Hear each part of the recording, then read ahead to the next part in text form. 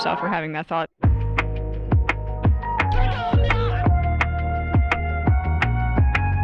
Not gonna do it. Wouldn't be prudent at this juncture. I feel like I'm taking crazy pills!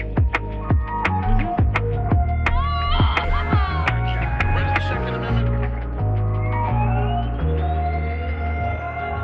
What? Come on!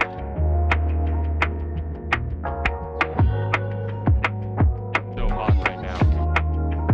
Oh, another curtain. Interesting. Just crazy enough to work. Yeah.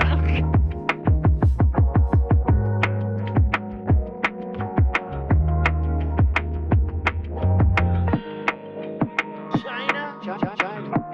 I have to have my China. Donald Trump spent a lot of quality time with my wife.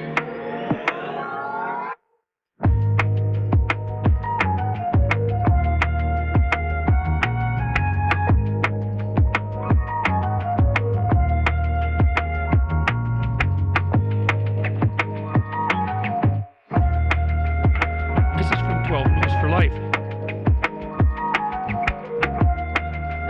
Aren't I a good guy? Jesus, I say that.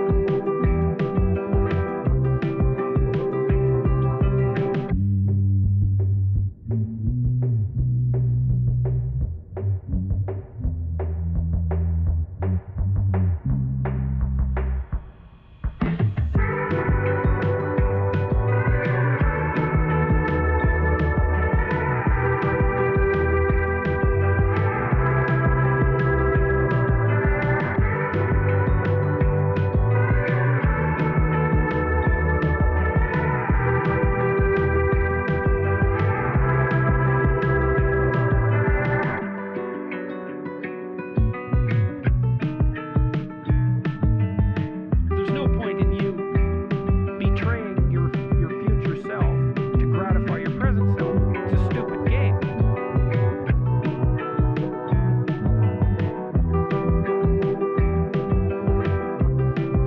I made a huge tiny mistake.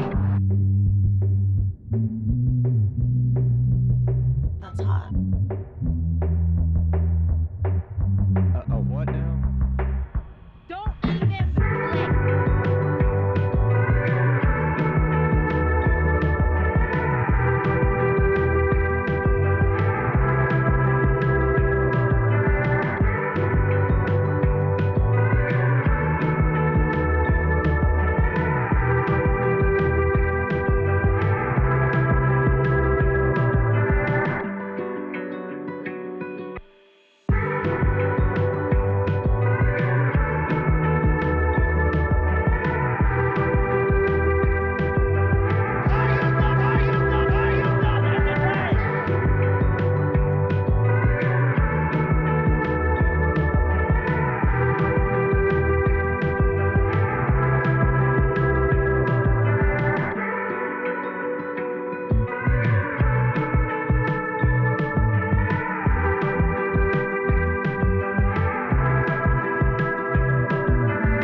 Problem here. The county needs to step up and own it and resolve it and get this water out of here.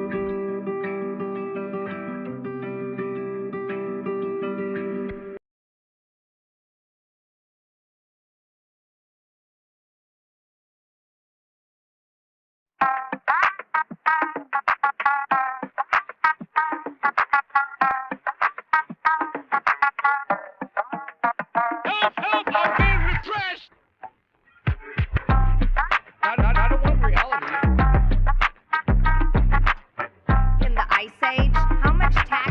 the people pay.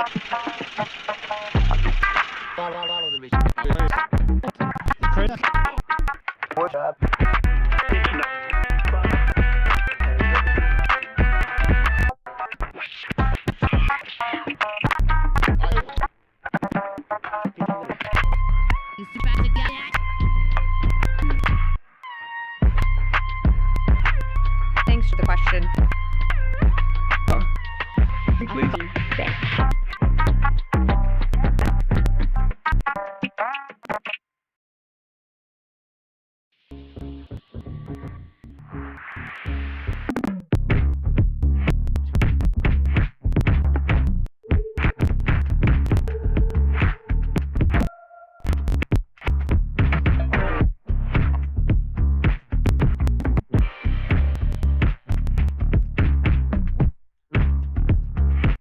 Girl. No.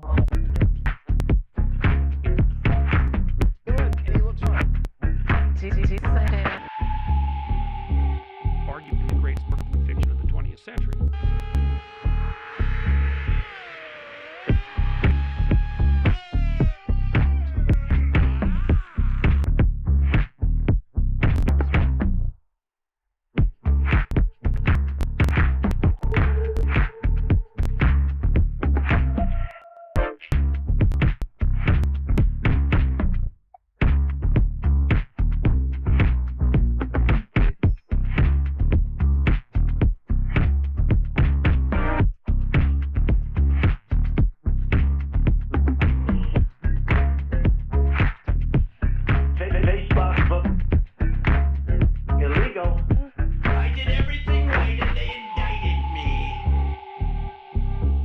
Close it up just like my wife's vagina. I mean, this woman is dangerous, ladies and gentlemen.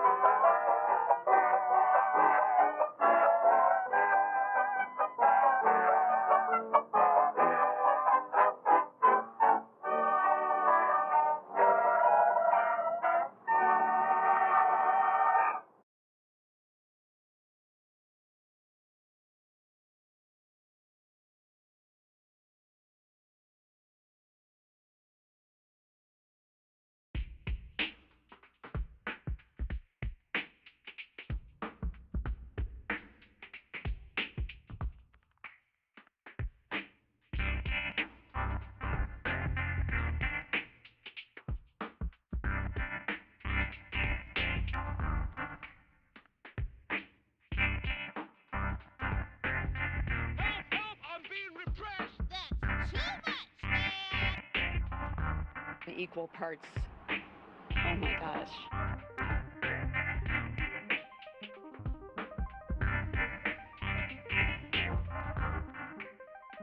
Illegal.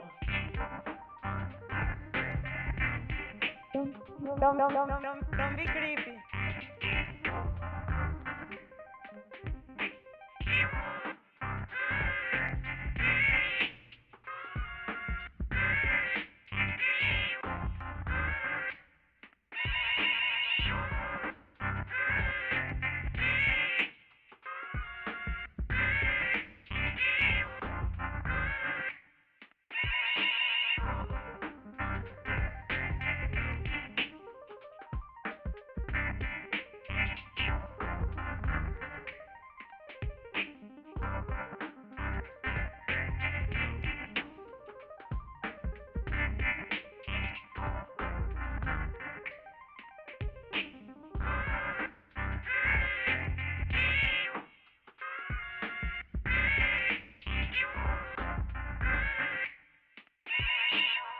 Not gonna do it. Wouldn't be prudent at this juncture. A bold strategy, Cotton. Let's see if it pays off for him.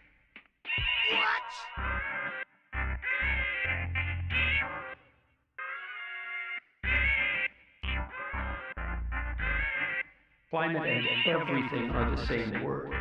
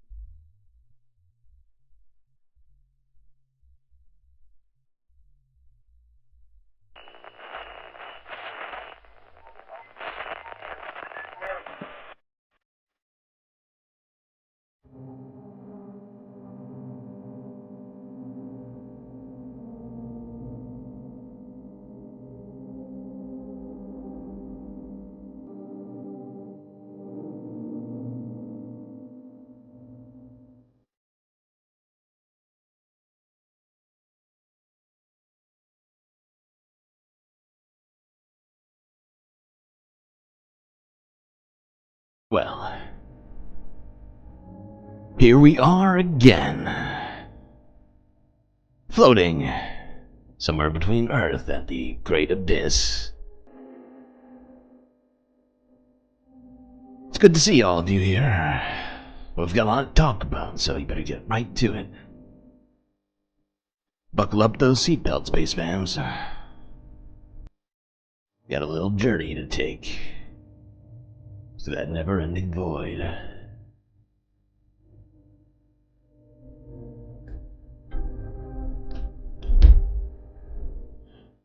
Alright, let's see. Can I even say hello to everyone? Because I was pressed. We have to start from over here. Oh my god, this list is long and arduous. Oh, and we don't even have the whole thing. Well, I'm gonna start from where I'm at. Aaron W., Schmegley, Mozart, or Maz Art, BCat, PB, Amoa Noeb, Dirk Gently, Jerry McLean, Normal by Nature, Disco Wolf. Oops, error report. Whatever. Who else is here? Let's see. Omega Star, Schmegley, Soul Life, FG, Lady Badash,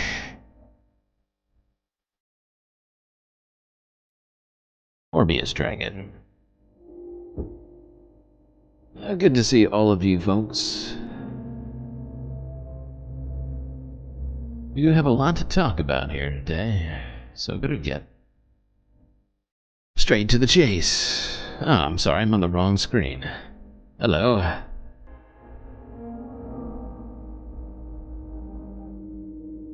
Well, I suppose we better start in the usual place, that being the United States.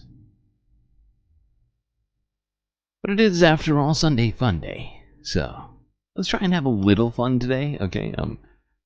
I'm certain we'll be able to achieve at least 10% fun. Let's go back just a couple of months ago to this.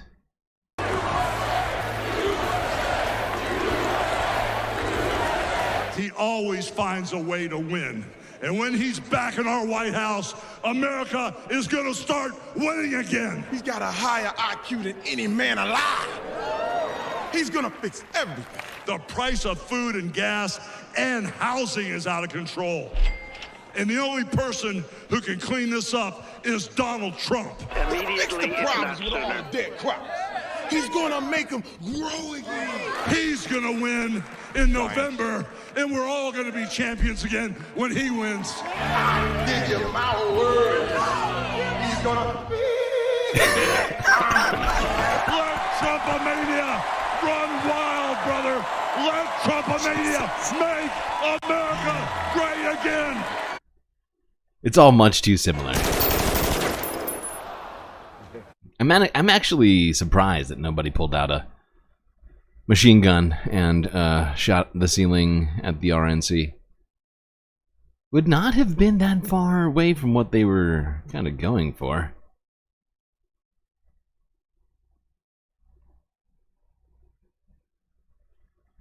Alright, how's that for a way to start Sunday Fun Day? Now, we have to talk about a couple of unfortunate situations here today, so we're going to try and get through it with fun. I do promise at least, like I said, 10% fun. And I think I can stick to that, at least 10. I'm shooting low, just in case. Just, you know, so if we do better than 10%, then hey, that's free fun that you're enjoying right there. Let's go here to an unfortunate situation unfolding in Alabama. This is CBS Evening News from 3 hours ago. Apparently 4 dead and 17 wounded in Alabama shooting. Rid of the Second Amendment?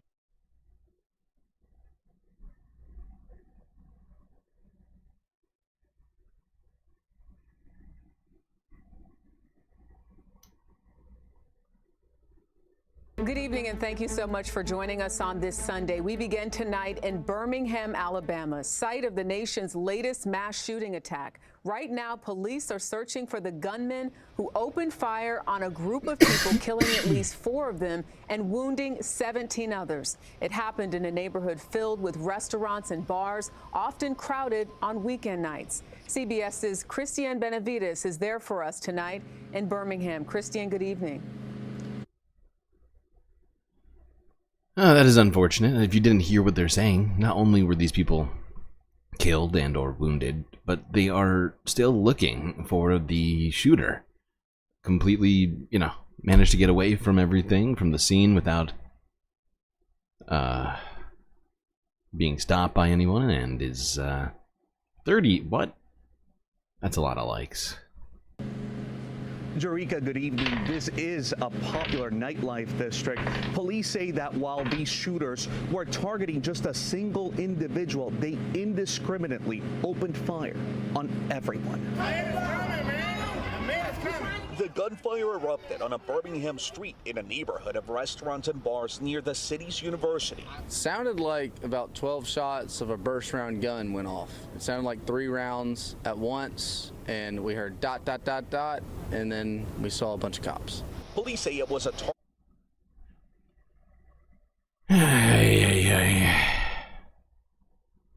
These situations are frustrating. Attack involving multiple shooters, dozens of people caught in the crossfire. That's 21 people whose lives were forever changed. That's 21 families that were, some were destroyed and some were just altered. More than 100. Some destroyed, some altered in ways that we can't even predict at this time.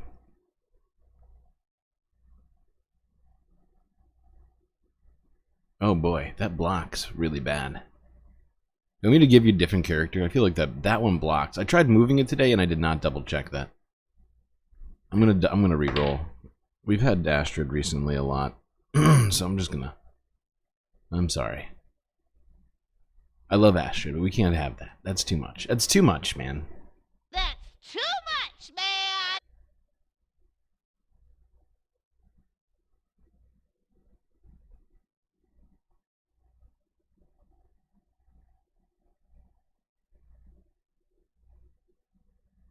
Buddy Jesus on a Raptor, Rod Serling, and Ellen Ripley from Aliens. Alright, we got a semblance of a crew here to get through all of this. Casings were recovered from the scene. Investigators. And actually, I think I'm good on this. We've seen enough. Just more of this. People from China, they love me. Oh, wrong one.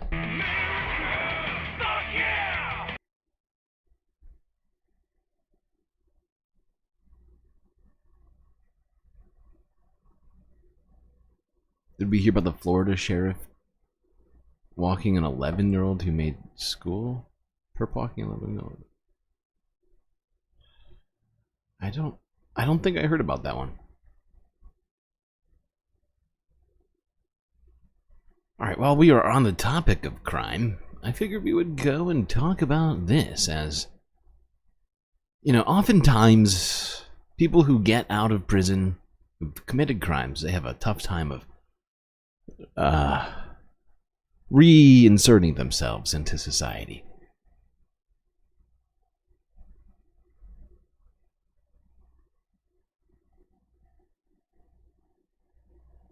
Hopefully, people will give me a chance to show what I can do, and I served my time and never paid my restitution, and yeah. So this is. If you're not familiar somehow with who she is, this is Anna Sorokin, aka Anna Delvey, the what do you call it? The socialite fraudster of Manhattan, who had an entire Netflix series done about her and all sorts of stuff, and she's now on Dancing with the Stars, all with this fantastic angle monitor accoutrement, if you will. Very nice. It's the real star of the show, let's be honest here. Absolutely. Is that distracting? Does it like throw you off in any way? No, it's actually not a big issue at all. It's pretty light, and I asked them to make it tight so it doesn't dangle, so it's not so bad. I think it's kind of funny how people it's not like an ankle weight, it's not like 20 pounds, it's like literally less than a pound. Yeah, it's not a big deal. You want to feel it? You can feel it.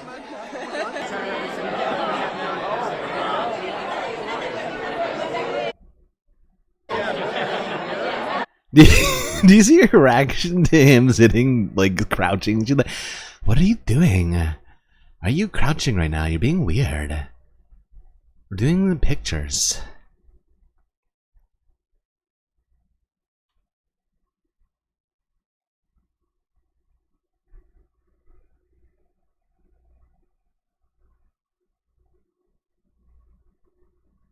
How did this get in here? Okay, like I said, Sunday Fun Day. We're gonna try. We're gonna try. I'm just so glad to see Anna Delvey, Anna Sorokin, whatever her name is, you know, just thriving in life. Ah, brings me great solace.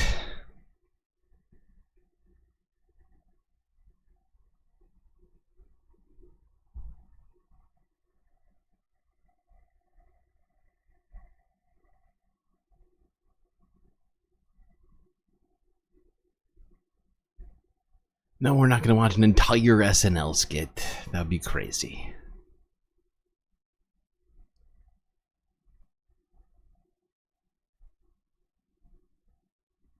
Why are we normalizing criminals on telly? I don't know. But someone over there at Dancing with the Stars thought it was a good idea to get her on the show.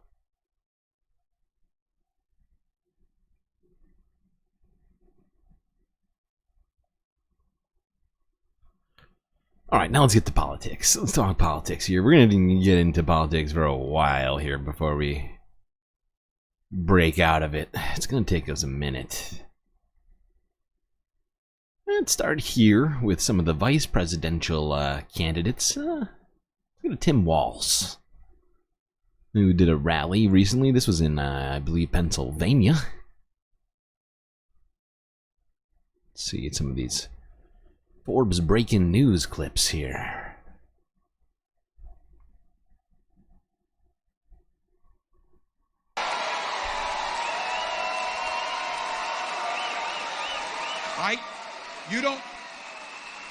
You don't need me.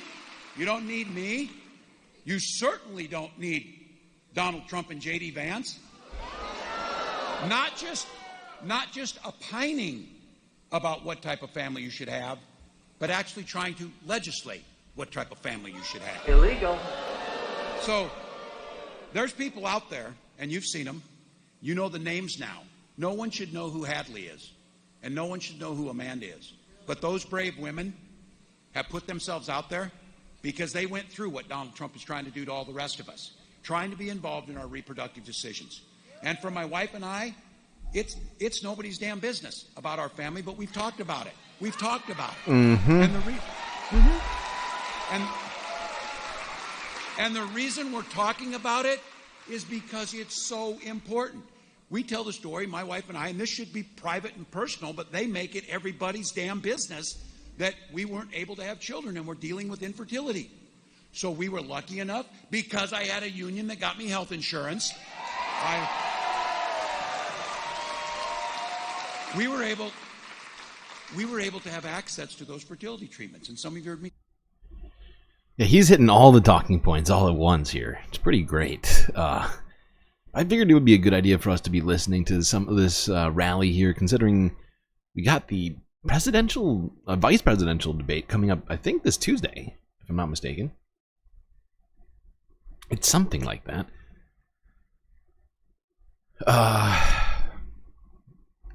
So let's listen to some more of this stuff. Here's Tim Walz warning PA voters about Trump's dangerous rhetoric. Illegal.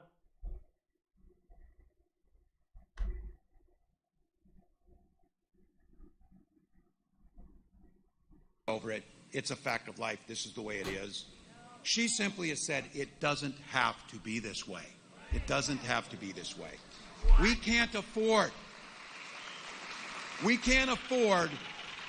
4 more years of this, and I've been saying it, this Project 2025. Isn't it funny to watch these guys? Oh, never heard of it in my life. What Never now? saw it, never knew, never did whatever. I've been saying this. As a 900 pages of it, I said, as a football coach, when you take the time to draw up a playbook, you're going to use it. They drew up the playbook. They know. But I want to tell you something. It's what and how they think about. Think about this. My opponent, Senator Vance, had a quote that you read it and you hear it, you gloss over it. But think about how deeply disturbing this is. He said that when they get power, and they will use the Project 2025, they need to be ruthless when it comes to the exercise of power. Who says ruthless in the exercise of power who's running for a democratically elected position? This is not about power, this is about public service. What is public service? What is he talking about? I've never heard of that before in my life. That sounds revolutionary.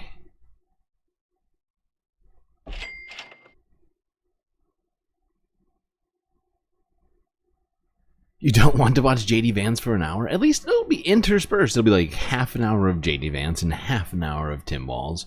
Or like 25 of each and then 5 minutes of each moderator.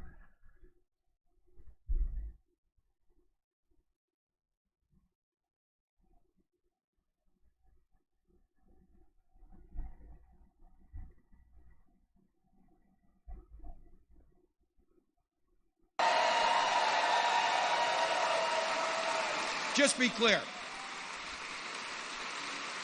I know it's a bit of preaching to the choir, and I'm going to get to the part where all the things that we run for, but it's important to know they don't have a plan for you. There is no plan for you. And I can't stress this enough. This is not a theoretical idea of what's happening here. It's very clear. You lived under it in Pennsylvania. Donald Trump wants to talk about some mythical time when he was in office, for God's sakes. You felt it here. He lost 275,000 jobs in Pennsylvania. Under Vice President Harris, 560,000 jobs have come back, including 29,000 manufacturing.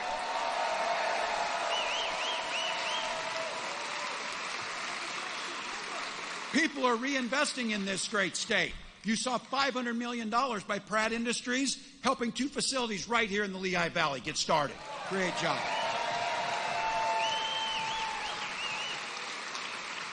And I served in Congress before I was governor and Donald Trump was president. So I've served when I was in Congress when he was president, and I've served as governor. So I can tell you what failure looks like. I watched him do it.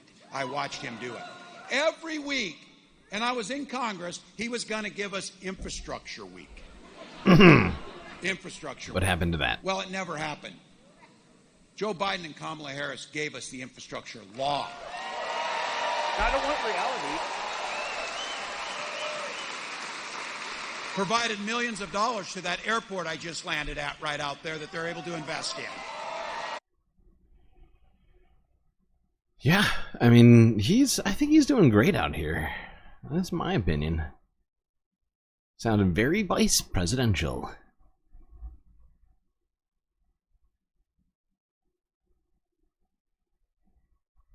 Alright, what else do I have here on my list of stuff?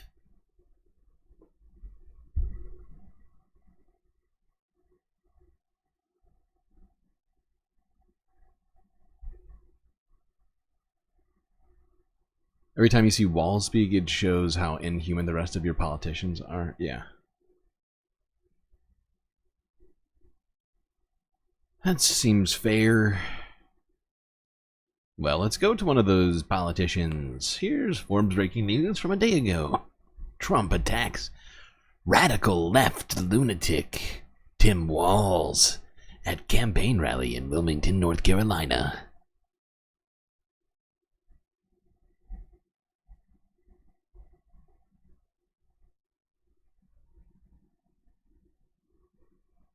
System.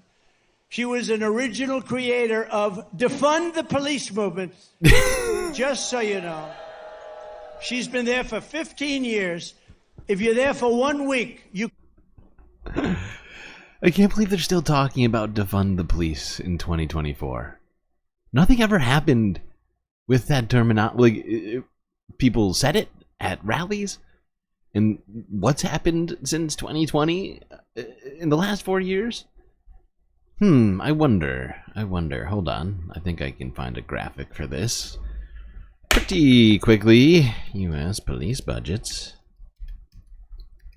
Yearly graph. Let's go here.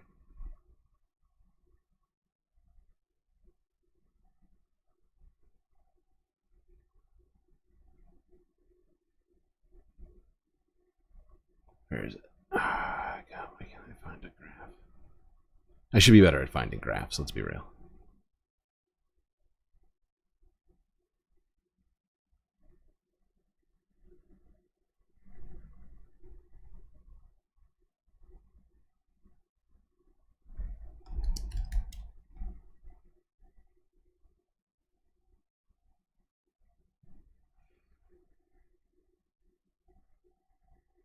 Oh, that's a graph. There it is. Found one. There we go. I did it. Successful.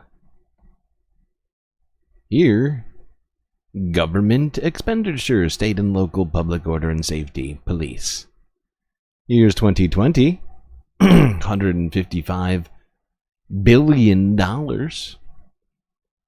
And ever since then, it has only increased. 2022 is $171 billion, and it's actually higher than that now. So, no, defunding the police never even happened, so.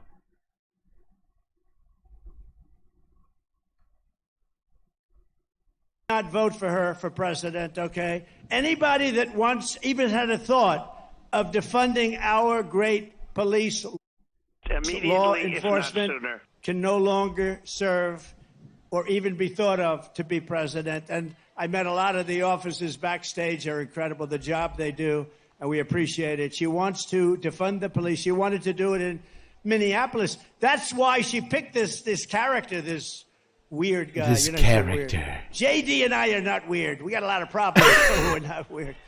We are not weird. Totally normal.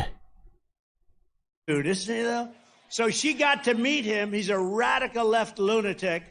During the burning of Minnesota, they burned the whole state. Minneapolis was like a fire pit. And I saw a CNN announcer saying, well, this has been a friendly guy. Tim Walz out there, he was burning everything down himself, apparently, according to Trump. And behind him, the entire city was burning down. Nobody's ever seen it. Looked like World War II. No, we're not going to do it. And we're going to stop World War III, by the way. We're going to stop it. We're going to stop it cold. Kamala Harris vowed to abolish ICE under border. I just realized I went by the wrong date, because, I mean, it was used before 2020. So it's increased even more. Either way. Supposed radical left communist dictator Joe Biden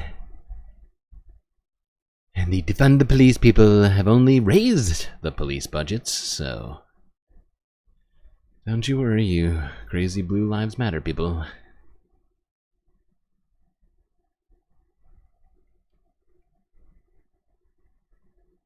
You have to debunk Trump several times in one sentence.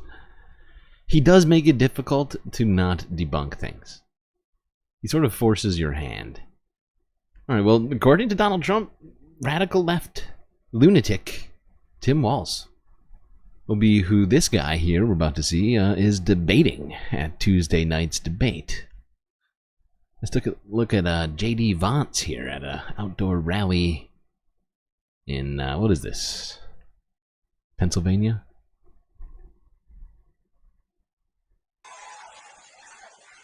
Thank y'all, please. So, we're going to try to take a few questions here, but what I'd like to do is start with local reporters, and then if we've got time afterwards, we'll take some questions from the national folks, too. First question, the lights are too bright for me to see you, but I'll hope that you got a microphone back there. Just shout your question at me.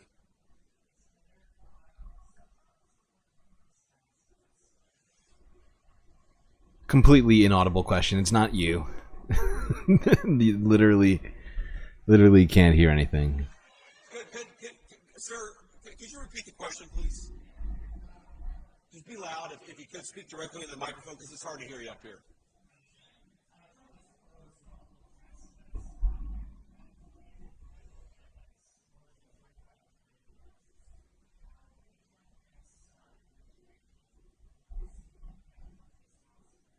Oh my God. Well, look, first of all, Somebody just gave me an answer. One thing we're going to do to lower the cost of goods, but also to reduce that deficit, is drill, baby, drill. And Pennsylvania's going to benefit as much as anybody. Illegal. Well, look, I'm glad you asked a question about taxes, and I'll talk about revenue in a second. But the tax issue really does illustrate the difference between Kamala Harris's policies and Donald Trump's policies. Kamala Harris. I love how all Republicans seem to think that the only answer to inflation is somehow lowering energy prices, as if there is any evidence to show that corporations lower prices whenever they have lower energy costs. They don't. They don't. They don't pass on savings to consumers. It doesn't happen anymore. If it ever happened. Is going around every single day promising that working Americans are going to get a tax increase, and also promising that she's going to reward corporations that ship American jobs overseas. That is the sum total of her tax policy. You know what Donald Trump's tax policy is? He wants to give hardworking Americans a tax cut, and he wants to penalize corporations that are shipping our jobs overseas. Let's build and make things right here in America. Donald Trump wants to penalize corporations that are making things overseas. The only plan he has for that is tariffs, which is just a way of penalizing Americans.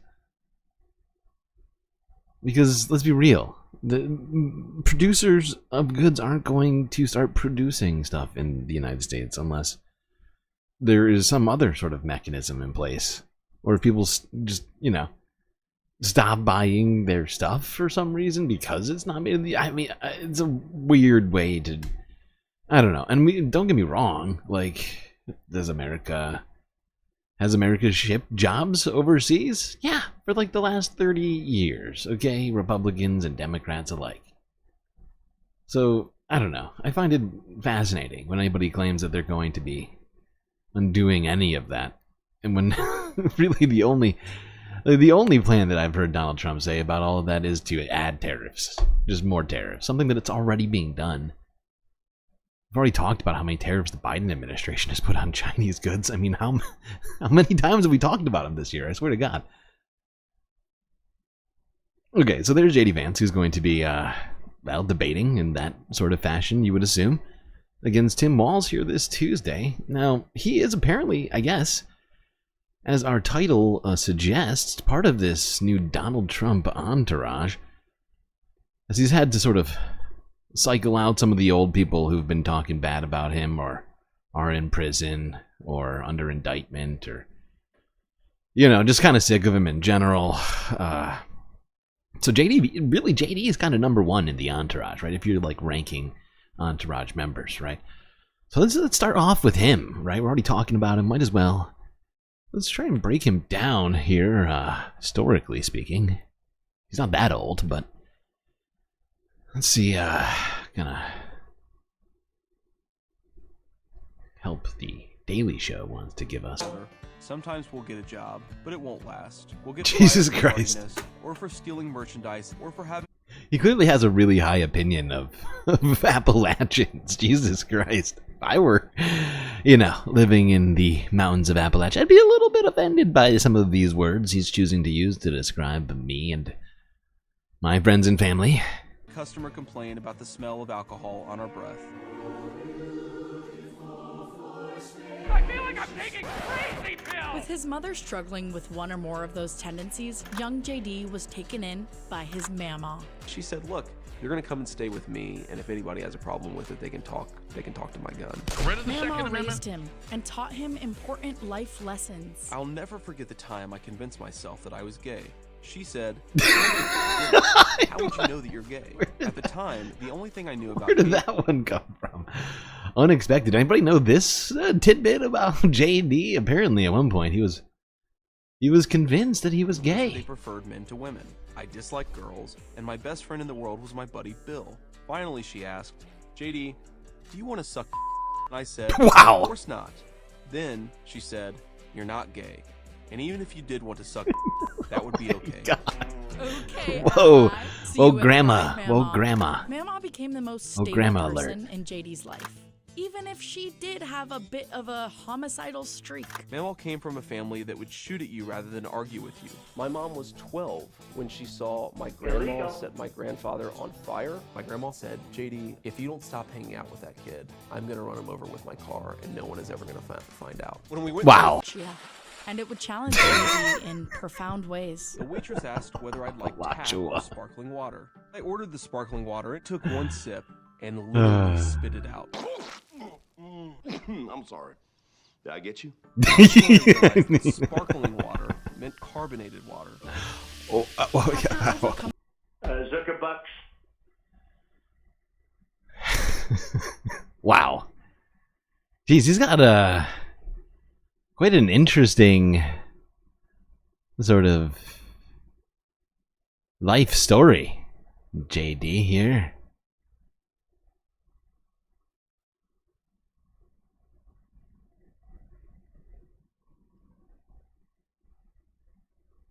Wait, why is this open? Oh my god, this can't be helping with lag. I have fucking Adobe open? That is wild. Who's in charge of this shindig?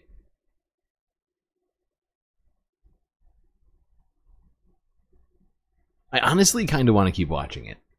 Where's everybody else at? Like, it's fascinating. This man's life is fascinating.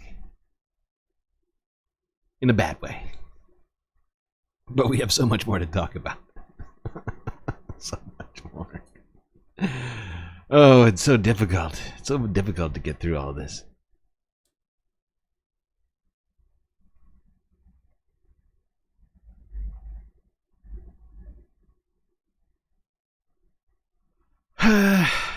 Alright, now let's talk about some other... I think we all know enough about JD, right? Do we, or don't we? Where are we at on that? You know, well, let's watch the little piece here at the end.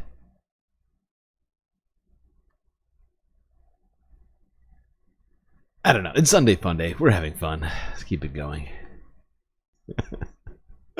Immediately, if not sooner. Okay, so this is number 1 in Donald Trump's entourage. Let's go to number 2. North Carolina gubernatorial candidate and technically current what is it? Not attorney general, lieutenant governor. Let's talk about a guy by the name of Mark Robinson. He's apparently very normal and not into anything weird, just like JD and Trump.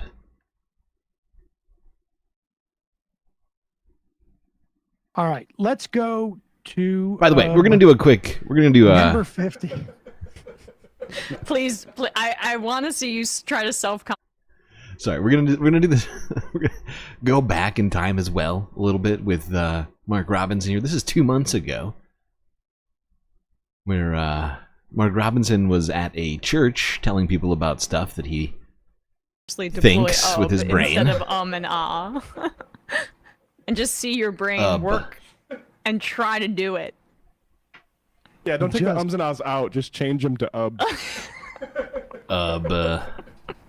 It's a rebrand. Give it a facelift. Limbaugh be like on the IM. I've taken so many of these damn pills that I can no longer come. So stupid. Can't get it up. Oh, God. Ugh. Anyways, trouble, anyways, folks. Apropos of our interview with Brad Onishi, this is North Carolina gubernatorial candidate Mark Robinson. Back on June 30th, endorsed. This is about a week or so ago. Just came out a couple of days ago. He's at a black church in North Carolina. He is African American himself, and this is what Onishi was talking about in terms of Trump and the Republican strategy to win more Black and Latino votes. They are not going for an open endation of Black or Latino votes. They are looking for religious, fervently religious Black and Latino folks. Well, to be fair, he's speaking at a white church here, so it's not a Black church. I just wanted to. But he's a Black guy speaking at a. He's a Black guy used for propaganda. Yeah, right. And so he's out there still being able to. I'm just gonna skip ahead. Let's look at what figure who is look at some of this fantastic speech of sort his. Of the otherization via this Christian fundamentalism. You know, it was a time when we used to meet evil on the battlefield, and guess what we did to it? We killed it. Illegal. We didn't quibble about it. We didn't argue about it. We didn't fight about it. We killed it. When the Japanese bombed Pearl Harbor, what did we do? We flew to Japan. And we killed the Japanese Army and Navy. Committed a war crime, too. We didn't even quibble about it. A bunch of them. I didn't start this fight. You did. You wanted to be left alone. You should have left me alone. We didn't argue and capitulate and talk about, well, maybe we shouldn't fight the Nazis that hard. No, they're bad. Kill them. Illegal. Some liberal somewhere is going to say that sounds awful. This is interesting, because in this speech here, Mark Robinson is claiming publicly that he thinks Nazis are bad. This may come up later. Write that down.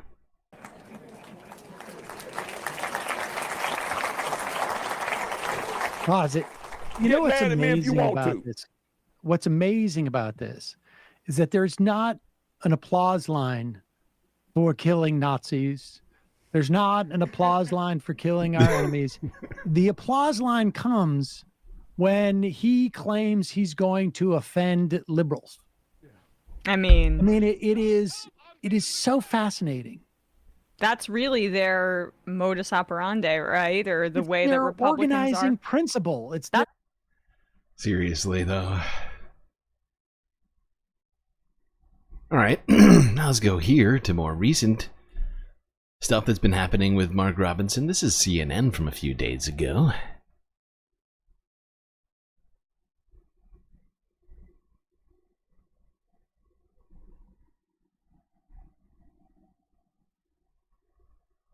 The Trump campaign reeling tonight after a stunning report from our own K-File, which reveals the Trump-backed candidate for governor in North Carolina, Mark Robinson, has made dozens of disturbing and damning comments on a porn website.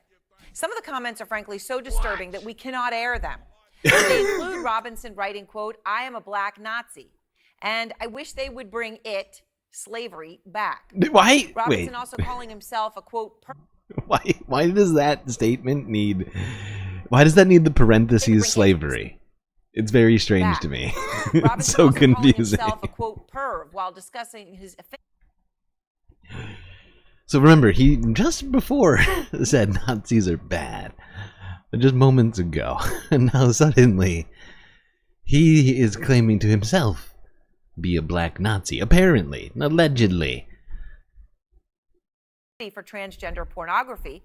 Keep in mind that he has called Sorry, gotta go back. it slavery back. Robinson also calling himself a, quote, perv while discussing his affinity for transgender pornography. Keep in mind that he has called transgender kids sick and demonic. These Wow, yeah, so he's called transgender kids sick and demonic and may apparently have an affinity for transgender porn. No, I mean, hey, it's fine whether, no king shaming here, but if you're going to enjoy that stuff, I would say maybe lay off the hateful rhetoric. Also, the Nazi thing, apparently, supposedly, this man is claiming he himself is a black Nazi, but just moments ago saying, as we saw in that other clip, that he thought Nazis were bad. It's all very confusing for my brain.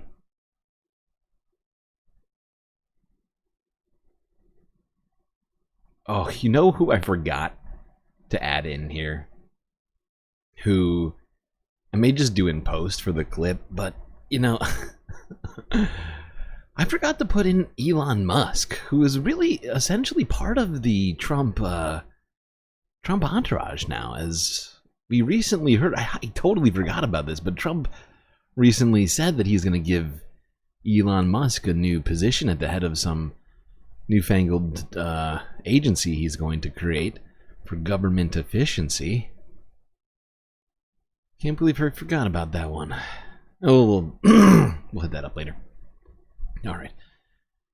Let's go here. WRAL from a day ago, where Mark Robinson made his first public appearance since this bombshell CNN report.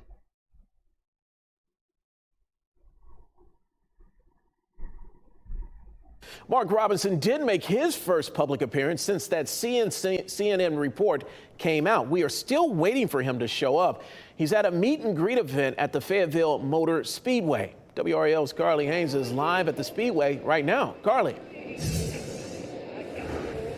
Well, Julian, this race is just about to get started itself. We're seeing hundreds of people here, many of them surprised to learn that Robinson would be attending this event himself. And this is the first time that we're covering him since that article was published and new allegations came out about his past. And that CNN article was published earlier this week where he made those comments on a porn forum. Robinson has since denied these allegations through videos he posted on his social media.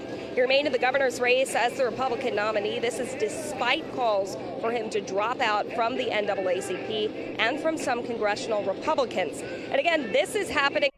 And other reports have shown that he was scheduled to be with Donald Trump for some of his most recent events and did not show up. And, you know, considering he's doing this event, leads one to believe that perhaps he may already be out of the entourage. He was in it, and now suddenly he may be out of it. It's very confusing. It's unclear. But up until now, Donald Trump had been saying very sort of positive and complimentary things about Mark Robinson. He had been quoted as saying Mark Robinson was... what did he say? He said Mark Robinson was Martin Luther King ×2. If I recall correctly.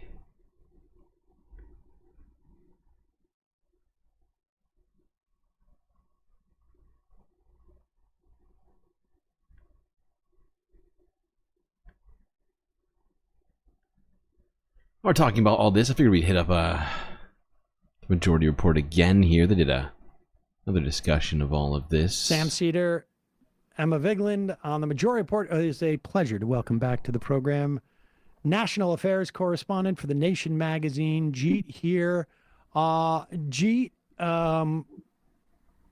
you tell me, you're, one of the things I've loved to read of yours in the past, and the thing that I really appreciate you is your awareness of intellectual history and whatnot. And so, arguably the greatest work of nonfiction of the 20th century. Within the context of where we are in terms of this election, has the past 24 hours been and maybe I'm not using the proper term, but the apotheosis of like, of peak sort of modern Republican partyism? Mm-hmm. Yeah, I think that it's from the point of view of anyone who's a Democrat or even on the left more broadly, it is like perhaps one of the greatest days in human history, because like everything that I already thought like the fact that it turned out that Tim Pool and these other characters were like receiving money from Russia to repeat Russian talking points, like that felt like almost too good to be true. It's like it's like you wake up and you find out that your high school bully has an anvil dropped on his head, like in a Warner Brothers cartoon. Like to suddenly that seemed great. But like this is like that emotion intensified like 10 times. It is like winning the lottery, being high on pot, and having the best sex of your life all on the same day. Wow, GT, things are really moving for you. Come on! Yeah, so just to run through everything that has happened, like there's the CNN report on the gubernatorial candidate in North Carolina, Mark Robinson, also known as Mini Soldier. Mini Soldier.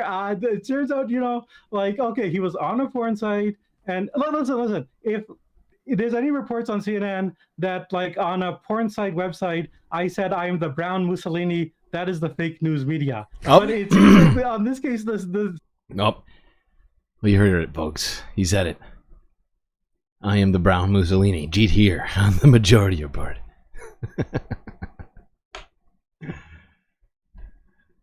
Illegal.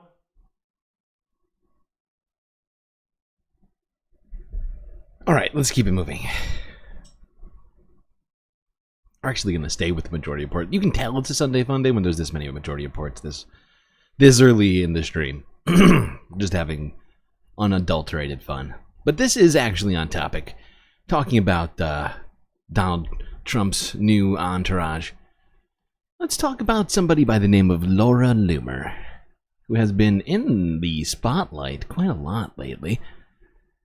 And Majority Report did a piece on this situation that happened a few months ago with her on the Timcast. Tim Pool had Laura Loomer on his show. Now, again, I'm not a psychiatrist. I'm not qualified to make any clinical judgments on people, but in a more vernacular way, it is quite clear that Laura Loomer is completely bat crap crazy. Oh, yes. And Tim, of course, wants her in there because, I don't know, maybe this is a favor to Trump, or maybe it's just it's the way that Tim feels rational. You know how she's good at kickflips. Tim has been dealing with a lot of stuff. People have been pouring grease down his faucets at the compound. He has been making wild accusations that are actionable, I think, in a court of law. We know that he's facing some legal issues, aren't he? I think we had, Mark Bankson is. Yeah, he may have defamed somebody. May have. And who knows who's out there thinking that they're going to, make him back up some of his really horrific claims that he must know are false. About pretty severe subject matter, too. Crimes, yeah. But aside, yeah, they are crimes. Hold on, I got to get us to the right spot.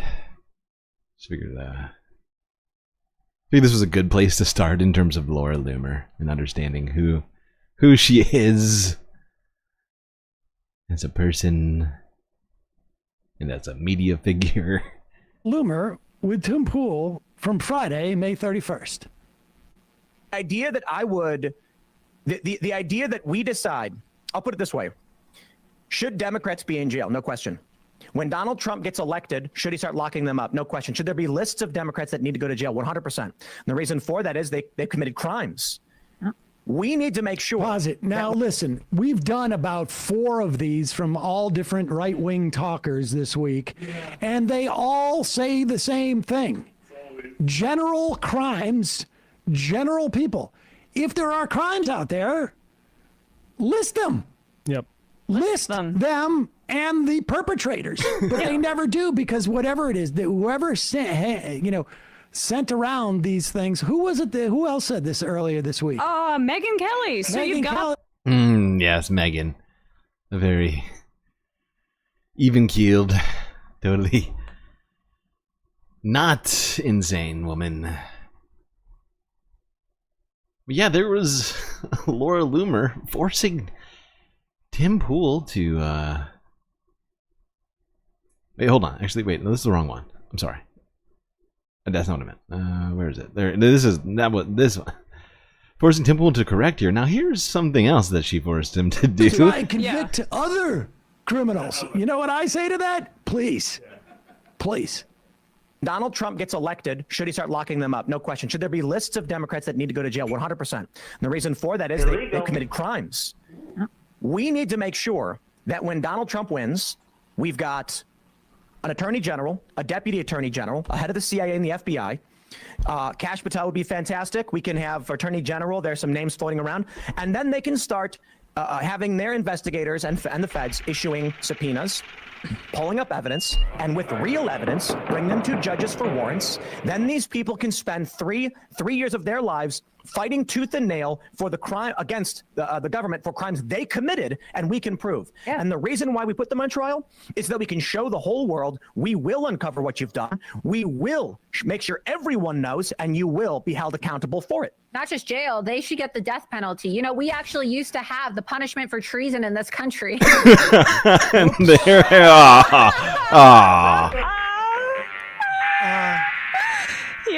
Whoopsie. Yeah, we That is so unfortunate. Illegal. So yeah, she forced poor Tim Pool to end his Timcast abruptly by saying things that could be construed as, you know, incitement to violence or other sorts of illegal things. It's science. Yeah, there's just a first taste of Laura Loomer there. I think we have a little bit more on Laura. Yes, we do. Let's go here. This is Laura Loomer reacting to recent backlash Trump has received for spending all this time with her. You know, we've seen recently on this stream they seem to be very close, very, very close, both physically and just generally speaking. She apparently has his phone number. They talk all the time. Let's go here to a different report. The damage report from a day ago. They found some clips that I can't even access or can't figure out how to find. So let's watch some of this. The media is full of, okay, these people are liars, they are con artists, and all they do is lie. They are running a coordinated smear campaign because I am effective. Donald Trump likes me. Donald Trump trusts me, okay? Obviously he trusts me if I'm... Immediately, if not so. Wow. She is very animated about this. I've never seen her podcast before. It appears to be on Rumble, which is probably part of why I can't seem to find it. It doesn't seem that she's reposting on YouTube. Now that I think about it, I'm guessing that she's probably not allowed on YouTube for some of the stuff she says. Donald Trump likes me. Donald Trump trusts me, okay? Obviously he trusts me if I'm on his plane, and I don't work for Donald Trump. They can't imagine the fact that the President of the United States has people in his life who he considers to be friends. Is the President of the United States not allowed to have a friend? Oh my God, is he not allowed to invite people onto his own private jet? Oh, the horror that a billionaire who owns a private jet invited somebody that he gets along with to sit on his jet. I mean, aside from the obvious sort of social inequality statements that we could make about all of this, I mean, he's not just a billionaire. He's a guy running for president who used to be president, who's hanging out with you, Laura, a person who says a bunch of really, really crazy stuff, usually. So those... Okay, hold on. I genuinely couldn't find any of these clips anywhere. Like, I don't even... They must be subscribed to her on Rumble or something. Maybe I need to get on Rumble. Maybe that's it.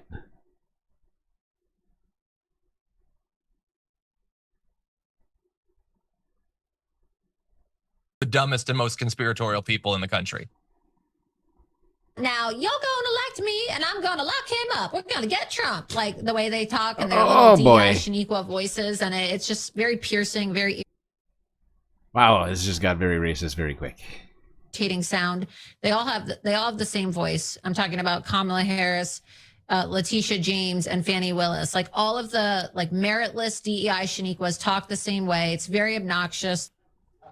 Why is Donald Trump hanging around with this woman? Because he's lost the plot. He's completely lost the plot. This is repellent. to the very voters he will need. There's no reason for this. She's disgusting. She's also a lunatic and a huge drag. And not the first drag, by the way. I think J.D. Vance is the first drag on his ticket. That was a bad decision. This is the next one. Okay, hold on. There's one more clip in here that I want to see. JR, the DEI Shaniquas. Where's the other? Is there a third clip? I can't remember. Is there a third one? No. Okay, we don't need the rest of this right now. Okay.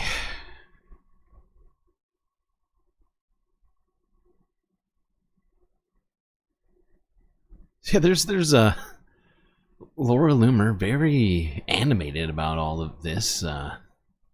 People criticizing Trump for hanging out with her, even though she has said some wild stuff. It's a real weird vibe she gives off, not gonna lie. But she's not the only person who's been endorsing and hanging out with Trump. Political Dynasty recipient, or, well, not recipient, really, well, yeah, but also member, RFK Jr., who was running for president, has now essentially dropped out of the race and endorsed Donald Trump. We're counting him as being part of this new entourage because they seem to be getting along pretty good, not gonna lie.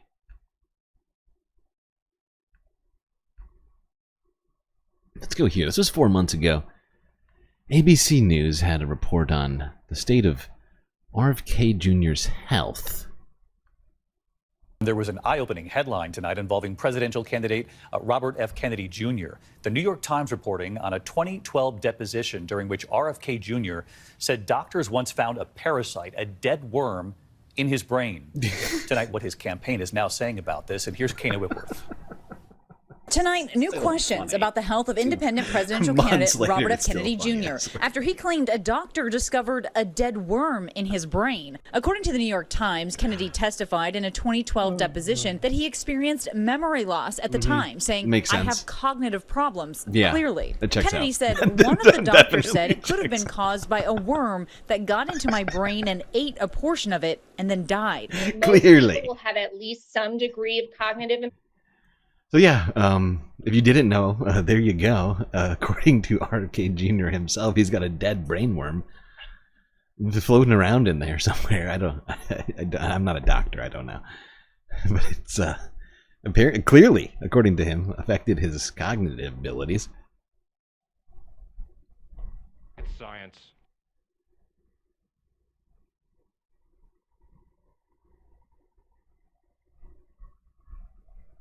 All right, here was Robert F. Kennedy Jr. getting in an argument with probably one of my least favorite Democrats. But some of the things, just the way that he reacts to this, kind of shows you his temperament. Do regard the Debbie Wasserman Schultz part of all of this. At least I would advise you to do so. His reckless Free country. rhetoric helped fuel anti-Semitic incidents, which for the record are at the highest level in the United States since 1970. They have nearly tripled in the last 6 years. Last week, you floated a baseless conspiracy theory that the coronavirus was bioengineered to target Caucasians and black people, but to spare Ashkenazi Jews and Chinese people. Mr. Kennedy, your bizarre, unproven claim echoes that same historic slander of labeling Jews and Chinese people as a race, and that Jews, and in this case Chinese people, somehow managed to avoid a deadly illness that targets other groups for death. You do see that, yes or no? You're misstating. No. I quoted what you said earlier, and it is directly what you said. So just ask me yes or no. I was describing an NIH-funded study. No, you didn't cite any. I was describing an NIH-funded study by Cleveland Clinic Reclaiming scientists. Reclaiming my time. You did not reference. Reclaiming my published time. in USC Mr. Medical, Chairman, which is one. The time is mine. I'm reclaiming it. Please ask the witness to stop talking. You asked me a question. Reclaiming. Allow me to answer my question. If he was capable of shouting, he would be shouting. But unfortunately for him, shouting isn't really... Well, it's not really RFK's strong suit. It's more sort of just a eviscerated voice box sort of sound. Most days, it would seem. I've got stuff going on right now. We don't understand. Is that the NIH told me some stuff, a bunch of stuff, and they told me that the Jews and the Chinese people were coming after us. Illegal. All right, now let's see some of perhaps some future members of Donald Trump's entourage. They're not quite prepared to do any speeches or anything like that. But let's look at these two individuals here. Carolina and Luke. Whatever that means.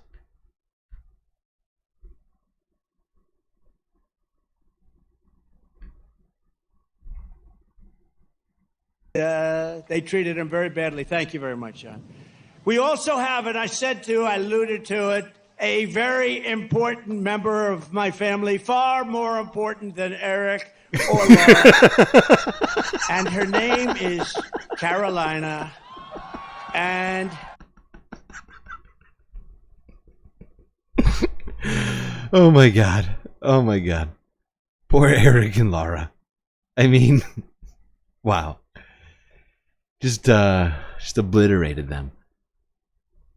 I think we all knew that he doesn't really care about any of his children. Looks like his grandchildren might have a shot.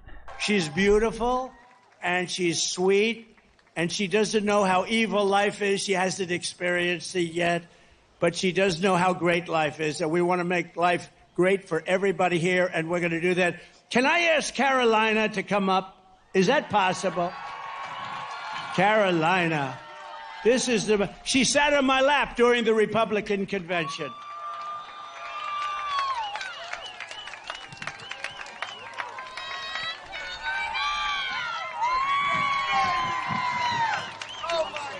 She seems a little reticent. I don't blame her.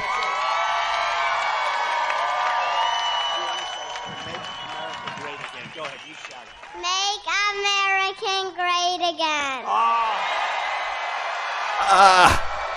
That was immediately, if not sooner. Wow. Thank you, sir. What a good job. Jesus Christ. I feel like she got that crowd more riled up than anybody else. All right, let's see Luke here.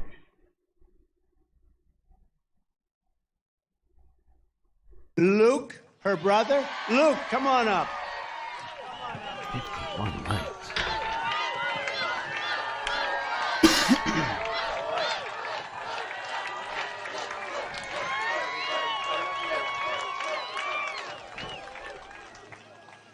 Vote for Grandpa. Oh. Ah. What is that response? Ah. So cute. Oh, he doesn't want to get off the stage. Oh, wow. Look at that. He's got the gene. He's got the gene. He's got the gene. He's going to be a performer. Just like Grandpa. Immediately, if not sooner. You thought the RFK impression was good? Thank you. It was that's my real voice. Yeah, it's true. That's how I normally talk. Just like RFK. Out there in the world, people are always like, "Whoa, I thought you were RFK." And I'm like, "Well, you see, all right, no, I'm not gonna keep doing it. It genuinely hurts my voice to do it." What were we doing? Oh, yes. All right, that ends the entourage portion of all of this. It's quite an entourage. 2 children and 4 very concerning people.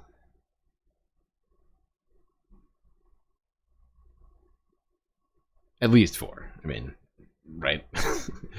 Let's go on here now. Not the kids, please. It's a fair request. Unfortunately, it's too late. Already happened.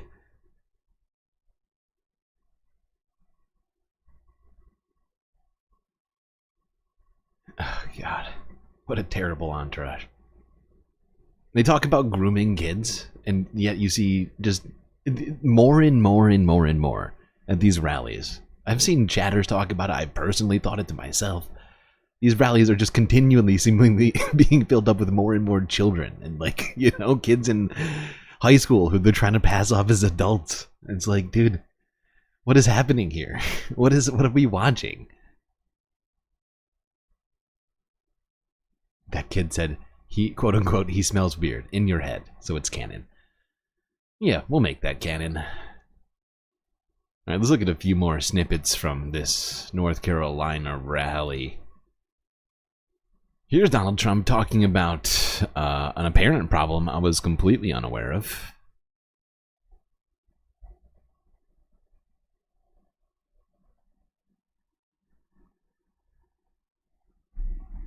In Houston, Texas, not a pretty sight. As border czar, Kamala Harris has allowed 21 million illegals to pour in from all over the world. They're coming from the prisons and the jails. They're coming from mental institutions and insane asylums. They're terrorists, and she's letting literally at record levels. Record-level terrorists coming in. Did you see the chart? 4 years ago, we had 11 terrorists come in, and we got them, everyone. Now we have thousands of terrorists in our country. Now, I tried to find this chart that he's talking about, okay? I really did. While I was watching this video earlier, I was like, from 11 to thousands, that's a massive, massive increase. That's like tens of thousands of % increase or something. I mean, that's an incredible figure. I must be able to find this really easy. No, unfortunately, I was not able to find a single reputable, or even not even forget reputable. I wasn't able to find a single person, no news outlet, not even like a Google image. I genuinely could not find this chart anywhere. And the worst terrorists from the worst countries. Here in North Carolina, all of the worst migrant ones. crime You know which is ones. Totally out of control. Encouraged by sanctuary jurisdictions, sanctuary cities all across your state. In July, an illegal... That's a nod. Well, nod's not the right word here, but that's a reference to this all this ridiculous Haiti nonsense they've been spewing. Sanctuary cities. Alien who border czar Harris released him, special order, into our country, was arrested for stalking a woman into a public bathroom in Charlotte and attempting to rape her and ultimately Jesus rape her and hurt Christ. her very Okay, badly. all right. Here in... That's enough. That's enough from you, Dom. Oh my God. He's got a never-ending source of fake news stories, it would seem. Probably because he listens to people like Laura Loomer, right?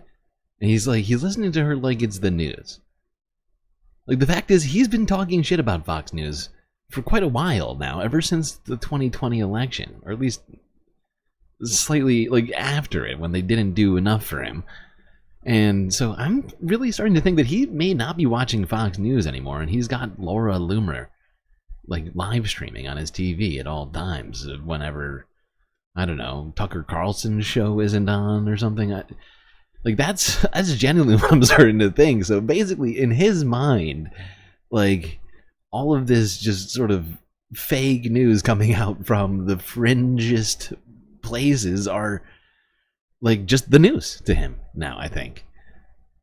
And I mean, don't get me wrong, it's not like I'm saying Fox News is out like a reputable organization putting out facts on like a daily basis, but I hate to say it, I think they're probably doing a slightly better job than Laura Loomer or Tucker Carlson's new show.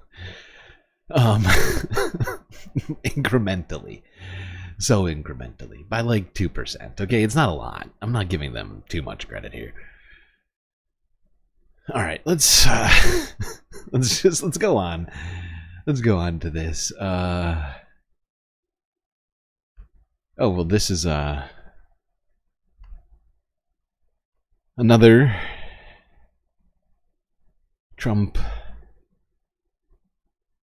quote here from this North Carolina rally. military-style weapons, AK-47 Supremes. AK-47 It's unbelievable. They're young, they're tough.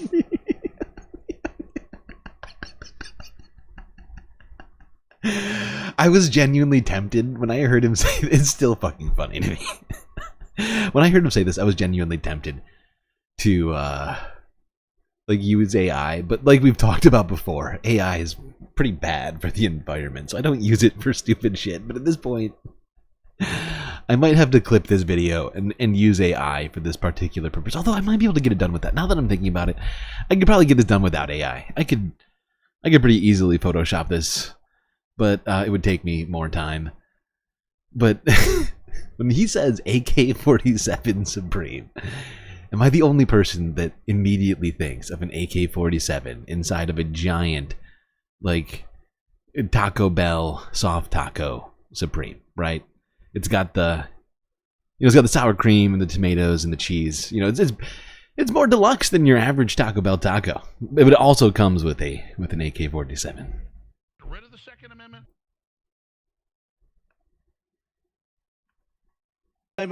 They have military-style weapons, AK-47 Supremes. They've got stuff that's unbelievable. They're young, they're tough, nasty people, and they got a lot of them. They came in from Venezuela in that case, in Aurora's case. And I'm sorry, but now all I can imagine is a bunch of, like, you know, Venezuelan people at the border wall with a bunch of tacos with AK-47s. I can't do it anymore. I get it. I'm done. I gotta move on from this clip. It's too much. I can't do it. I can't get past that. I cannot physically or mentally get past that. It's too much. It's too much. That's too much, man. The AK-47 Supremes. Okay. I see where you went with that. It's a classic reference as well. I like that.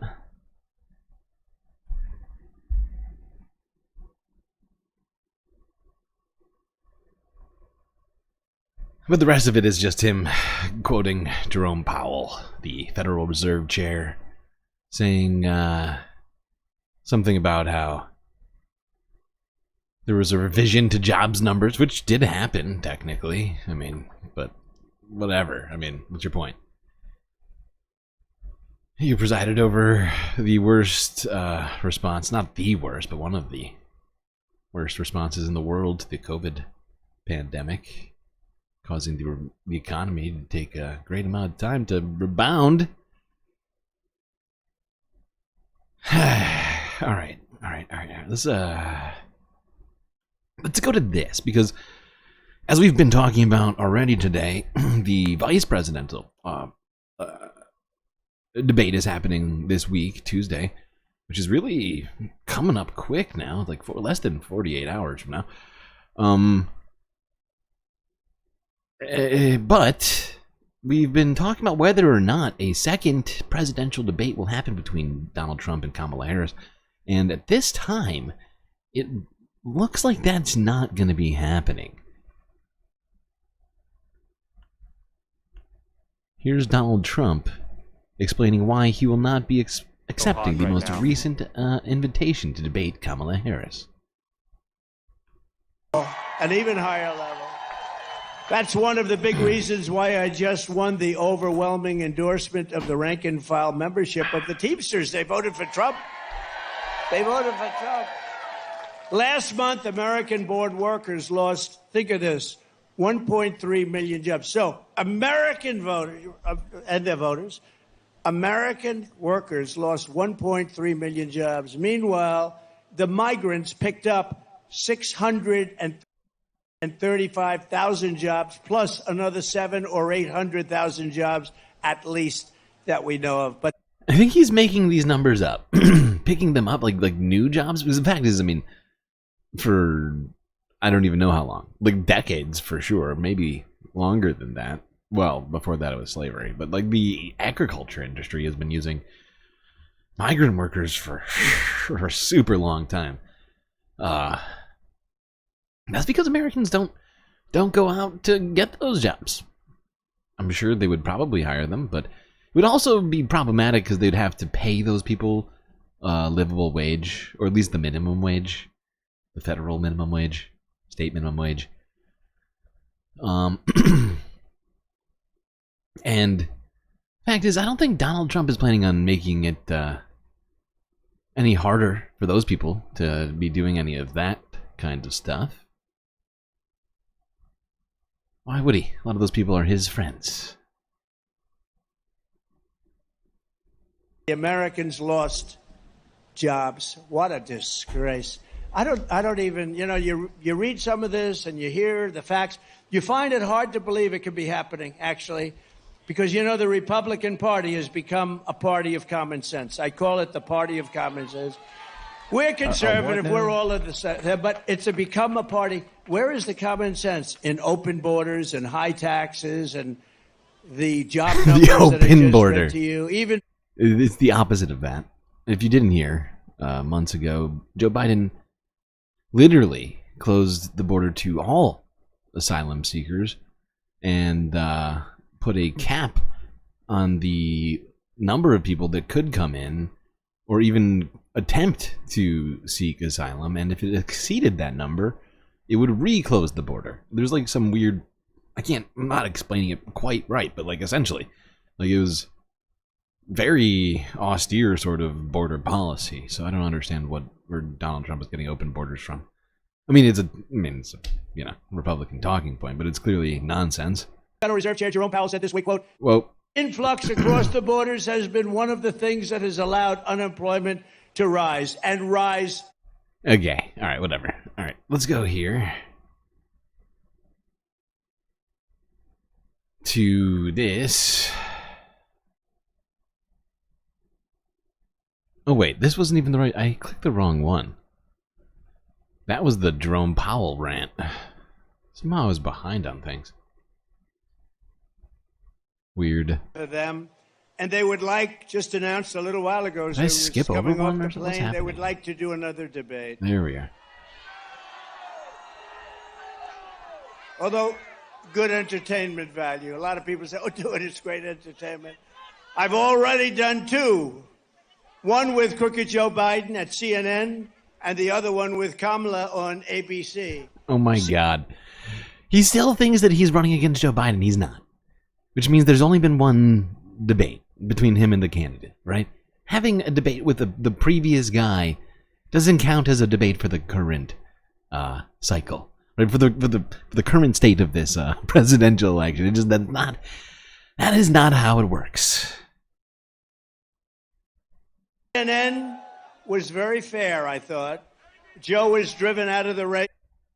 It was a coup, by the way, but he was driven out. He was driven out of the race. It was a coup, but he was driven out. The way that he said it made it sound like he was very glad to have Joe Biden out of the race, but at the same time it was a coup. He can't even seem to make up his mind anymore. I think it's because people have probably been telling him, you got to stop talking about Joe Biden. People have given up. They don't give a shit anymore about Joe Biden. Joe Biden doesn't make the news anymore, really. He's a lame duck president who you're not running against. And you need to accept that reality, pal. The race. And they've been widely criticized by the radical left lunatics for all of the fairness. Lunatics. They were very fair. In other words, Criticized for all the fairness. illegal. They won't be fair again because they took a lot of abuse from the radical left. ABC was 3-on-1, but I was given credit for having done a very, very good job. I appreciate that. They fact-checked him like twice. Maybe 3 times. During, what was it, an hour and a half? It was like 90-minute debate, right? They fact-checked him 3 times. Max. And he must have lied at least 3 dozen times. So what is that? 3 and 36. Is it like 8%? 8% of his lies got fact-checked. Oh, it's 3-on-1. 3-on-1, it's not fair. Illegal. They also happened to attempt to fact-check Kamala Harris as well, if you didn't notice. Great job. It was 3-on-1. The problem with another debate is that it's just too late. Voting has already Too late. started. Everybody voting She's already. had a chance to do it with Fox. You know, Fox and Wait. Wait, people are voting? They're already voting? Illegal. I feel like everybody here doesn't know how to react to this because the rhetoric is always one-day voting, early voting is bad, mail-in voting is bad, even though Donald Trump has done both of those things in the past, and on regularly he votes early and by mail. It's just, you know, it's weird. It's weird. It's a weird vibe for him to be, you know, talking about how voting's already started when it doesn't start until November 5th, right? What does he mean? Invited us on, and I waited and waited, and they turned it down. Nobody's clapping or applauding. They got like three woos and a few awkward smiles in the background. They're mostly confused looks. A debate right before the election with CNN because she's losing badly. Thing is, like, at least from what I can tell, Republicans want him to do a second debate. They want to see him crush Kamala. No, it's like a fighter. She sees the pulse. Come on, there's got to be at least like one Republican out there watching this stream. Don't you want to see Donald Trump crush Kamala? Come on. Come on. She sees what's happening. She's losing badly, but it's like a fighter who goes into the ring and gets knocked out. The first thing. Oh my God, he's using the same analogy again. This is nobody. This talking point has gotten zero applause both times. It's not about to get applause right now. I can tell you that. People don't. It's a stupid analogy.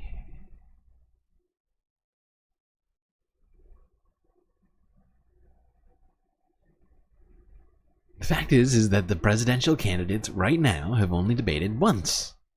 It's just facts. I don't want reality. All right, let's see what else do we have here.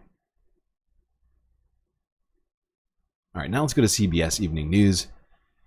They're going to kind of wrap this up for us here, talking about Donald Trump running away from the debate.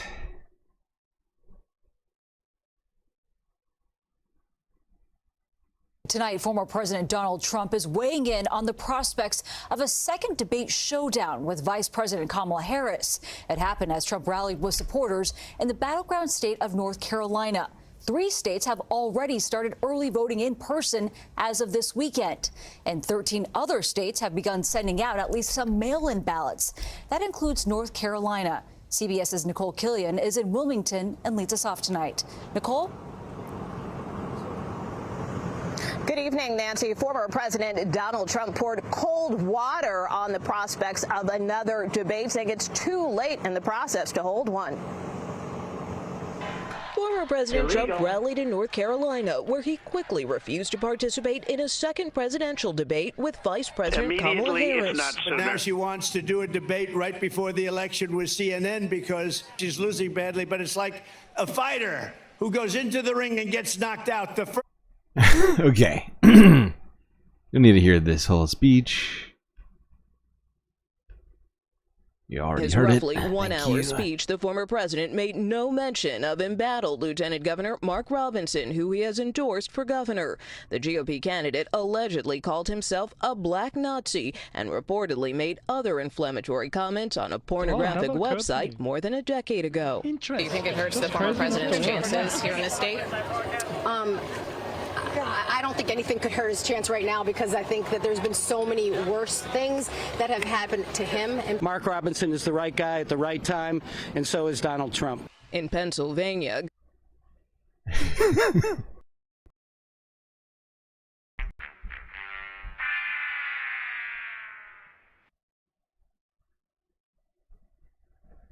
What's that I hear? I hear music.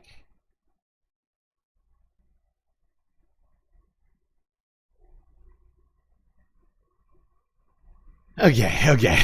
It's Sunday Funday, so, you know, it felt like the perfect time to do something like that, especially considering Donald Trump just bravely ran away from a second debate with Kamala Harris. And that's facts in history.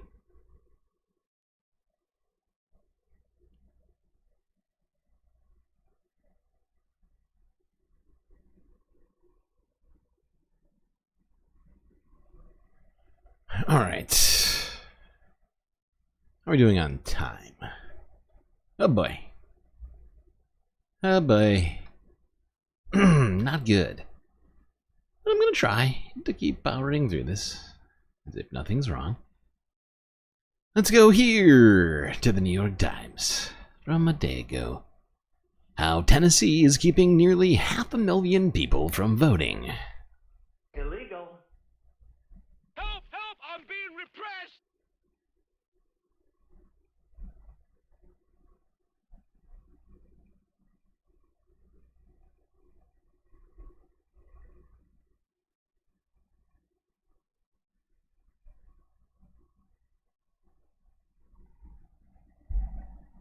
This is Sarah.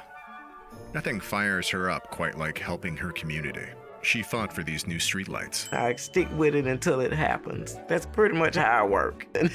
Regular trash collection. And everybody has said that would never happen. They are not going to have garbage pickup in North Haven. And the $250,000 renovation of this park. My purpose is to serve and to serve others and be a part of change for the good. It's safe to say any neighborhood would be damn lucky to have her. But in her effort to improve her small corner of the world, there's one thing Sarah isn't allowed to do. I can't vote. Tennessee. Tennessee. Tennessee. Welcome to Tennessee. Lord, we don't have democracy in Tennessee. Violations of the Voting Rights Act. Lowest score when it comes to democracy. Sarah's lived here since she was a kid. It's where she raised her children and her grandchildren, and where she now heads her neighborhood association. I am your president. But it's also where, back in 1992, I got into a fight with a lady. It was a choice that I made in the heat of a moment that changed my life forever. Sarah was convicted of aggravated assault, and like nearly all Americans convicted of a felony, Sarah lost her right to vote. But if Sarah lived in almost any other state, she'd be able to get her voting rights back. Governor Steve Sisolak signed a bill today that restores the right to vote. Restoring voting rights to 50,000 plus Minnesotans. Because keeping people from voting after they've paid their debt to society is unfair and undemocratic. But not in Tennessee. Be better, Tennessee. Be better.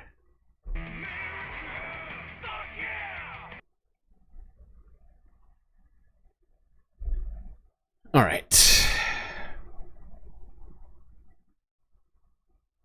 Should we watch a quick clip of that while we're talking about all of this election stuff? There are groups of people in this country who still can't vote.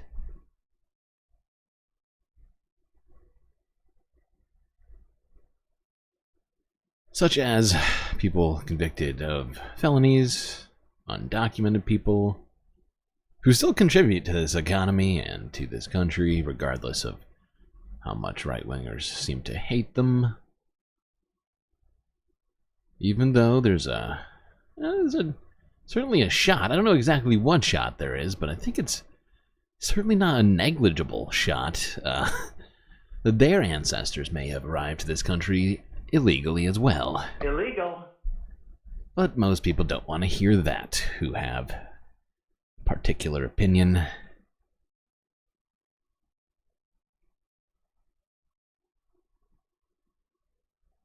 Now let's talk about some stories here relating to our client Danielle. Well, relating to what do you call it? How do you? Because these all really are under the same sort of, well, different stuff, right? This intermingles different conversations right now about business, but also motherhood, health, and yeah, a bunch of other stuff, sort of all tangled up in here. Let's start with this one. This is AP Archive from a day ago. A New York woman is challenging Miss America and Miss World rules, banning mothers from beauty pageants. I mean, this woman is dangerous, ladies and gentlemen. That's right. If you didn't know, the Miss World and Miss America pageants ban any woman who has had a baby come out of her vagina, or is the mother of a child, or is married, or just a bunch of stuff in a pretty seemingly anti-woman sort of move. Certainly paints a picture of the kind of woman the proprietors of these pageants seem to have envisioned in their minds. Our client, Danielle Hazel, wanted to apply to enter both the Miss America and Miss World beauty pageants. When she read the eligibility requirements for both pageants, however, she realized that because she is the mother of a 6-year-old child, that she would not be eligible to compete simply because she has a child who is legally dependent on her. The Miss World eligibility requirement states that to be eligible for this pageant, a woman must be, quote, unmarried, have no children, and not pregnant, end quote. The Miss America eligibility requirement states that a person must have, quote, no legal dependents, end quote. Illegal. We believe that these eligibility requirements discriminate against women who are parents in violation of the law in New York. Yep, that sounds about right. Does sound like a violation of women's rights. Now, am I some huge fan and proponent of beauty pageants? No. I mean, they don't necessarily do the best job of lifting women up, as we can see here, just in this one example. Certainly not the only one. I mean, Donald Trump, I think, still owns a beauty pageant, does he not? I can't remember which one. Does he still own a beauty? Hold on.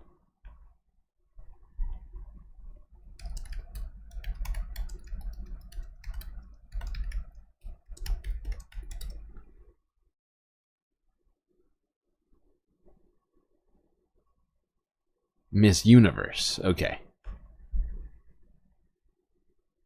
Is it just vaginal births? No, I don't think it's exclusively vaginal births. That was the way I described it. I'm sorry if I led you astray. I think if you had a cesarean too, probably any kind of mothering. Doesn't matter if it's even your child. You could be a stepmother, right? You could be, right? You know, it doesn't matter. If you can be described as a mom, fuck you, according to Miss whatever pageant. All right, let's talk about a different thing here. Something that our mothers passed down to us, at least half of them, that being chromosomes. Let's go to TLDR business from a few months ago. The rise and fall of 23andMe. This is a story explaining, if you didn't know already, 23andMe has been having some serious business woes, if you will. And we actually have a more current story right after this, but I figured we'd start it off by kind of giving you a quick picture, a TLDR picture of all of this. This video was brought to you by Incogni. It wasn't long ago that you couldn't go anywhere without hearing about 23. Wait, hold on, sorry. Wait. But today, the Please pause. company is in a bit of trouble. For the love of God, please pause. 3 rounds of layoffs. YouTube hates me. Also, the stream software hates me. Okay, come on. Let's switch. How's that sound? Let's first start off with the switching, and then we'll play the video. There we go.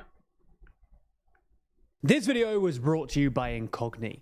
It wasn't long ago that you couldn't go anywhere without hearing about 23andMe.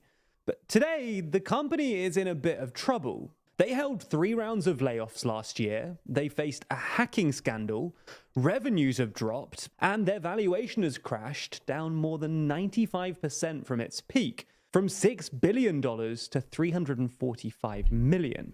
At first glance, This might not sound like an unusual story. Startups often get loads of attention, a load of hype, and then ultimately underdeliver. But as we'll explain in this video, 23andMe are different. So let's unpack the rise and fall of this former Wall Street darling, and how 23andMe went from a buoyant tech startup to shunned by investors.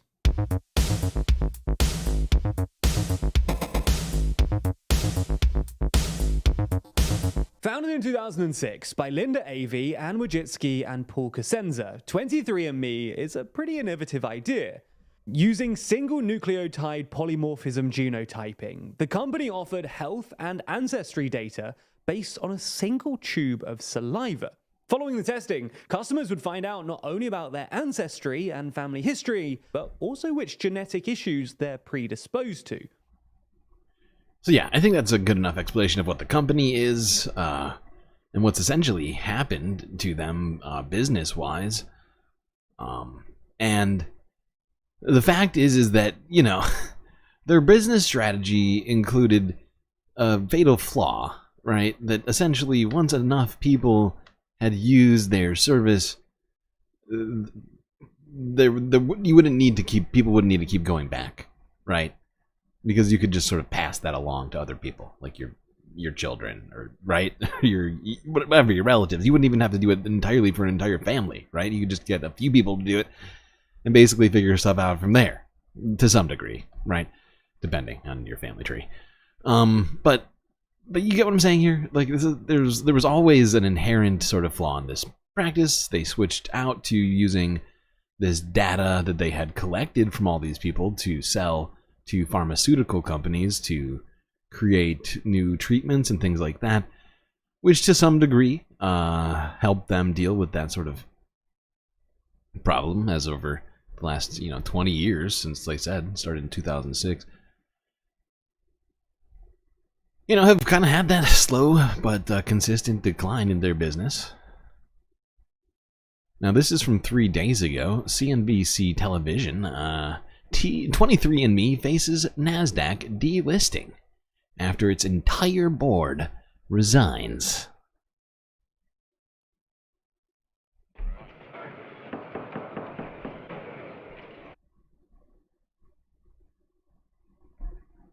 We turn now to Deirdre Bosa with that story and the ripple effects it could have in Silicon Valley. Hi, Deirdre.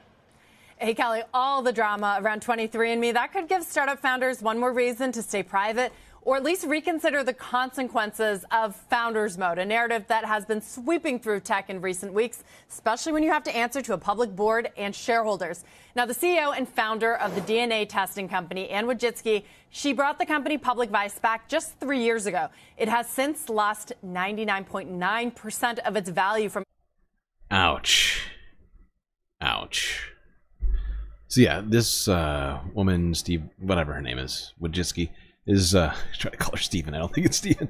But yeah, she is considering trying to take this company private and fixing it from there.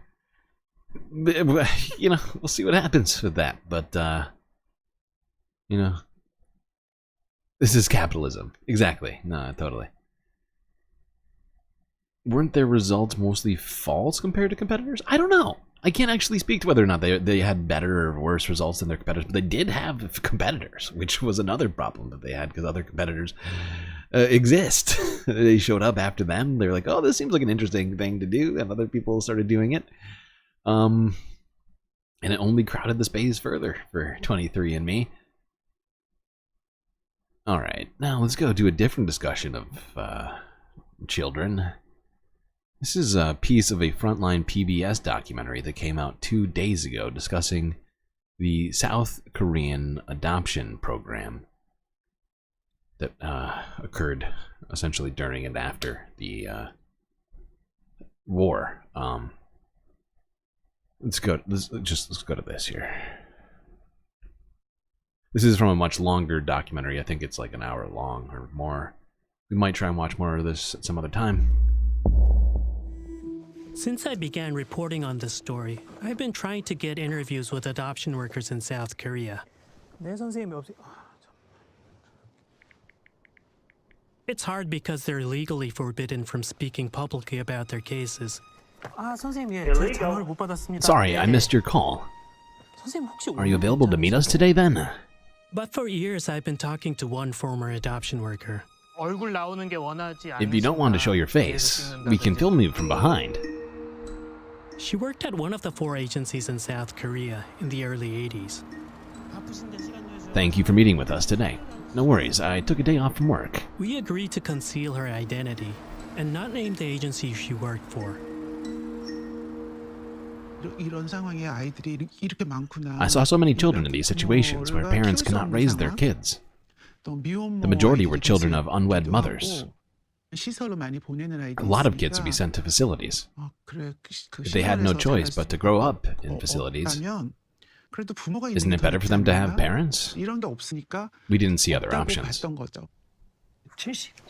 You worked from 79 to 84? Okay, so this was actually after. I take it back. Sorry. Sorry. This is actually talking just about the post-Korean War program. I'm sorry. Just to make that clear. At least about her personal experience with it. What was it like working on the inside at that time? We felt so much pressure that we were working around the clock. Children came in, we would work on sending them away, while more were coming in. All I heard was work faster, faster, and more. Do it faster and faster. Behind the scenes, we questioned, is this really all for the children?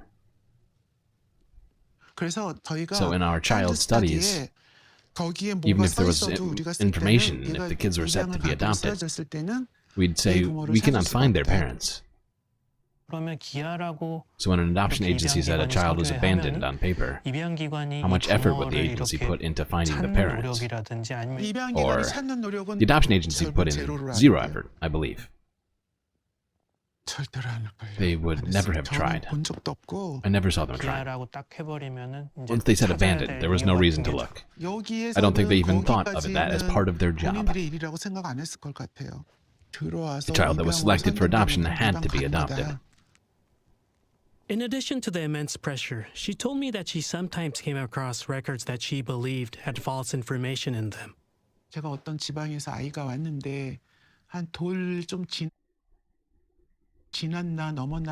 Sorry, I didn't quite keep up with the subtitles there.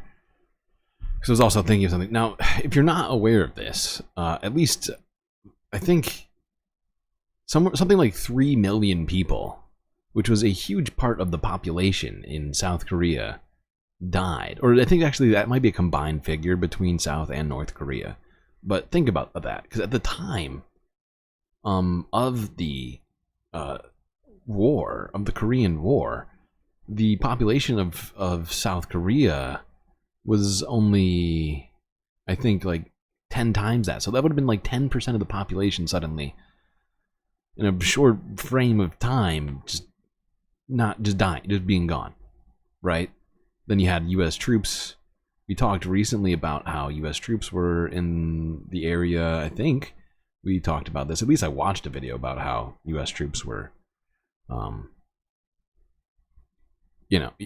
using South Korean brothels, right? And how there was this entire sex trade industry that led to a lot of fatherless children being born, and then the government and the mothers themselves struggled to deal with the aftermath of that. All right, let's watch the rest of this. Actually, it's not that long. There was a child who had come from the countryside, who was a little over 1 year old. I don't remember exactly. When I looked at her study, her intake sheet, it had literally said she was abandoned, but the period was too short. She said the policy at the time required an abandoned child to be held for 6 months before adoption, in case a relative turned up to claim them. I talked to the intake manager and also the branch manager, and said we cannot send this child for adoption. The time between being reported as abandoned and leaving the facility was less than 6 months. I don't know. Could she have gotten lost? I'm not sure. But I thought something was off. So I told them to take her back. It wasn't that long after. The same person brought the same kid to me. But she came with a different name on her photo. The same kid? Right. I compared it with the photo that I had, and it was her. That is horrifying. Jesus Christ. So yeah, I mean, people who were sent off systematically into to adoption as children from this particular war, and, you know, period after it, you know, from Korea and from other countries, but in this particular case, you know, I have no, you know, no other real options aside from things like 23andMe to figure things like that out, depending on what, you know, what kind of documentation came with them at adoption, whatever else. You know, it's all, yeah, it's just an unfortunate reality and sort of downstream effect of conflicts, a particular conflict the U.S. Was involved in. It often feels like we made things, to some degree, worse. How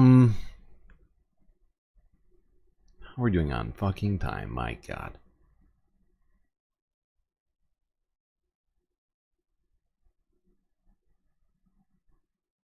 No, I guess we're gonna end the.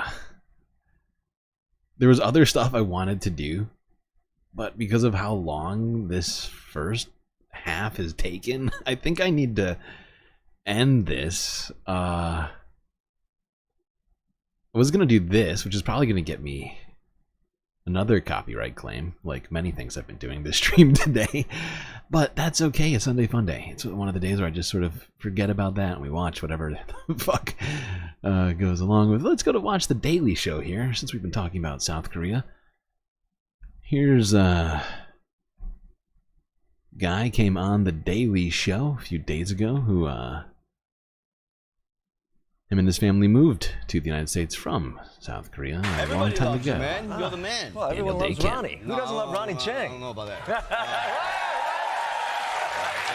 They're forcing it. They're forcing it. So yeah, you one of those guys who's become so rich and famous. You have to do Broadway now to get your kicks. Yeah, that's it. I'm slumming it in theater. Right? Yeah, because you came from theater. I did, yeah. I started my training here in New York and went to drama school here at NYU, and that's where. Oh yeah, NYU. NYU drama school. Look at that. And so yeah, I did theater for a number of years before heading out to LA. Right, and so that was where you learned your craft and you were running around town just being a theater kid in New York City? Yeah, whatever little I know, I learned here. Okay, well, man, we all, I don't know about little, but definitely, I wish, you know, we all could learn as little as you then, in terms of acting. And what is this play about? So it's a semi-autobiographical play. I don't know if you know the playwright David Henry Hwang. Yeah, the legend. Yeah, the legendary David Henry Hwang. Yeah. He wrote a play called M. Butterfly that ended up winning a Tony, and at the time, in the late 80s, there was a play called Miss Saigon that came to the U.S. Yep. And that play was famous because it was a white actor playing an Asian role with taped-up eyelids and all that kind of stuff. As they should. That's right. That's right. And that's what the play is about. No. That kind of is what it's about. So he ended up protesting. I've seen it. That. David Henry Hwang. It's only 40% about that. So he ended up protesting that, and then ended up. This play is about him writing a play where he actually. For his next play, it's a little bit meta.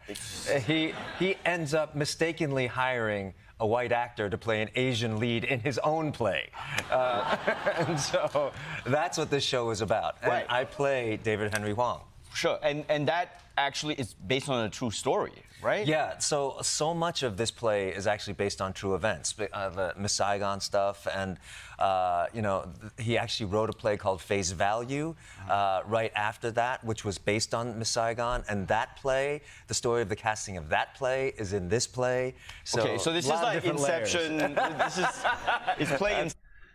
I couldn't help myself. Play Inception. There we go. Big fan of Inceptions. Alright, now I'm gonna incept you into something myself.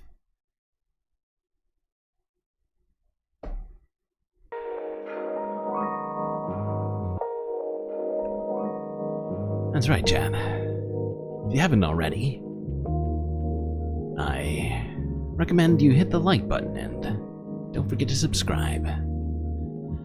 Both of those things are incredibly important for you to do in this moment. If you haven't done them, well, your hands are not doing enough stuff. They should be doing more stuff at this moment. That's my advice. Now, if you've done both of those things, I really appreciate you. And I must throw in some capitalist-style messaging here and implore you to consider becoming a galactic patron on Patreon. That's right. Patreon. Great place to become even more galactic. Not only do you help keep the Galactic News Network going, doing what we do here, but you also get access to a whole bunch of super sweet space benefits.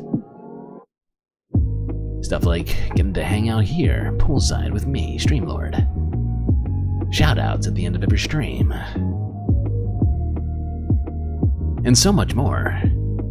Multiple tiers, but the first one is only $3 and gets you all the stuff just listed. So get on it while it's hot. We also have other ways to donate to the channel, such as Cash App and PayPal. All three links are in the chat on YouTube there now. So do consider becoming a galactic patron in one or more ways. Alright chat, space break. So grab yourselves a drink, a snack, and I will be right back.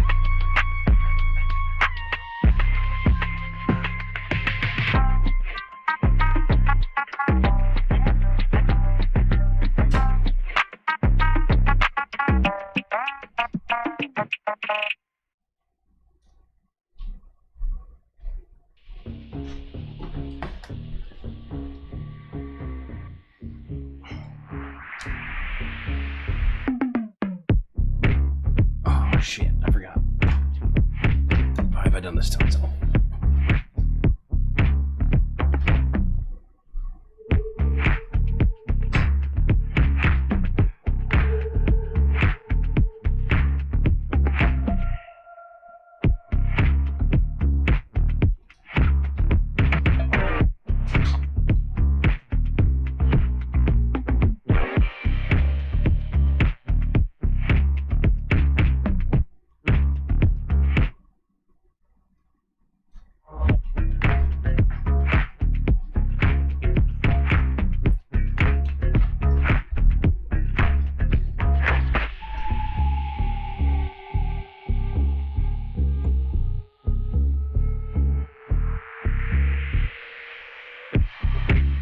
Okay, I'm back. There we go. Oh, God.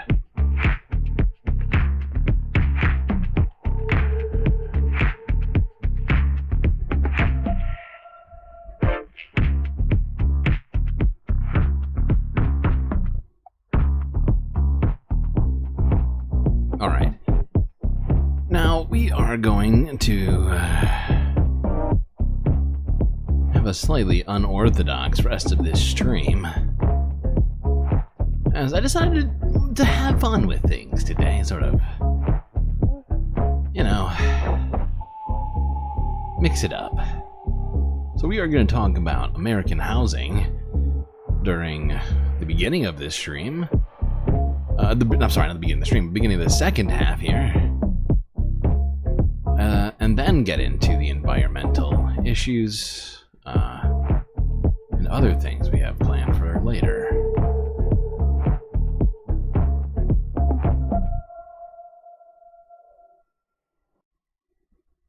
Oh, I'm on the wrong screen. Can't even see me. Oh, there we are. Hello.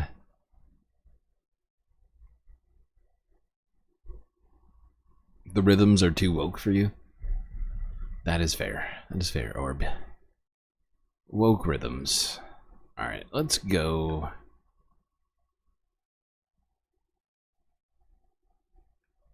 Let's go from sort of bad to good. Hard to quantify that a little bit, but we'll try. Let's go here. More perfect union from 4 days ago. Private equity's ruthless takeover of the last affordable housing in America. Follow the rich white man. Now, of course, we know, as we've been talking about it for a while, that the United States is in the middle of a housing crisis, that private equity has been buying up at least 25% of all available housing and are holding a massive amount on their books. And apparently they've decided to diversify once more into a different kind of housing here.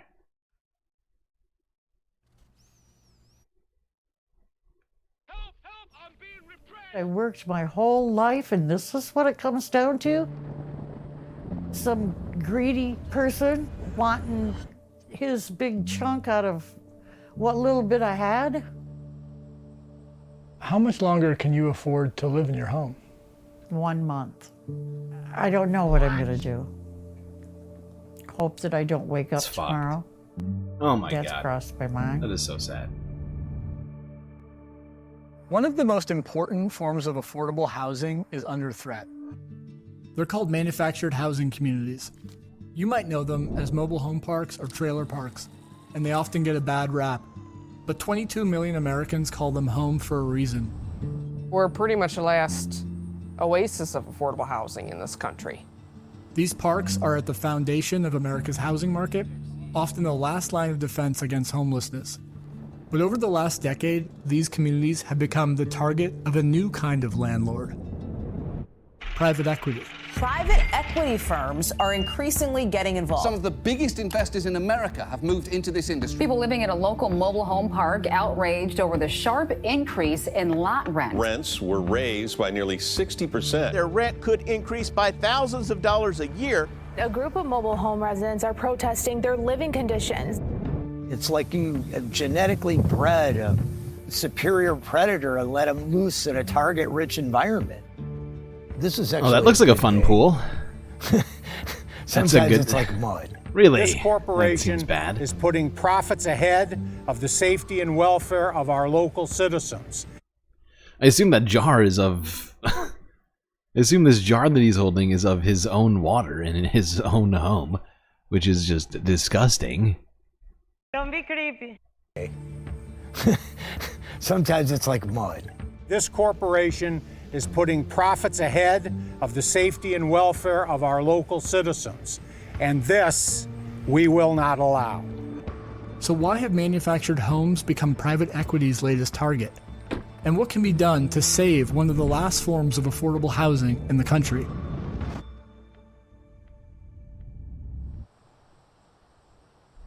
I've lived in manufactured homes for 50 years, maybe more. Madeline Beckett lives in a park outside of Lansing, Michigan. This park was run the way a good park should be run, by the same couple for years and years and years. They were a little stern, or she was a little stern. She was a lot stern, but nobody pulled any punches with her. Like most people in manufactured housing, Madeline owns her home, but pays monthly rent to the park owner for the land it sits on. When I retired, I looked at my money and my situation, and I'm like, okay, great. I knew what the rent was. It was 1/3 of my income. I don't live high on the hog, you know, I'm not going to Paris anytime soon. And then the conglomerate came in and offered, apparently, the owner money that he couldn't resist. Yep. They came in with big dollar signs and, once again, small business, you know, basically had no other choice but to cave in some cases. I think that it's like, you know, you look at, you know, a check from one of these fucking, in some cases, $1 trillion organizations like, I don't know, you know, like Berkshire Hathaway, right? But they're not the only ones. There's other people that are specifically involved in this industry. But the whole, I mean, the fact is this is ridiculous. That they own their homes, they should own the land that it's under and just pay taxes like everybody else. And this shouldn't be a thing. And predatory, you know, like taking advantage of people who are already like at the very sort of bottom of the, you know, earnings bracket, if you will. I mean, it's just, this is horrifying to watch this kind of predatory shit happen. Something needs to be done about it. And we've talked about it here. I personally don't think you should be, I think we need to talk about decommodifying the, you know, the rental industry in some ways. I've proposed multiple things on different stuff. This is slightly different than I think what we talk about a lot, because I think oftentimes we talk about housing in terms of regular houses or apartments, but this is a slightly different situation, right? And you know, it creates a unique situation, right? These people own their homes but don't own the land under it, and it makes them renters.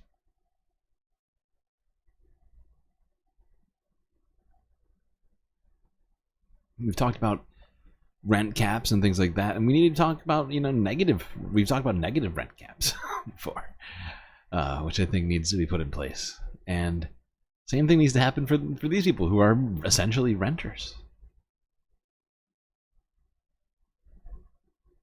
Okay, let's go here to San Francisco, see how they're dealing with, wait, this is wrong. Oh, right, no, this is right. Let's go see some other people dealing with housing in a bad way. In the light of the Supreme Court ruling that happened months ago, San Francisco is doubling down on kicking homeless people off the street. Where they will go, who's to say? The mayor and the governor of California called for cracking down on unhoused people living in encampments. And what we've seen is they've already been cracking down.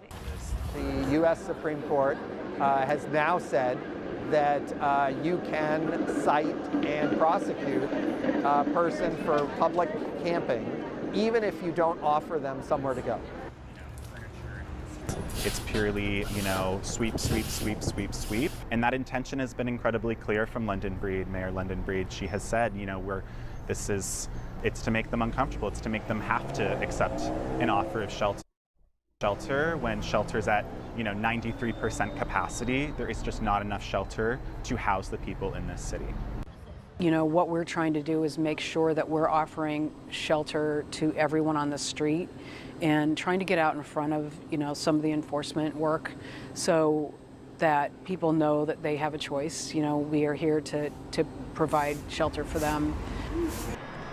This is a terrific solution. As you can see, this is a... Of course, many shelters are, you know, undesirable places to be. It depends on the way it's done, but oftentimes there's a lot of restrictions that many homeless people do not want to deal with. They're often overcrowded and have a very,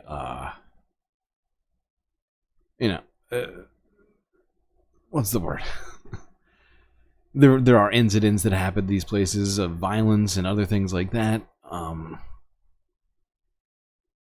Now, we've seen some good examples of housing that they have been doing in some places. We saw the, I think it was in California. I think it was LA though, where we saw them doing a building that was basically just housing for homeless people, you know, which included common areas and all sorts of other stuff. It was just an entire apartment building they built for the homeless that didn't have, you know, requirements for you to do religious-based, like drug treatment or anything else like that. Like, I mean, they had it available, but it wasn't a requirement, among other sorts of things like that.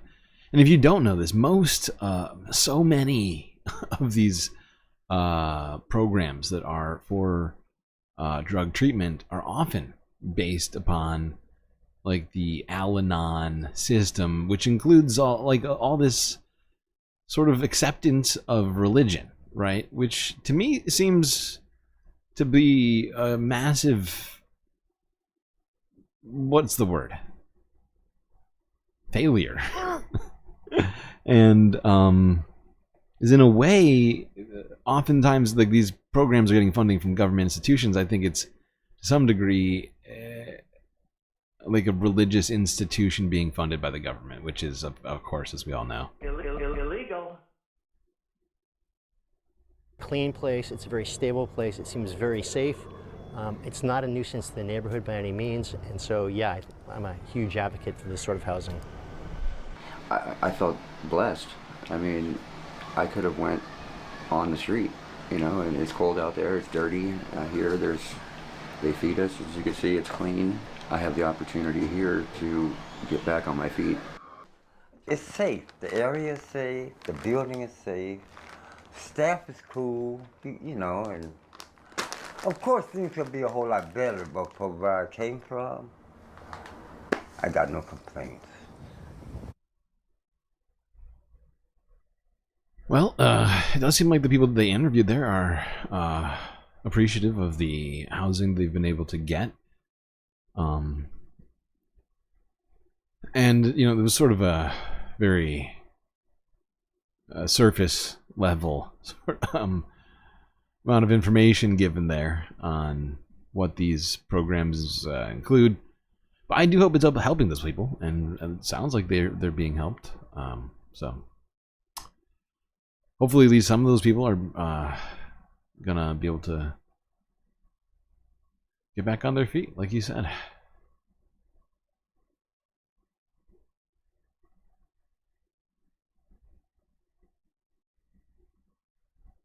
Not religion, a higher power. That to me is splitting hairs, right? Like, not religion or I have a copy of the Al-Anon book somewhere, right? For whatever reason. And you know, you can call it, you know, what does that mean? What do we, how do we define what is a higher power, right? To me, at least the way that it's interpreted by these organizations and by, at least when I, like, my own reading and saying, accept God, right? Accept some religious institution, not a specific religious institution, but religion in general.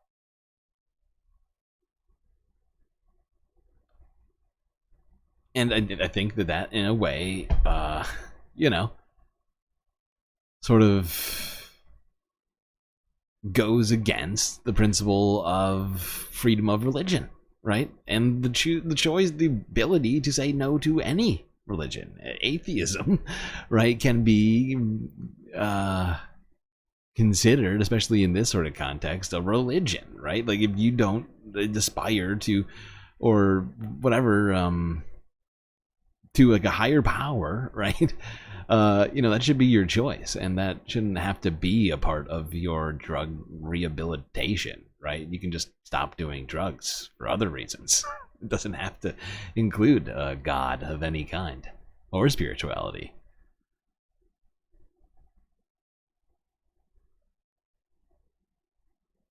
All right, let's go to this story in CBS Colorado, where a judge is the only one who is standing up for students in the aftermath of them being forced from affordable Colorado housing units.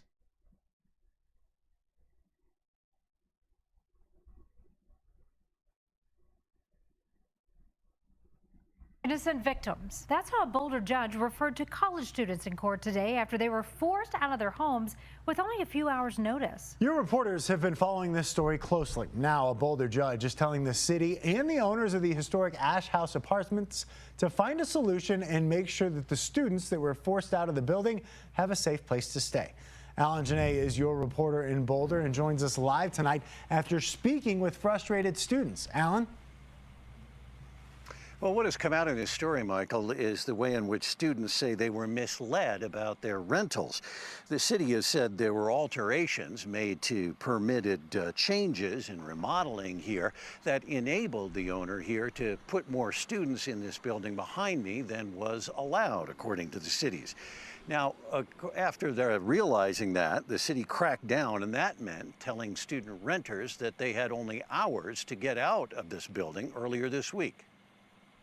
Slowly, some of the renters at the Ash House in Boulder's Hill area are still moving out. It's just a hassle. Like Jonathan Chakes and his roommates finding new places rather than enduring an uncertain future. We're not even risking the chance of not having a home. For three sophomore women who shared their story at times all at once, it's been a rough week. On Monday, we got evicted. They are weighing what to do, wary of not finding other places to live. We could stay, but it was just like giving our money to this like guy who like scammed us and made us go to court and made me miss a bunch of classes. The landlord added walls without permit, the city says, to create additional bedrooms. Some of the work creating fire hazards, believes the city. So they added a bedroom next door, and that is not how you're supposed to have those smoke detectors. Some of the work creating fire hazards. Oh man, the city. So that's innovative. Right? That's what that is. Just American innovation. Yes, they did. We had measured the living room beforehand, and then moving in, we found out that 5 feet was taken off of our living room. And when we asked why, he said that it was for structural reasons. Friday, the judge in a hearing about whether to allow them to stay scolded both the building's owner and the city, which gave students little help. The only person that ever brought up us and our like livelihood as students was the actual judge. These tenants are trying to decide what's next as the city and the landlord sort it out. This is my first. So, I mean, in this case, it seems like, you know, at least one person in a position of power is sticking up for people in a housing situation. Now, I'd point out these students probably are in better, you know, socioeconomic conditions than homeless people. We probably need more people to stand up for them than these kids, but the fact is we just need more of accountability for this kind of stuff and stop having this completely fucked housing market, if you will. Like, capitalism continues to not solve this really good, and like, we need government to get involved with it more directly, I feel, rather than sort of just this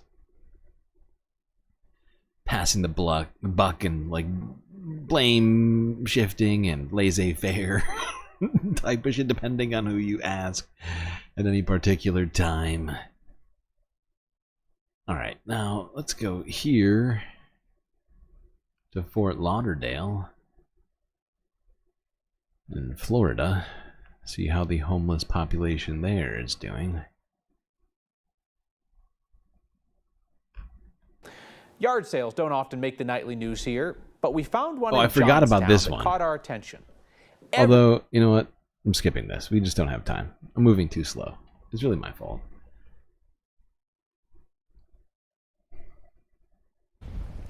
On you at 6, we're just a little more than a week away from the start of a new Florida law that will impact people struggling with homelessness in South Florida. The goal is to keep them off the streets, but that will be easier said than done, according to some. CBC's Miami's Joan Murray joins us live from Fort Lauderdale, where everyone is trying to navigate this major and some say controversial change. Joan. Yeah, because you can't just make homeless people illegal and have them vanish. It's not like the second that a law passes and a deadline goes by, like homeless people suddenly apparate from the street like some sort of, fiction, right? And just appear again in fully furnished apartments, right? That's not how it works. That's not how these things go. Yeah, and we are downtown near the bus station where a lot of this camping on the sidewalk happens. A lot of the people here and all around the county do not even know this is going to be happening in 10 days, but it's going to be a major shift from one end of the county to the other. There's about 20, 30 of us who stay back here. They call it Tent City, a compound for homeless residents, complete with a generator, tarps, and discarded furniture in a wooded area off Blunt Road in North Broward. We used to have a dumpster, but they took it away, so now we're all stuck kind of piling garbage up. Rebecca said This is what's hilarious to me. Like, they complain about trash after they take away things like dumpsters and other sorts of things, like, it's ridiculous. Oh my god. Just wild. It's like, once again, just creating problems and then didn't exist, and then doing things to solve them that are just bad for the people. lived here 12 years and bought a lot of the tents. I do roofing, I do cleaning, I panhandle to keep the generator going with gas. I mean, I'm pretty much, me and maybe one other person are really the only people who work around here. But these types of encampments may be history October 1st when a new Florida law starts, outlawing camping on streets, sidewalks, or parks. Cities and counties are supposed to provide temporary shelter where the people struggling with homelessness are to get drug and mental health treatment. The only alternatives the city is giving is hospital, shelter, or jail. And that's just not humane. Fort Lauderdale commissioners and the mayor this. Exactly. It's just not humane. You can't tell people that they're not allowed to exist, right? Because what do you expect somebody to do? Like, you're homeless, you don't have a job, right? This is a fictional hypothetical situation. But like, suggest that you just follow me here. You're a homeless person, you have no job, you have no money, you live on the street in a tent, if you're lucky, I guess, if you have a tent. And they make it illegal for you for the camp, right? What do you actually do, right? I'm trying to imagine it, right? Because it's not like you can, before night comes, right? Like, because just think about it in a day-night situation. Usually people sleep at night. Not all people. And, you people might be confused about this because you're all, well, at least many of you are night owls. Some of you are in other places on the world. But I guess my point is that, most people sleep during the night. So say during the day, you are told that you need to leave where you are because it's illegal for you to exist, right? As a homeless person. Do you think you're going to have enough time before nighttime to get a job and an apartment? What do you think? I think you get a quick, like 15-minute interview and then a full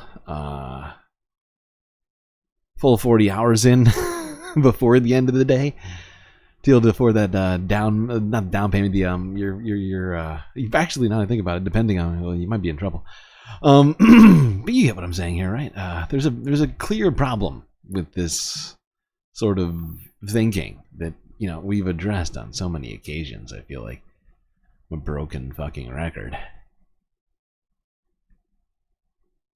Now let's go to this. This is our second to last story on housing. I forgot what my last one is. And this is why we're doing it in the environmental section. Let's go here to CBS Colorado from a day ago. Housing Collective celebrates purchase of Denver apartment building.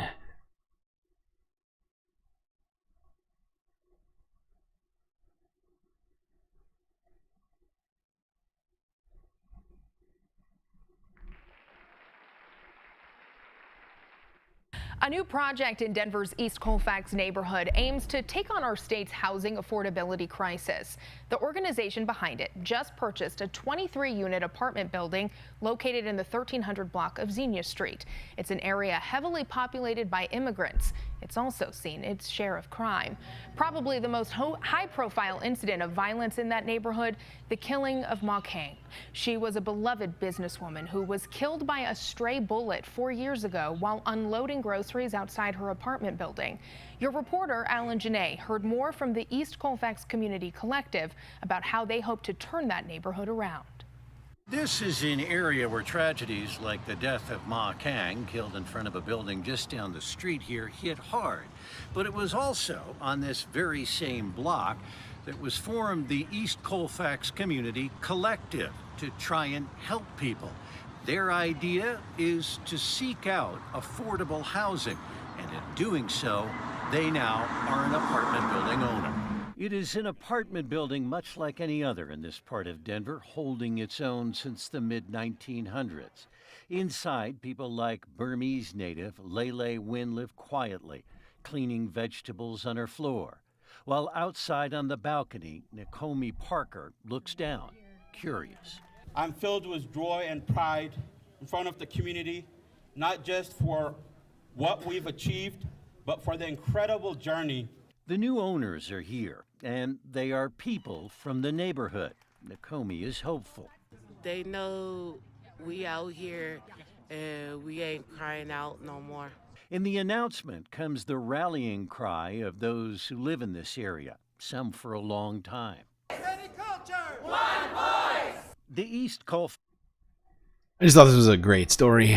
You know, people getting together and basically buying their own housing in their own communities, and you know, making things better for themselves, essentially.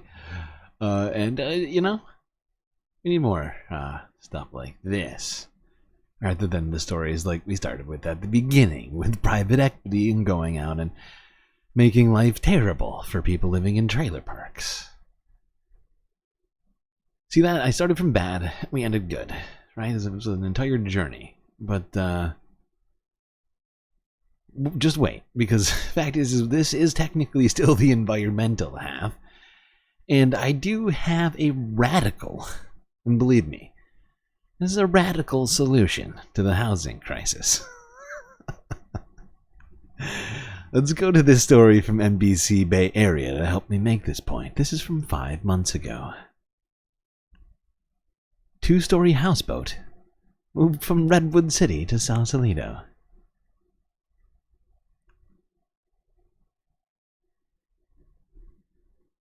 New video from NBC Bay Area Sky Ranger shows a house just floating in the bay. The move is part of a series of houseboats moving to Marin. This is one of dozens of boats that have been forced out of the San Mateo waterway. It's all part of a lawsuit that was filed 9 years ago. A San Mateo County lawyer claimed it was illegal to have the houseboats in the county waterway. Illegal. The suit was settled, and part of the agreement was for the houseboats to move. We're not sure how many more boats. Okay, now, clearly these particular houseboaters are having some troubles. And I've seen other stories where they've had some troubles. But here's the thing, chat. You know, and we've talked a lot about this recently with the rising of ocean levels due to the changing climate. I do think this might be our solution to the housing crisis as well. A combination. It's a combination housing crisis, environmental solution. Okay, we take to the seas. For those of us still on Earth, we take to the seas. we don't have enough housing on Earth, so it's time for us to go out into the ocean and, you know, survive there. All right, I'm sorry. This is silly. All right, it's silly. It was a silly idea. Please give us our emotional support character. You deserve them. You have it on the screen that you can't see. I already gave you at least one. Do you deserve more than one? Because the fact is technically you're just owed 2 then. If you gotten a second one, you're owed 2. Because it's frozen, of course. We're 3 hours in. Fucking software has finally just given up on doing the fun stuff for us, of course. I would love to give you your emotional support characters. I would love nothing more. I'm just saying, you know, the potential future water world that we have going on, maybe taking to the seas is our option, right? We just get ahead of things, right? Before it takes over, before the rising oceans take over the land, we just start, we get ourselves out there ahead of time. That way, it won't be shocking to anybody when New York City goes underwater. It's science. All right, that's enough. Let's go to the environmental. We've only got a few, and most of them fun because it's Sunday Fun Day. Not too much doomerificness in here. Let's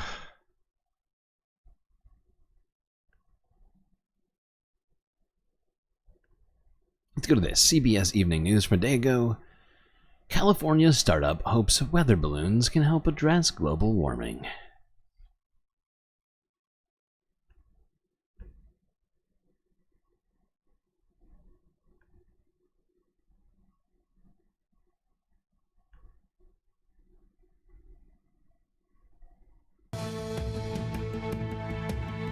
The Earth just had its hottest summer on record, according to climate scientists. August, the hottest month. In tonight's Weekend Journal, CBS's Ann Makovic reports a small California startup is on a mission to reverse the warming, but it's risky. High up in the hills near Silicon Valley, a controversial mission involving a weather balloon will soon take flight. Go ahead and start it slowly. What's getting pumped inside the expanding globe? Turn it up a bit more, please. 2 gases, sulfur dioxide and helium. 3, 2, 1. The helium will carry this balloon more than 12 miles above the surface of the Earth into the stratosphere. Once there, the balloon bursts, releasing the sulfur dioxide. The belief is that the gas turns into an aerosol, which will bounce the sunlight back into space, cooling the planet. That gas reacts with other things to form clouds that reflect a little bit of sunlight back into space before it can warm Earth. The strategy seeks to temporarily cool the planet as human activities continue to warm it. Even if we magically can't. Look at that, a little free space news amidst the environmental news. Putting balloons into the upper atmosphere there. Very interesting strategy. Stop burning fossil fuels tomorrow and somehow have some other magical energy to replace it. There will still be warming. Since 2022, Luke Eisman and Andrew Song from the startup Make Sunsets have launched more than 80 balloons. The concept behind the method is based on the planet cooling effects of volcanic eruptions. Interesting. Based upon volcanoes. Huh.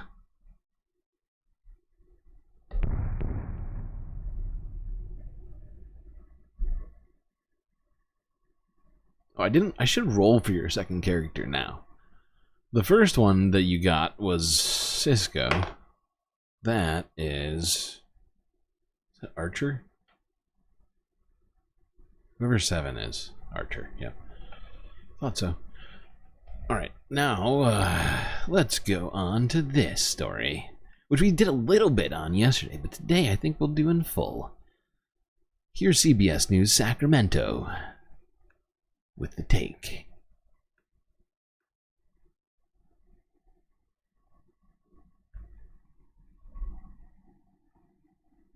Tonight, a near catastrophic story with a picture-perfect ending. Oh, boy. Missing cat's unbelievable journey.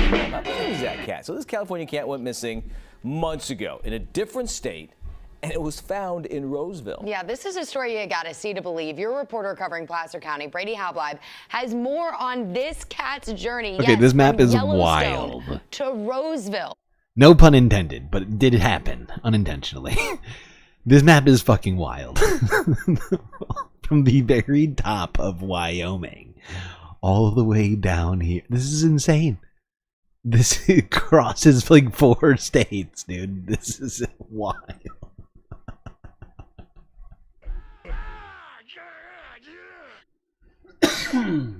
And back to its home in Salinas. I just hear this yowling. It was July 1st when Alex Bitts stopped right here on her way into work after she heard what she calls a cat yowling. Cats don't generally yowl like that unless there's something wrong.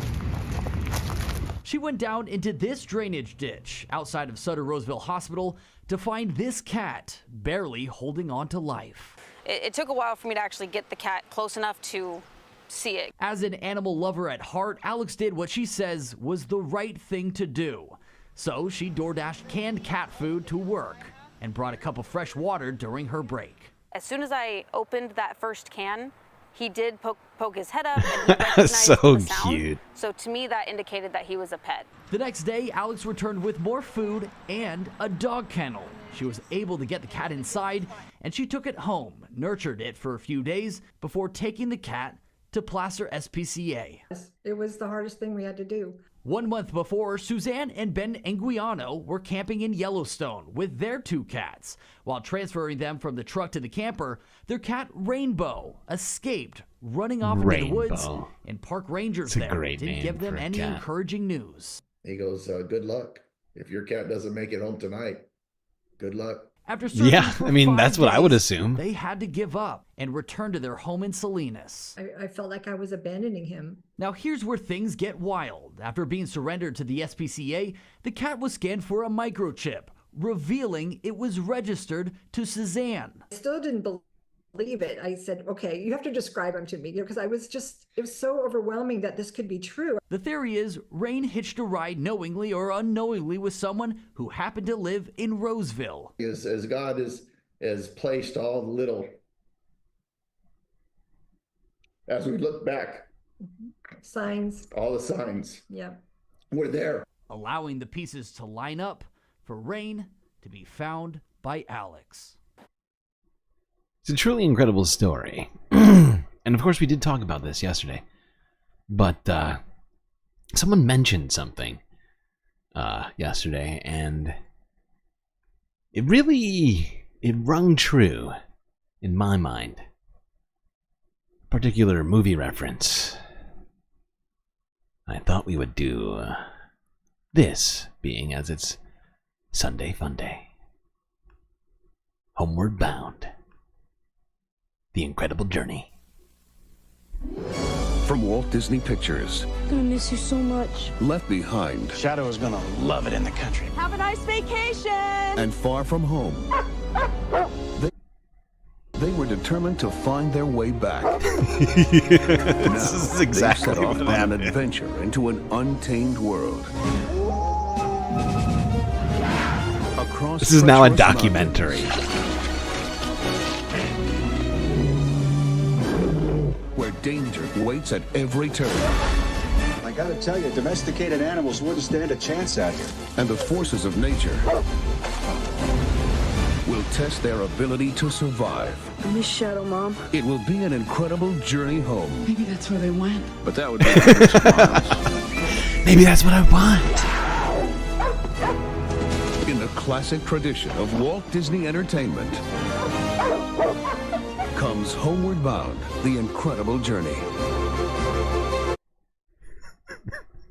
You can't tell me that this isn't an exact real life recreation of this movie.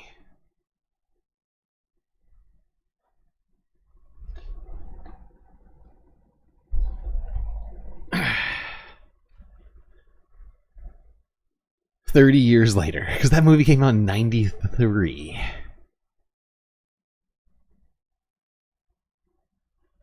I would have been quite young at that time, something like 10,005 years old. I remember seeing it as a child.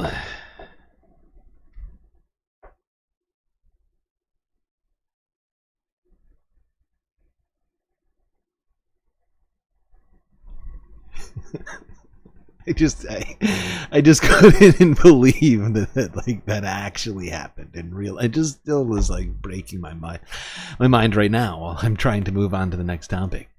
We're doing on time. All right, let's go here. Fall is upon us finally, so I figured we'd do this. Social media sites in Denver helping Colorado. Colorful Colorado is living up to its name. Look at this. The leaves are starting to change all across the state. For many leaf lovers out there, crowdsourcing is the best way to figure out where to go. So Denver 7's Adria Irahita shows us how social media groups are helping people get the best views. A little bit of green, red, a little bit of orange, and yellow. It's the perfect time. In this picnic area off Guanella Pass Road. So we figured out that we just have a 5-hour window, so we took the drive in the morning. Tons of photo ops. Leaf peeping like everybody. For the perfect fall day. This is like... Okay, that's literally enough of that. Blazing through this, let's go here. This is a interview with the storm chaser, who was apparently the owner of that white Mercedes G-Wagon we saw fall in between a road during a North Carolina flood. This is him recounting his experience from a few days ago.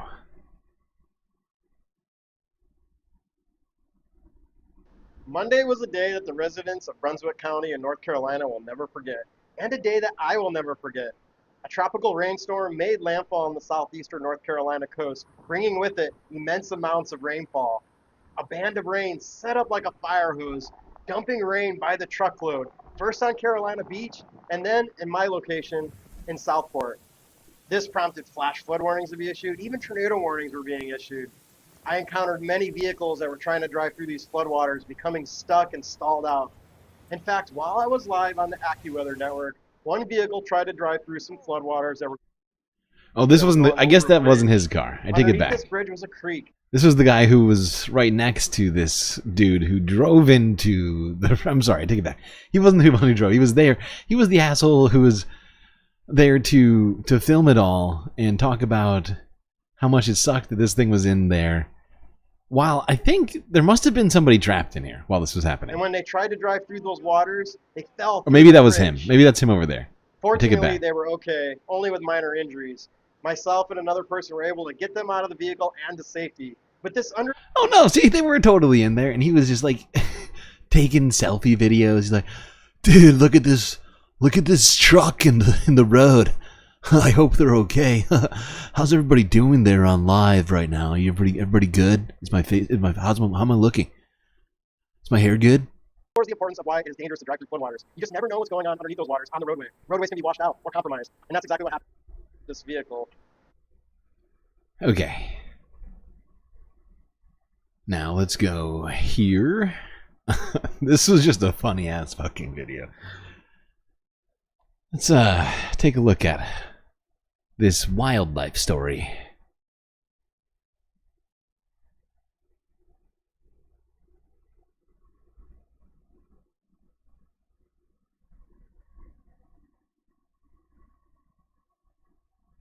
When these two girls were having dinner, they noticed something peeking out of the sewer. So they decided to use a small piece of their food to bait it out. And in no time, a small, cute face appeared.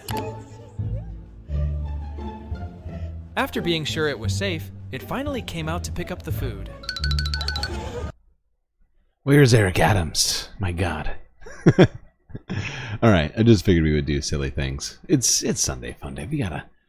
We gotta have some fun. Our weeks are rough. Let's be real. Even the weekends are rough. The rest of this is rough. I mean, you know, we gotta have some. We have to have some amount of fun. Just true.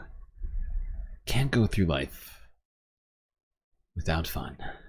All right, now let's go to something that's less fun.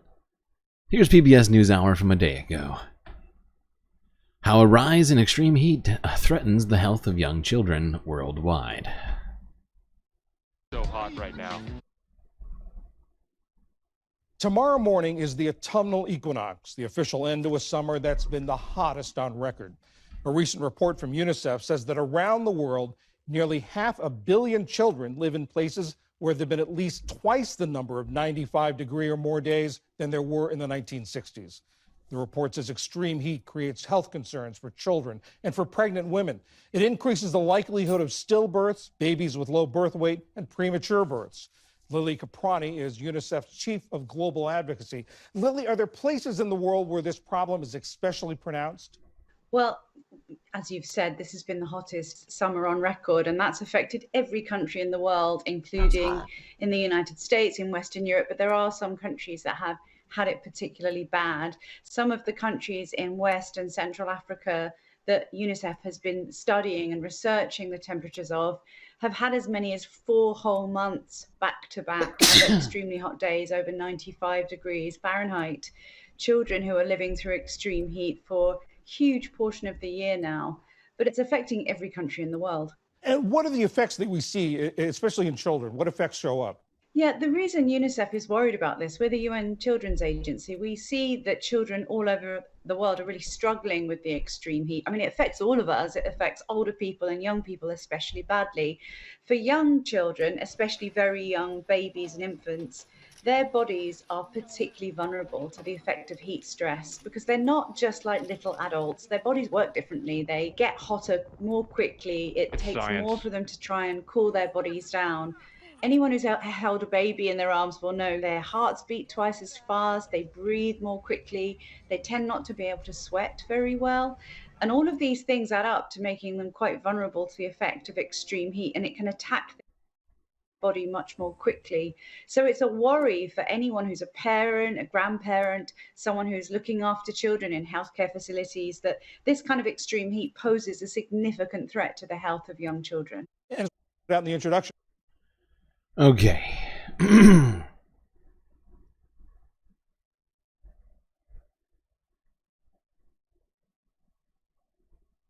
All right. Now, while we're talking about heat and all of this, actually, wait 1 second. You know, I take it back. I totally forgot. This is... All right, let's watch this, the end of this piece, then we're going to go right into another one. And something you can do if you're a parent and your child is old enough to understand is explain to them to look out for the signs of heat stress. Like if it is a really hot day, make sure you stay hydrated, drink a lot of water. Even if you're not feeling thirsty, keep drinking water, keep yourself hydrated.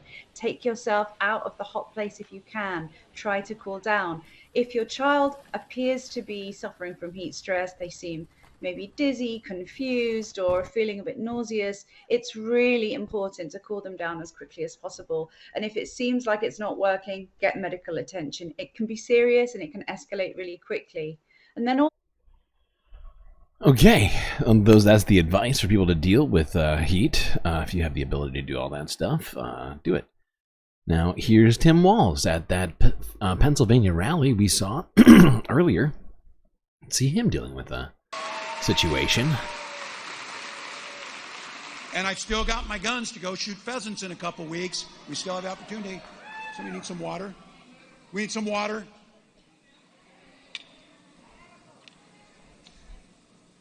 Can we get a check on him? We get someone that, Vin, you got it? Thank you. We've got someone there. We'll make sure, we okay? Getting help. Well, that's what Pennsylvanians do. They help their neighbors. That's what it's about. So it's hot. It's hot. right Get some now. water. Okay. We'll get some water. It is hot.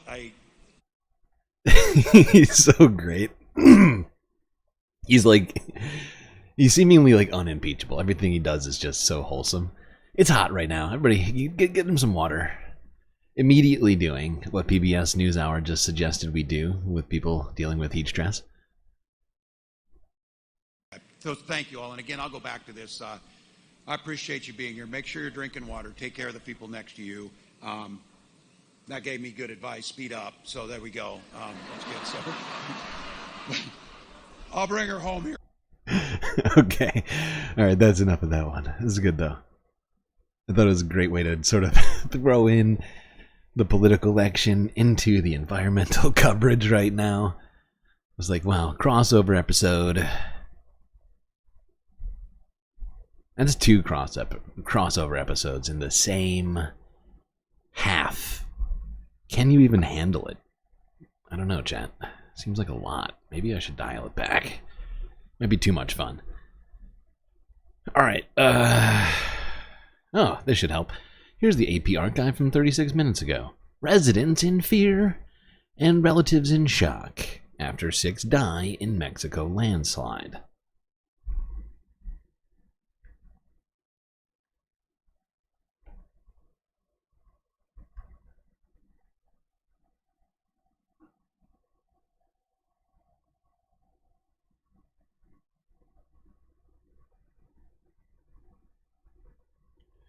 Oh, right.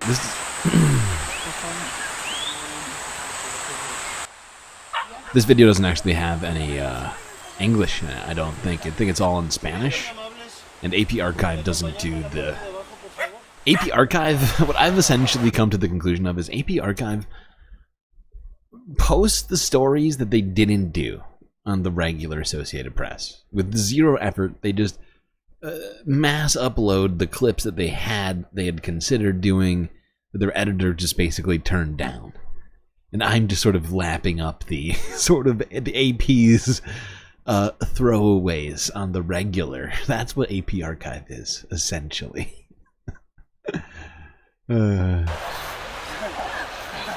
Échanos la culpa.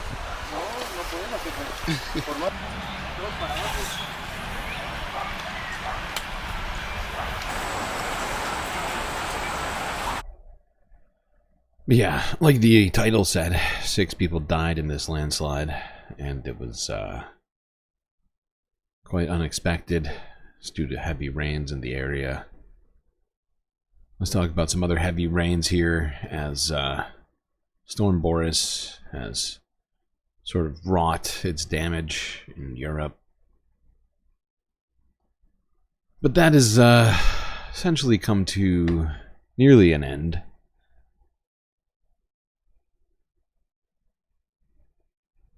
Let's just go back in time a couple of days ago here to BBC. Remind anybody who missed it. The European Union says it will provide $11 billion to help countries hit by severe flooding. Storm Boris destroyed buildings, bridges and roads across parts of Central and Eastern Europe. The latest country to be affected is Italy, where more than 1,000 people in the northeastern region of Emilia-Romagna have been evacuated, while towns in the central region of Marche reported serious flooding and disruption. 2 people have been reported missing. Let's show you some of the live pictures that we've got from these particular parts that have been affected. We've just mentioned the region in northeastern Italy of Romagna, Emilia-Romagna, and this is Bagna Cavallo, where you can hopefully see when the picture angles down of the clear up that they're trying to mount in the face of so much devastation after Storm Boris swept through.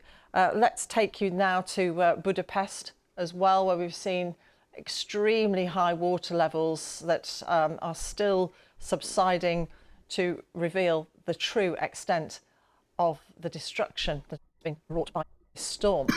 Let's speak. Stop doing that. Oh my God. Why does it keep 2xing? Is in Rome, and the news must be immensely welcome that the European Union, Davide, is going to make this money Regular available. pause, please. There we go. My God. My mouse is doing some weird shit. Be your C3PO and translate, yeah. Yeah, good luck with that. That won't be happening.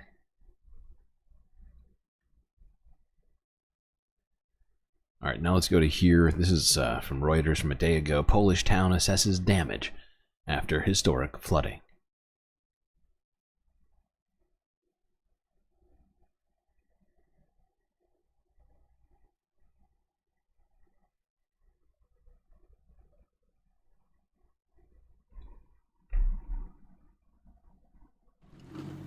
After massive flooding swept through the town of Strony Śląskie, Poland, leaving behind mountains of debris, residents are now faced with a daunting cleanup effort. 67-year-old Mirosław Wegerson said he's been running this ice cream shop for 30 years, but is not insured. He points to a spot high up on the wall where he says the water reached. Po uprzątnięciu tego mułu, he says there used to be refrigerators in this room and that, quote, everything was flying in the air. It is wild. Parts of the town of 5,000 people were swamped when a dam burst. This is why, like, when we talk about a few meters of sea level rise, it's devastating to, billions of people. Even less is catastrophic to our current way of life. Last weekend during Central Europe's worst floods in more than 2 decades. The town, located in southwest Poland, was one of the hardest hit areas. The historic flooding swept away homes and cars, causing billions of dollars in damages, and killing at least... You're from Emilia-Romagna? That's in Italy, right? Jesus Christ. I hope everything's okay in your neck of the woods. I don't know the exact geographical location of that 24 people. Place. Wegerson says one of his neighbors is among the dead. The first building on the street, the one that is completely destroyed, there was a couple. The wife survived. Unfortunately, the husband was taken away by the water. They found his body downstream, and in the morning, the wife swam away to a garage there on some log board. Wegerson and others said they will work to make their homes livable again before the... It looks like it got bombed. Is it just me? I feel like we're looking at Gaza right now, or Ukraine or something. Look at this damage. This is insane. This whole storefront is just devastated. It's not just some sort of rinky-dink building. It appears to be a modern-ish enough building. Like, holy fuck. Oh, God. All right. See, I told you it wouldn't be all fun today. Let's go here. This is from the AP archive again, 20 hours ago. Apparently AP didn't think it was important enough to post it to the regular channel. But fortified bullion cubes are being manufactured in Africa as they are seen as a good way to curb the malnutrition problems which many are struggling with. This is from 20 hours ago.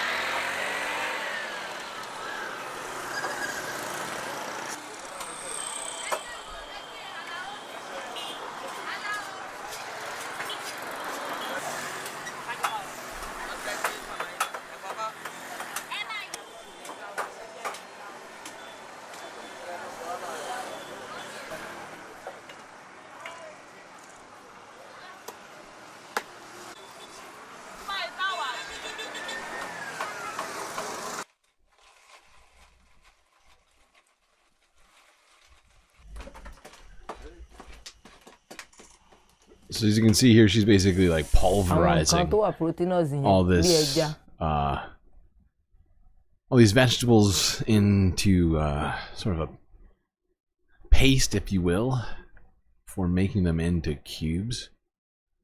Unfortunately, I have no idea what she says during this piece. I'm gonna have to speed up a couple here when she's talking, because I cannot help translate. I am not C-3PO, like somebody suggested. I think that's adding animal fat, I believe. That's what it appears to me. Like, I'll go back if you want to look at it. It appears to be. It looks like some sort of animal fat or like roe, some kind. But yeah, she starts adding other stuff in here.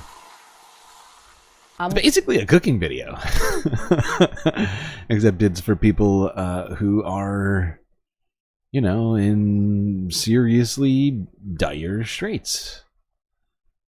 Seriously dire straits, food-wise. Now here's a manufacturing facility doing the same thing.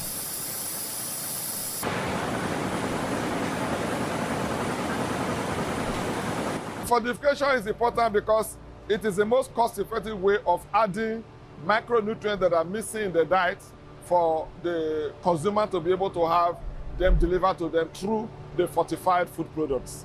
It's really very important because as of today, we have macronutrient deficiencies in Nigeria, what we call hidden hunger. So one strategic approach to addressing this is through adding these macronutrients to the food that they eat.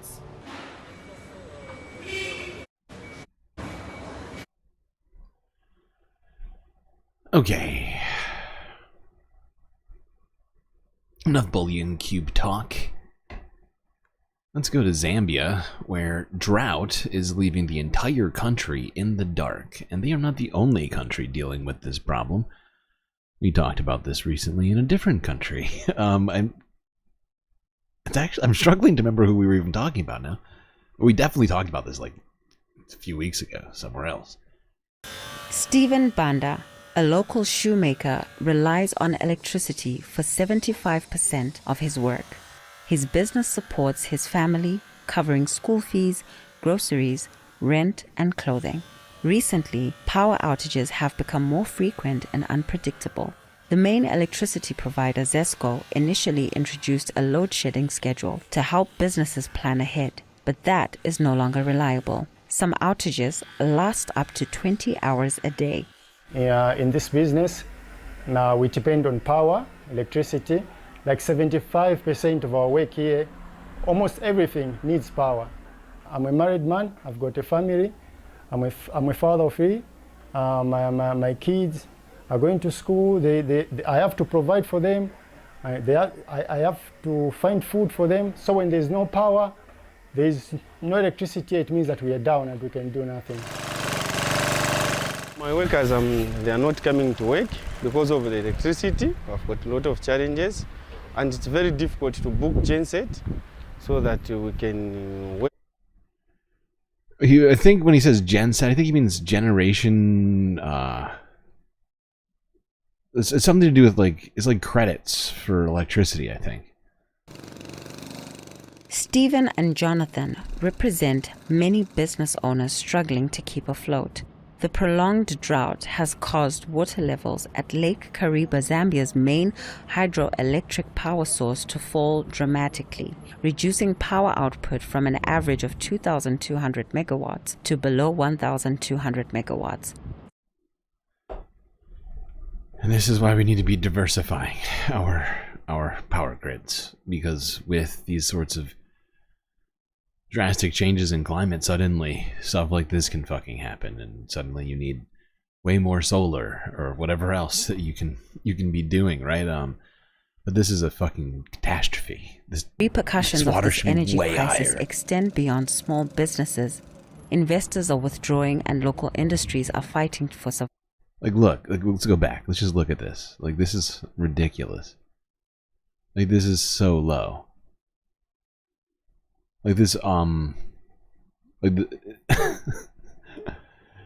Oh my god, this is nuts. Okay, let's keep it moving. We still have time travel to talk about. Space Wars, although that'll be in the second half. I mean, third half. final half. Don't ask me how one show can have 3 halves, okay? Math. Don't try and math me right now. Alright, let's just go to this for our last environmental story. Here's the Associated Press from 18 hours ago, where apparently in Japan's Noto region, several are missing after heavy rain pounded the area.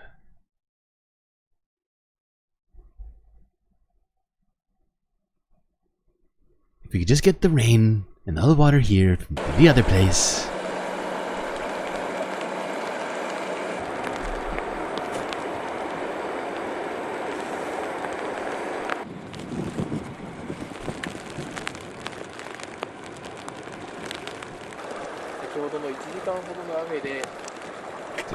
That's a lot of water.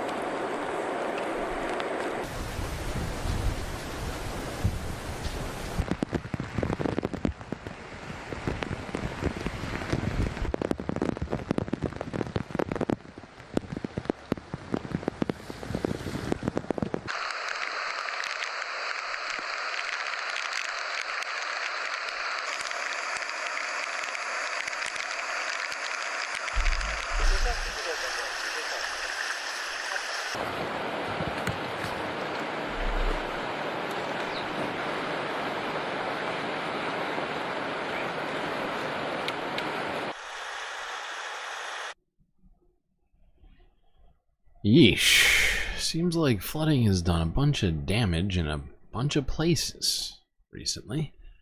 Seemingly, not just recently, but just over and over and again. Like, at just practically all times of this summer, there's been some place getting hammered by flooding and heavy rains.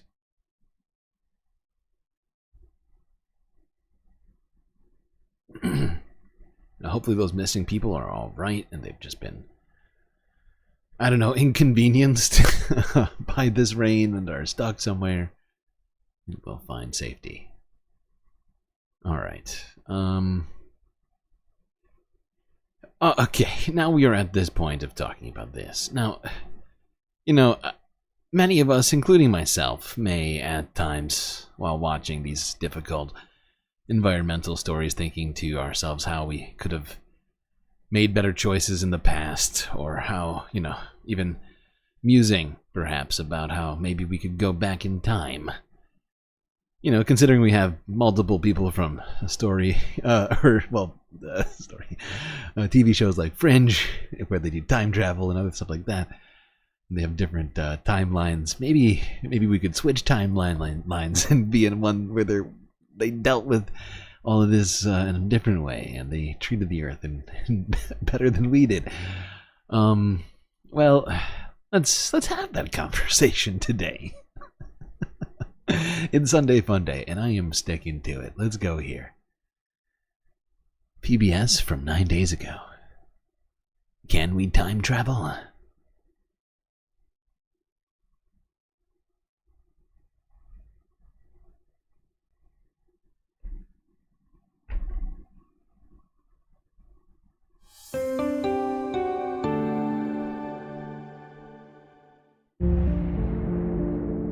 We all have questions. Big questions. Can I journey into the past? It's part of what it means to be human. Is time travel just science fiction? My name is Stephen Hawking, and I believe that anyone can answer big questions for themselves. 7th half stretch. Wow. Burned.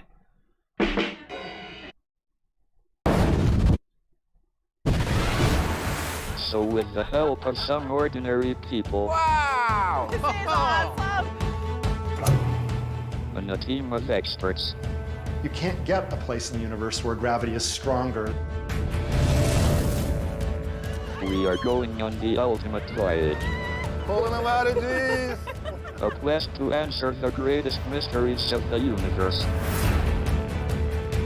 using the power of the human mind. Because anyone can think like a genius.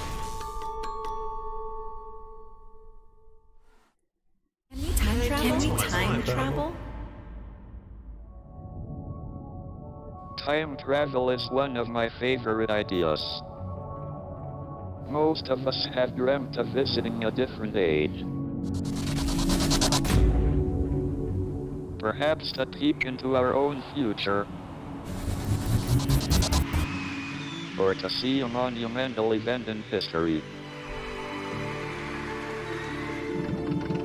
For decades, time travel has proved irresistible to science fiction writers and Hollywood directors. But can we work out if it is really possible to travel through time?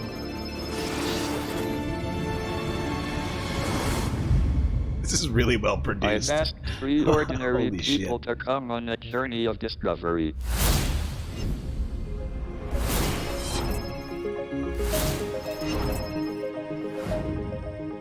A series of puzzles and challenges await them.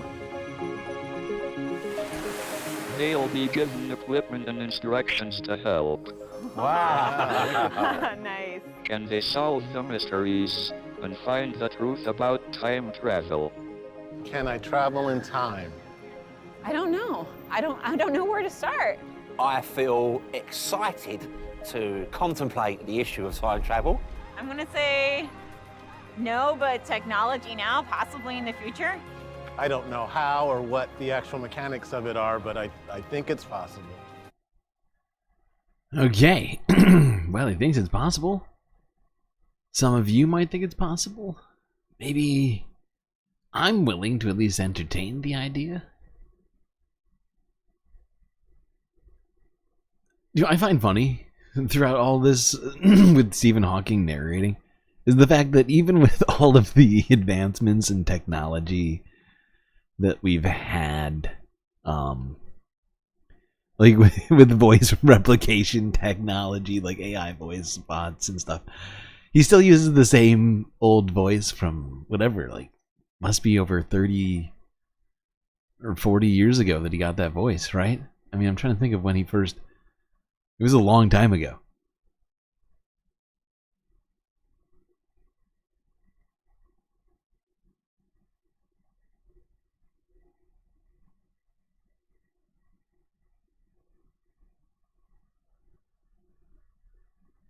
Okay. Yeah? Yeah, let's do it. Let's do it. Traveling through anything, be it space or New York City, means going from one place to another.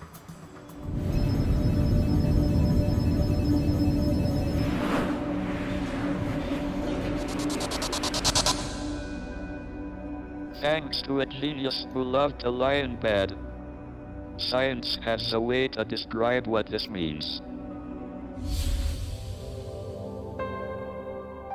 In Europe, in the first half of the 17th century, what became the scientific revolution began to gather pace as a new generation came along. Among their number was a Frenchman, René Descartes. He was esteemed in particular for his work in the study of nature, above all, the mathematical study of nature. The story goes like this.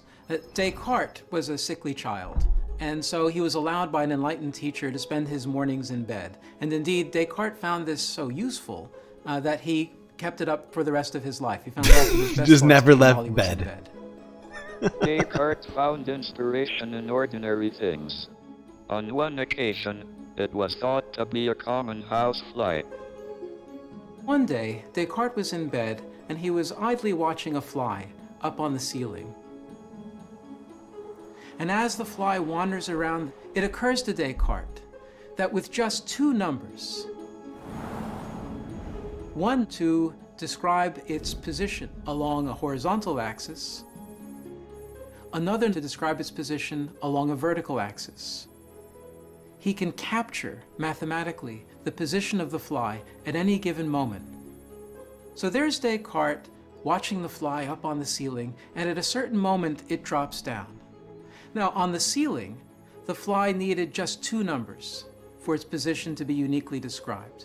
When it drops down, it leaves 2 dimensions and enters into 3 dimensions. Now we need 3 numbers. And it turns out that anything can be positioned using just 3 numbers. Oh my god, that's right. Stephen Hawking passed in 2018. Thanks for reminding me about that. That totally slipped my mind while watching this. In the simple stroke of genius, Descartes laid the foundation for modern mathematical science. And this insight becomes the germ, or what we now call the Cartesian coordinate system. The Cartesian coordinate system is still in use today, especially in New York City. So he's still here. All right, 16th floor? 16th floor. Go for it. That's the last of our coordinates. It allows us to precisely pinpoint a location, which is what you need for a party. Stephen Hawking is up there waiting for us. Probably. That'd be good. That'd be a surprise. That'd be a party. Would it be a party? Hi guys, we're here. We walk out onto the 16th floor, and there's a party.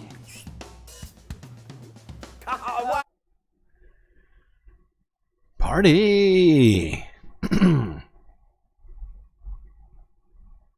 So hot right now. Okay, we can't watch this whole thing. We don't have that much time.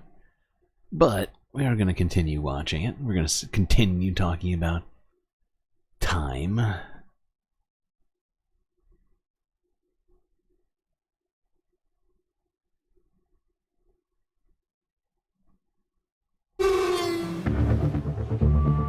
To travel in time, we need to find a means of traveling through the 4th dimension.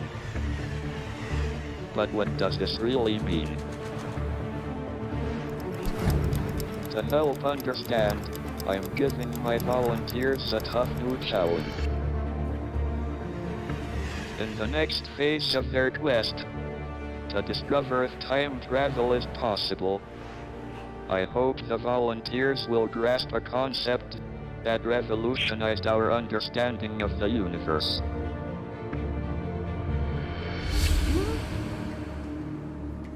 Mysterious? If they can understand it, then they really will be thinking like a genius. Thank you. Thank you. My pleasure. I'm walking in, and at first, really, I wasn't sure what I'm looking at. It's where we were. Times Square. And then we all see the maps of New York. They're all the same map, aren't they? Look, Broadway, Broadway, Broadway. Different with different times. The maps were identical, save for the time. This one says 50 minutes, 10 minutes, plus 20, plus 30, plus 40 minutes. Each map covers the area of New York they traveled through to get to the party, and each represents a moment in time. The map on the light box is their start time in Times Square. Okay, I think this is referencing the party that they just watched, which we didn't watch, so we're just going to move past this as well.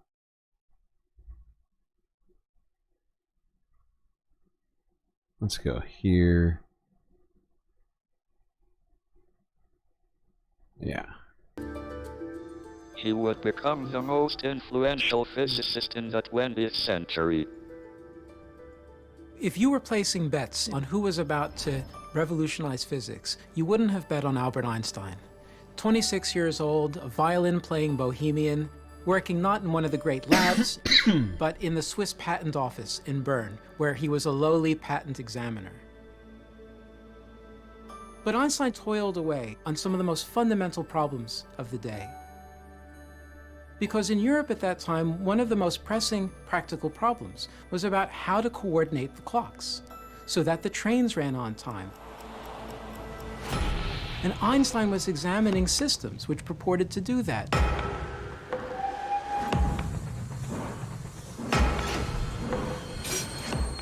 Perhaps this work inspired him to start thinking about time. In 1905, Einstein published a paper which changed the way we see space and time. Before Einstein, the conventional view was that space and time were two completely different things. Space was a kind of grand container holding objects and events, whereas time was a universal flow carrying everything from the present into the future. Einstein came to a completely different view on space and time. They were not independent of one another. They were aspects of a single thing, a single fabric of space-time.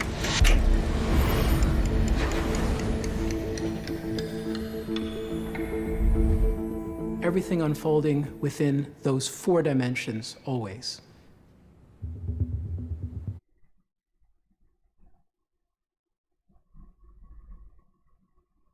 I find this all very fascinating. I hope that you all do as much as I do.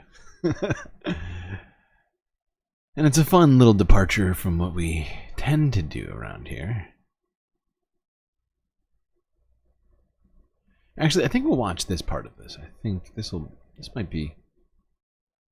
Let's hold on.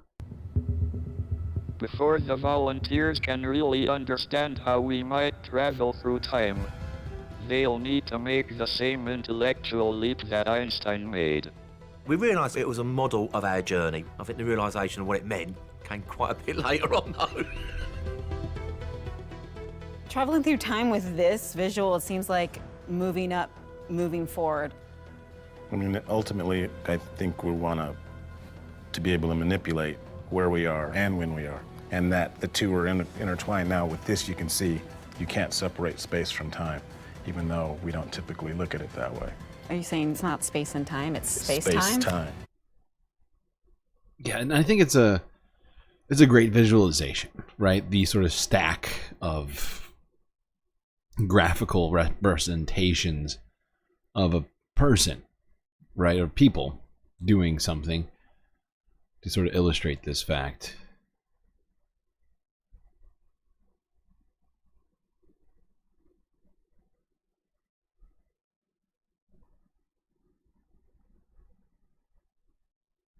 What's with all the Descartes bullying?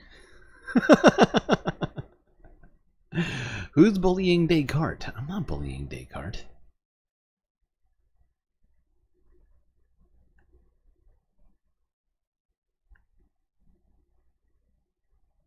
Are you saying PBS is bullying Descartes?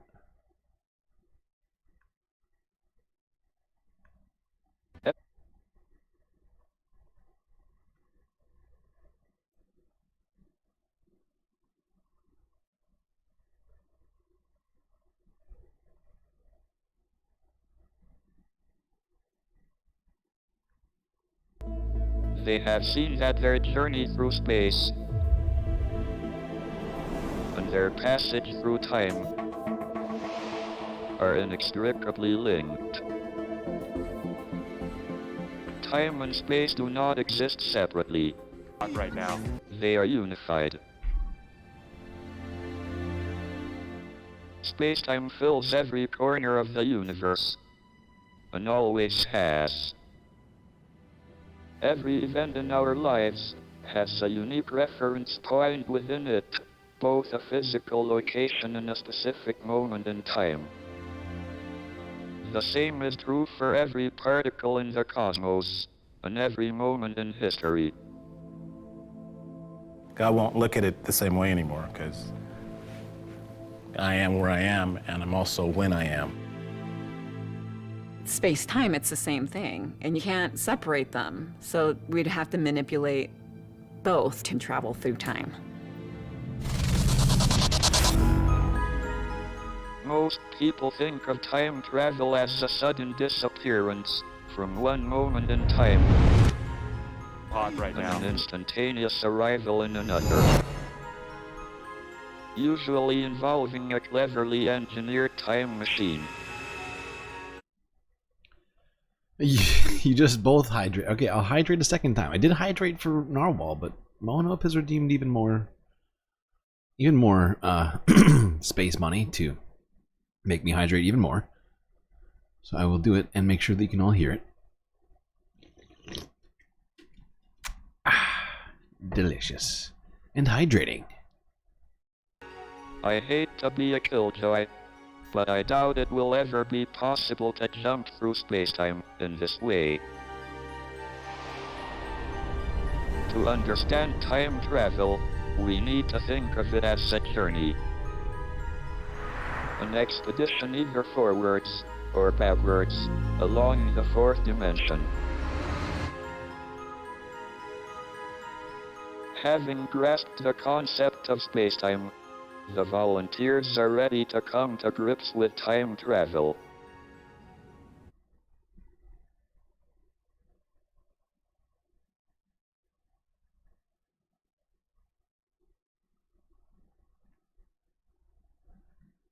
But unfortunately, we're gonna have to get to that on a different time, I think, here. I'm trying to think, how much time do we have left in this here? We're 4 hours in, practically, like 3 hours and 50 minutes in. What else do I have in front of us to do? The global news is incredibly short on purpose, so we could do this as well.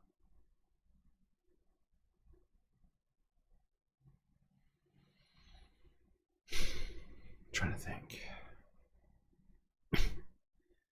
Sorry, I'm doing Stephen Hawking-like calculations in my brain right now to see if we have enough time to discuss at least one of these. Although I do think we'll probably do a part 2 of this on some other Sunday Fun Day, where we talk more about actual theories on how to time travel, because there are just a myriad theories on how to time travel. There's a lot. In fact, at one point when I didn't finish it, but at one point when I was pursuing engineering degree, I did a class called Honors Theoretical Physics, and basically, which 50% of it was just us talking about theoretical time travel. So this is something that really gets me going, and I feel like I could go on and on about for quite a while. Even though I'm incredibly skeptical about all the, pretty much every single hypothetical, I just love I just enjoy the thought experiment in this particular arena, if you will. It's just fun. Nobody unsubscribed. We have 300 subs right now. Oh my god. Hey, great job, everybody. Al Jazeera West Bank. Oh, have they been kicked out of the West Bank now too? I thought the West Bank was ruled by the Palestinian Authority. Who kicked them out of the West Bank? Like Bovine? Did the Palestinian Authority kick them out? Is that what happened? But seriously though, great job, everybody. We just got to 300. Killing it.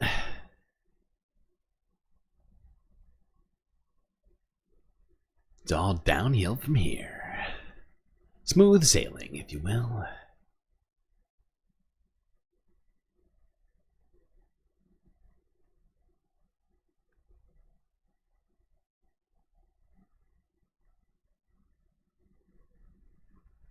You know what? Let's watch one. Let's watch one. I say fuck it. We got time. We might as well. Let's see. Let's have true Sunday Fun Day. I'm really leaning in. And I gotta say, can I get some... You know, I know what I'm gonna do. Let's do this. For their next time travel challenge, my team need plenty of room, so we've left New York and come to the beautiful desert of Arizona.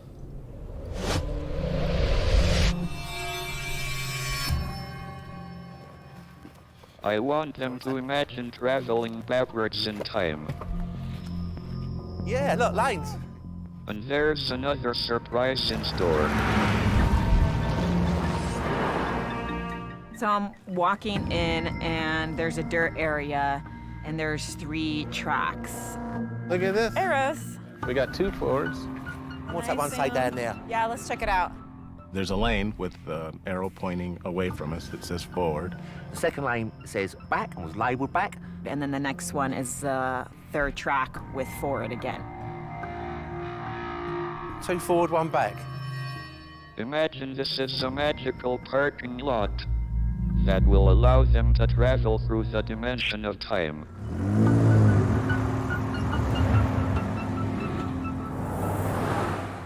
But to do that, they'll need a time machine.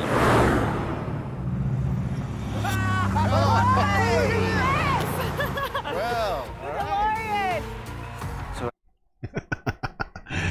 This is the best way. It's the best way. Are they really about to do this, though? Is this really happening? We're going to do the Back to the Future one? Okay. Looks like 100+% fun is winning currently, although 50% also has at least a couple of votes. Wow. Well, a lot of people getting their opinions in here. Absolute amazement. The DeLorean came spinning round the corner. And then the driver jumped out, wangled keys in front of us. And no right-minded person confronted with DeLorean keys would not grab them. Hey! Awesome. Instructions. Imagine this is a magical parking lot. Imagine each lane represents the same passage through space-time. In the first lane they will be traveling forwards with time, in the usual way, just like the rest of us. In the second, they become time travelers, as they retrace their route backwards through space-time, to the moment they began. In the third lane, they will be traveling forwards with time, in the usual way once again. You must complete all 3 lanes of the course, but before you set off down each lane. Okay, hold on. It's hilarious, though. I love how they started off with DeLorean. DeLorean time travel. It's the best. It really is the best way, though. Although I don't know about this particular experiment. I prefer the original DeLorean traveling.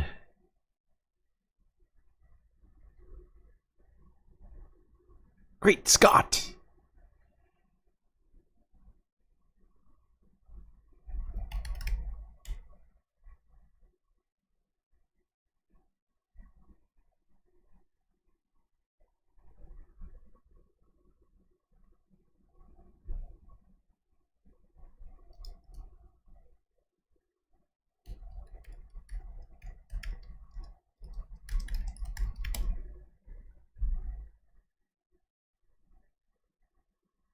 And so,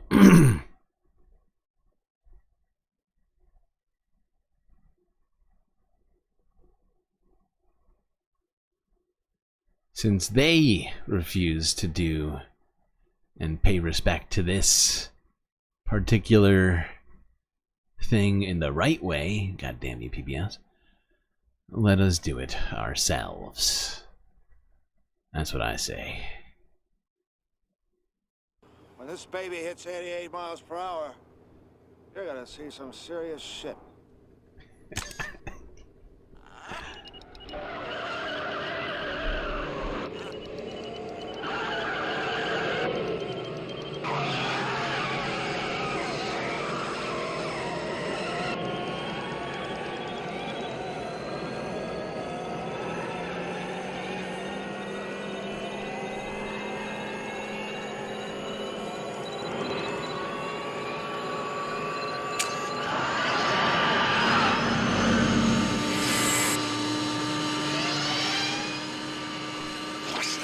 Einstein.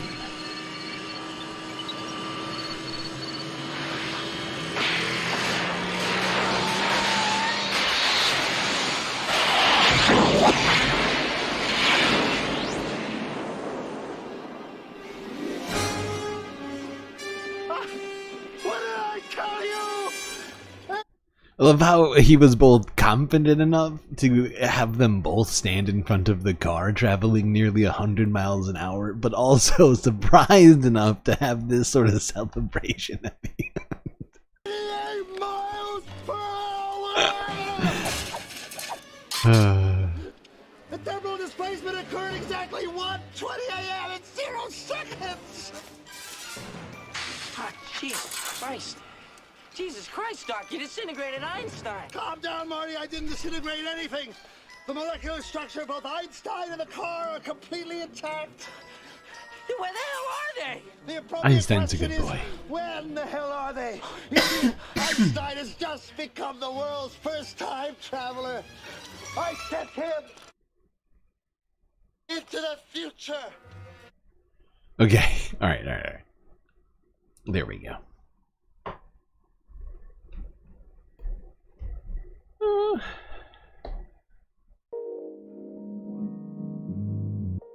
Alright, chat. Well, that's gonna wrap up our talk of time travel for now. Hope you've been enjoying the stream. It seems like many of you have been enjoying it a great deal. We already got 17 votes in that poll, with 76% of it going to 100% or more. Fun. Which is great to hear. Glad to hear that. Now, if for some reason you've been having a great deal of fun, but you haven't already, hit the like button and don't forget to subscribe. Still trying to get this channel to 500 subscribers. Looks like we're getting closer and closer every day. I think someone said we were at 300 just a moment ago. Now, if you've done both the liking and the subscribing and are still looking for another way to help support the Galactic News Network, well, I would implore you to consider becoming a Galactic Patron on Patreon, which is only just a few US dollars a month to do. Incredibly affordable for most, not all, and if you can't, no big deal. But if you got a little extra money, do consider making a donation to this show, as it is the way we keep this thing going. And if for whatever reason you're not a fan of Patreon, you have other options for supporting the show. You can go to Cash App or PayPal. And those links are in the chat right there, along with the Patreon links. Now, if for whatever reason you are not watching the stream and you're thinking you'd like to donate or subscribe to Patreon while the stream is not on, you're thinking, geez, I don't know where to find that link. Well, guess what? That link is also in my chat, in my bio, not just the chat. It's in my bio on both YouTube and Twitch, so remember that. Arguably the greatest work of nonfiction of the 20th century. All right, chat. Well, time for that space break. So grab yourselves a drink, maybe hit the bathroom, perhaps. Maybe shake a leg or two, get that body moving, and or a snack. And I'll be right back.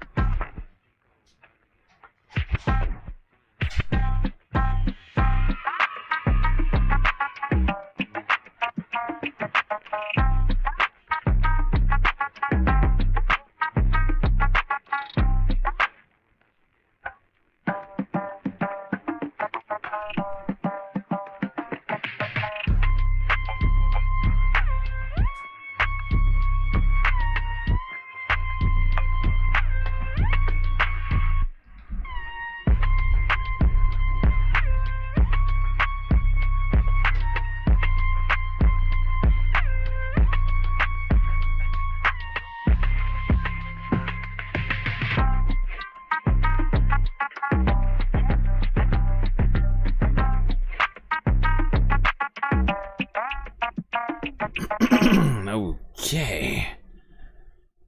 I'm back.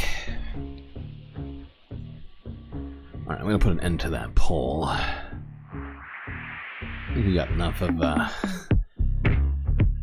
of chat's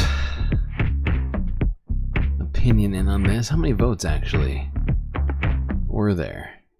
20 votes, okay. 69% of them going to 100% or more. Nice.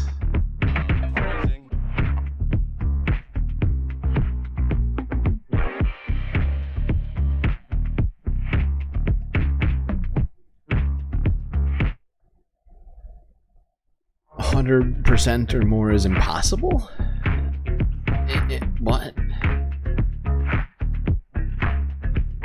Maybe it's 100% more fun than you were expecting. It's ambiguously worded. Ish.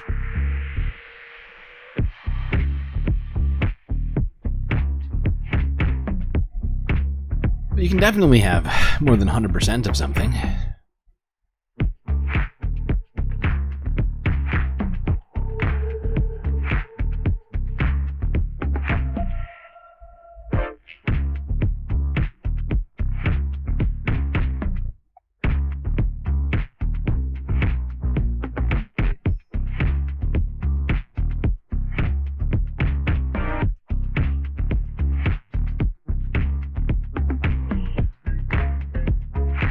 Alright, chat, better get back to your seats, as the final half of the show is coming right around the corner.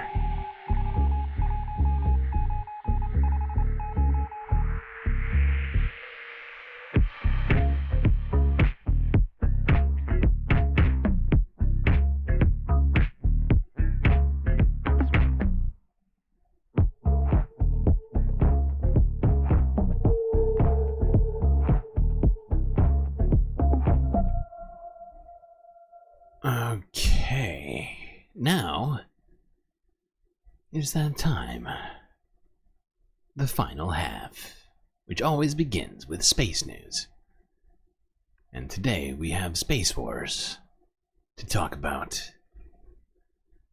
Your South China Morning Post from a day ago.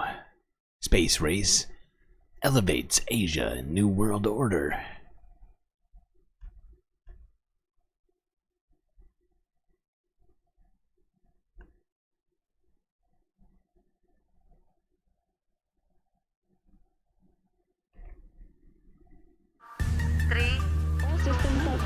Ignition.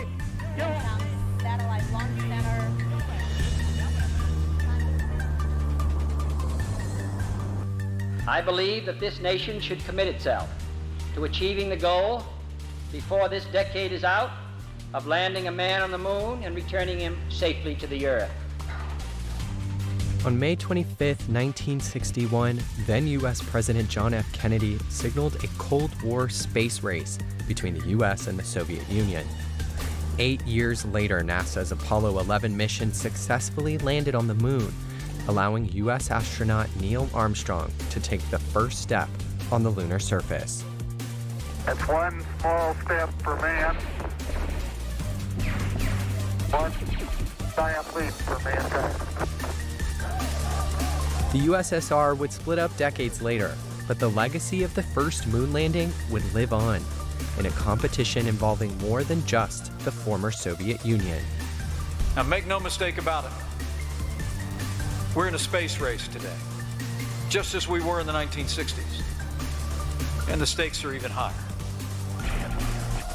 Today, America's biggest rival is China. Among the many sources of tension is their push for space exploration. But China is not the only competitor trying to catch up to the U.S. space program. Hot on their heels are Japan and India, and fledgling programs in Indonesia, Vietnam, Singapore, Malaysia, Thailand, and the Philippines, all with I mean, it seems like the whole global south is, not the whole global south, but like, Vietnam, Singapore. The Asian Southeast Asia seems to be delving into space at a rapid pace here. Malaysia, Thailand, and the Philippines, all with lofty ambitions in Asia's space race. By the way, is it just me or is this soundtrack banging for this video? To this day, the US remains the only country to put a human on the moon. America has invested more in its space program than any other nation. 0.4% of the US national budget was allocated to fund programs run by the space agency NASA in 2024. That's over $27 billion US. That at the direction of the President of the United States, it is the stated policy of this administration and the United States of America to return American astronauts to the moon within the next 5 years. But China is quickly catching up.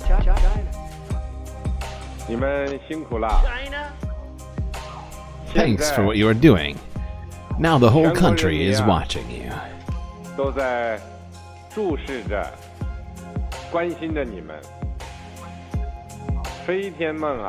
space dream is part of the dream to make China stronger.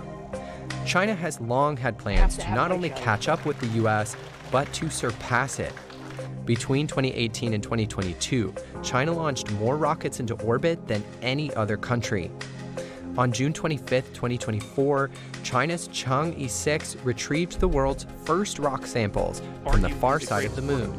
By 2030, Beijing aims to bring home similar samples from Mars. Yeah, and we covered that. I mean, no other country has managed to go to the other side of the moon and retrieve samples like that. It was a historical moment. The US and China are the only nations that have completed Okay, at least somebody else agrees that the beat pumps. I appreciate that. On the red planet. The US is definitely still ahead of China. However, this gap between the US and China is narrowing very fast. So they are seeing that they are going to lose their dominance in the near future, in the foreseeable future. That's why they are anxious. They are very upset about this.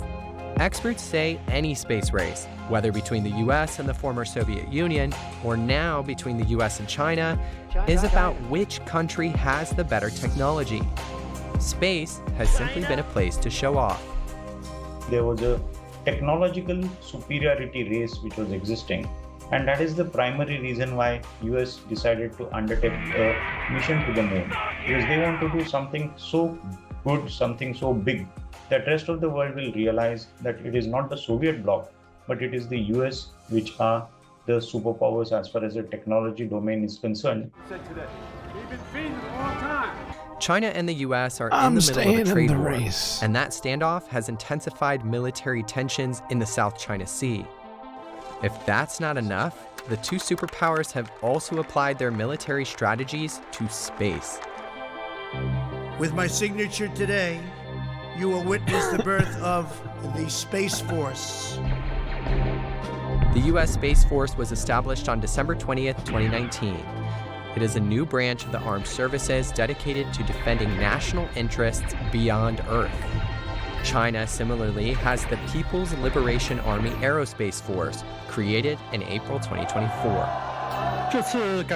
With the latest reform, the PLA now has a new system of services and arms. Under the leadership and command of the Central Military Commission, there are 4 services, namely the Army, Navy, Air Force, and Rocket Force. And 4 arms including the Aerospace Force, the Cyberspace Force, the Information Support Force, and the Joint Logistics Support Force. I'm not sure which one I like more, Space Force or Rocket Force. Rocket Force sounds pretty badass. It's like Rocket Power. Remember that show from Nickelodeon? Late 90s, I think. Early, yeah, mid to late 90s. Does that mean Beijing and Washington are preparing for extraterrestrial warfare? There is a very strong thinking that weaponization of a space is in nobody's interest. Because at the end of the day, if you create some sort of a space debris out into the space, it is not only going to impact enemy satellites, but it is going to impact your own satellites also. And that's sort of a debate which is happening. And that's why states are opting for military aspects of the space. In 1967, the US, UK, and Soviet Union signed the Outer Space Treaty, which prohibits signatories from introducing weapons of mass destruction or making territorial claims in space. Illegal. More than 115 countries have since joined, including China, making an all-out war unlikely. Phew. They have That is, West in their That does make me feel better. Hopefully we don't, hopefully nobody does anything stupid. space activities. Looking at you, America. According to their own plan. They had their own rhythm. How about the rest of Asia? It appears cooperation rather than competition is the name of the game. Sounds like US communism. is definitely making allies in Asia. Space communism. But every country has started using space as one of the reasons for making friends also. So those types of things are happening in geopolitics all over the world. US is doing it, China is doing it, Russia is doing it, all big powers are doing it. Okay. Should we watch the rest of this? You know what? Fuck it. It's 4 minutes long. We have time. We have time. The US and China have both reached the moon. The other nations to achieve this feat, Thank you. India in 2023 and Japan in 2024. Okay. The US has already seized the opportunity to four work countries. with its Asian allies by drafting the Artemis Accords in And me, of 2020, course. which aims to establish a shared set of principles to facilitate lunar exploration. The latest Asian nation to sign was India in 2023, which has gradually become one of the most important players in the space race since its program ISRO was established in 1969. New Delhi's latest achievement has been its biggest. We became the fourth country to land, to demonstrate the soft landing onto the moon surface, and we became the first country to go to near to the south pole of the moon. It's a very, very small group to join, so it truly is monumental and historic for India in this moment, and the world, and space. Friends, on this joyous occasion, Boo. I would like to... God, I hate Modi. Why does he have to be so shitty? Please stop with the Hindu nationalism and the ethnic cleansings. Thank you. The people of every country and region. India's successful moon mission is not just India alone. This success belongs to all of humanity. And it will help moon mission. Whose side will the moon folks be on? Good question. Well, thankfully, we have the Galactic UN to help us. We, of course, formally formed the Galactic UN here. What was it? It wasn't 7 months ago. That's when I started the stream. But I think we formed the UN a couple months after it. I actually should figure out what day we first ever used the Galactic UN so we can formally, you know, what's the word?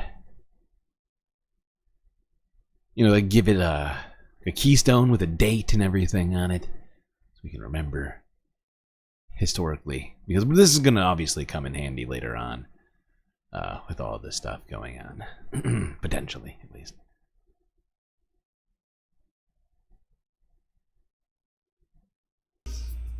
By other countries. Washington has also found a friend in Japan. 2 Japanese astronauts will join future American missions, and one will become the first non-American ever to land on the moon. China, on the other hand, has found its own allies in the race, despite U.S. efforts. The world order is defined by the U.S. right now. Has been like that for too long. Even if China is trying to do something on their own, the U.S. will point a finger at them and say that, no, we don't like you to be able to do that. So China's rise is very difficult in a very hostile international environment.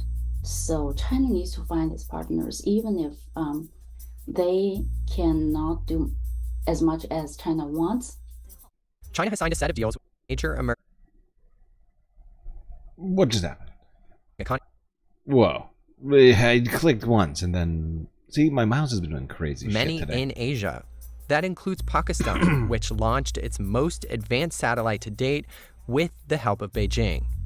China is even helping to train astronauts as far away as Venezuela, which has hopes of landing on the moon. Éxito total. The working day was a complete success. Éxito total. 3 horas y media trabajando. 3.5 hours working with President Xi Jinping. We're going to the moon. Vamos es para la luna. Today's space race may be reminiscent of the Cold War, but the sheer number of competitors has changed the game. Instead of working against each other, China, the US, and their partners may have to find overlap in their shared interests to discover even more of what lies beyond. Which would be the best case scenario. And it seems to be the direction things are heading in, thanks to the multipolar nature of this particular situation. Fingers crossed that we can have peace in space. It's well, it's certainly, I'm a little biased up here. I would like to enjoy some peace here in space.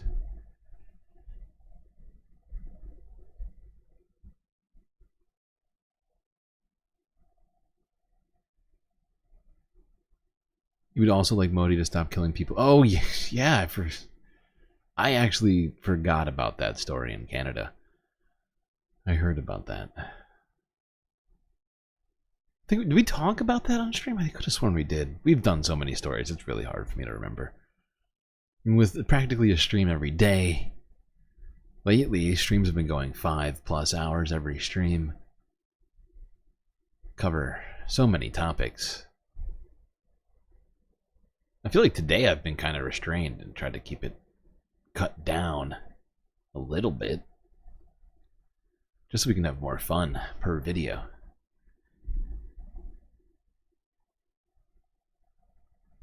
Rather than just jamming our brains full of stuff. 6 votes for space communism. That's 1 vote for space communism.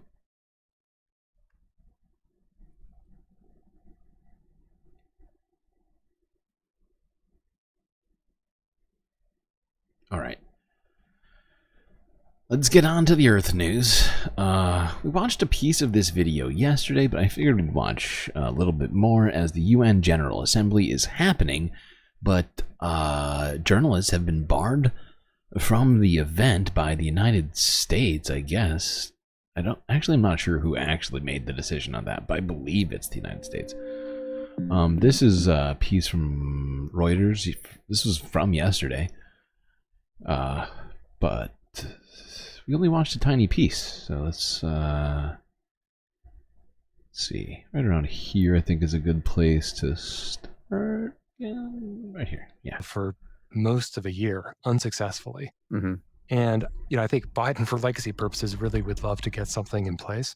And yet it doesn't really seem like the main parties here, which is the Israelis, especially Prime Minister Benjamin Netanyahu, and Hamas, really have any interest in getting a ceasefire deal.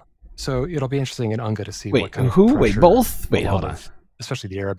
Well, that statement was almost true. If he had left Hamas out of that, that would be a true statement. But Hamas has actually accepted multiple ceasefire agreements. Unfortunately, this guy works at Reuters and just repeating talking points that are non-factual. Are willing to put on Israel and the U.S. for that matter to get some kind of a deal. Speaking of this election that we're having in the U.S. in less than 2 months, it seems like that is a relevant factor for a lot of the problems that the UN is going to have to address. The U.S. role in the world is going to be a question mark, depending on who wins in November. Absolutely, right. And I think that hangs over all of these meetings because you could have 2 very different administrations depending on the result of the November 5th election. If it's Kamala Harris, you can expect it to be probably pretty similar to what the Biden administration has pursued. Mm-hmm. If it's Trump, really a lot could change, especially on Ukraine, but also I would say around Gaza. just a couple of other, I guess, UN-related issues. For if there's a second Trump administration, you know, he withdrew from the Paris Climate Agreement. He cut funding for a lot of UN agencies. People in the halls at the UN are definitely talking about the prospect of a second Trump administration and following the campaign very closely. And what about Ukraine? A lot of General Assembly resolutions have been passed on Ukraine, overwhelmingly isolating Russia. Security Council obviously has been deadlocked because Russia's a veto power. Next week, we'll have the Russian Foreign Minister, Sergei Lavrov, here.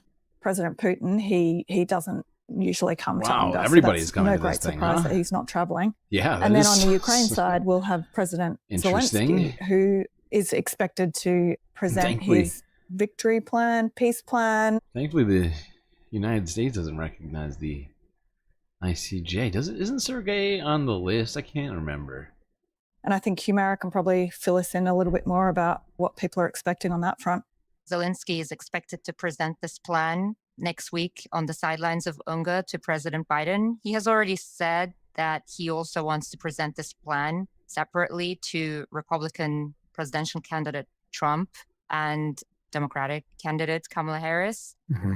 We don't know a whole lot about the contents of this plan. We understand that there are some relatively vague but also maximalist approaches to it, but we understand it's going to be the first step that might start a round of negotiation. Again, like Dawn said earlier, there are two possibilities of very different U.S. administrations past November. Yes, there are. There certainly are. Which we spend most of the beginning of the stream talking about, so we're not going to bother ourselves with that, but there's just a little bit more on the UN General Assembly, which is once again happening in New York. I believe in Manhattan. And world leaders are there, including Russia, Ukraine, and all sorts of other people. Israel, I don't know, is there a Palestinian representative at the UNGA today? Hold on, let me actually look that up.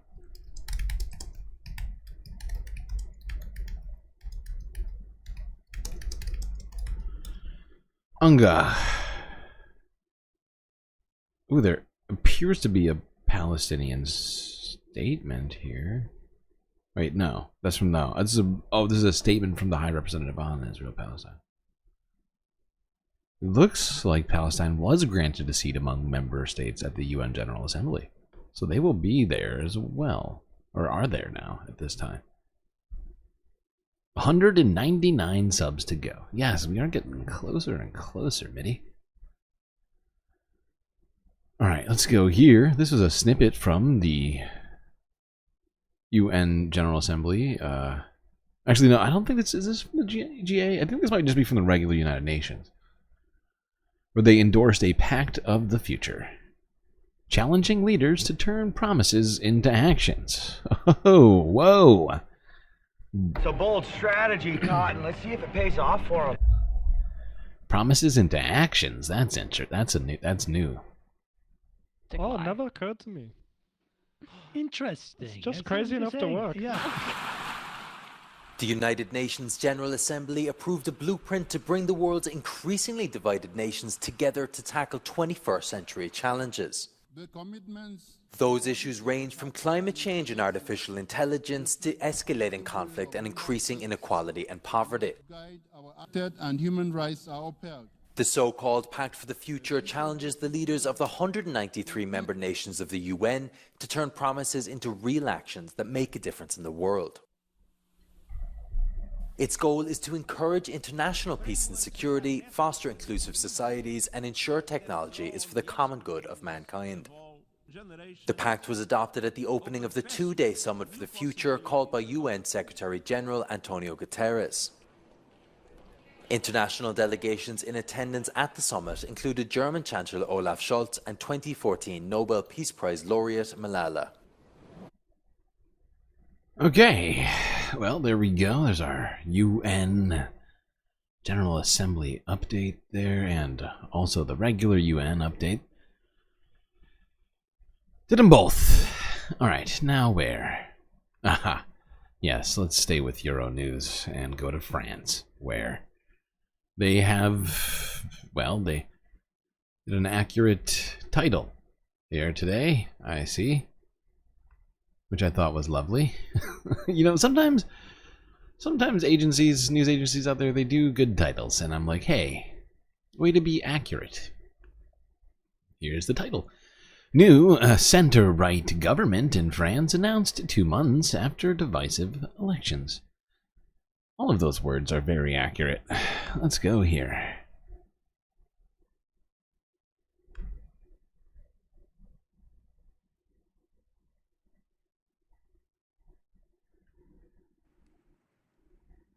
A new centre-right government dominated by centrists and conservatives was announced by the French presidential palace. This is wild. The announcement came more than 2 months following elections that produced a hung parliament and deepened political divisions within the country.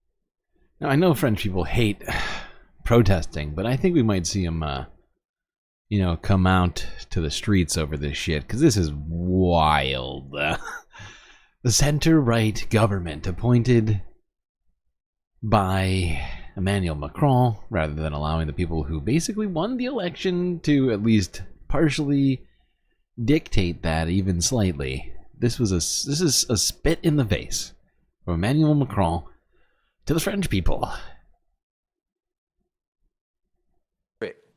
A left-wing coalition secured the most seats in the June-July parliamentary elections, but failed to win a majority. Earlier this month, French President Emmanuel Macron named Conservative Michel Barnier as Prime Minister, despite his party's poor showing in the elections. Barnier put together the new government following... So this guy's party did really bad in the elections, and instead of taking the appointment from the NFP, who won the election, he gave the guy whose party did the worst in the election, well, not the worst, but like did quite bad in the election. He gave him the seat. It's the exact opposite of democracy. I feel like I can hear guillotines somewhere. Kidding. It's France. It was a historical reference. Negotiations. Macron approved and the announcement was made. France is a leading voice in EU policy, one of the world's biggest economies, and a nuclear-armed, veto-wielding member of the UN Security Council. Its government makeup and direction is therefore very important. Yeah, and like we've been saying, ever since this happened, I think, it was like, it was initially announced, I think, last week. Then a cabinet was picked by the PM.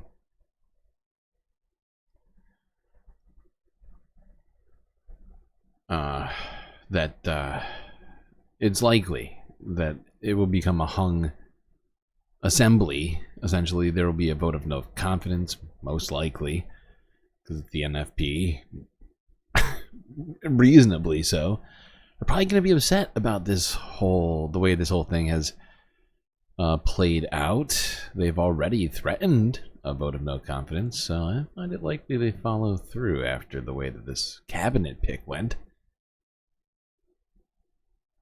All right, let's go to this. This actually happened in the United States.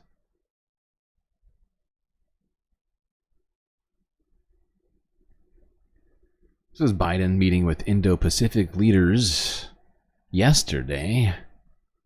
The Quad, if you will.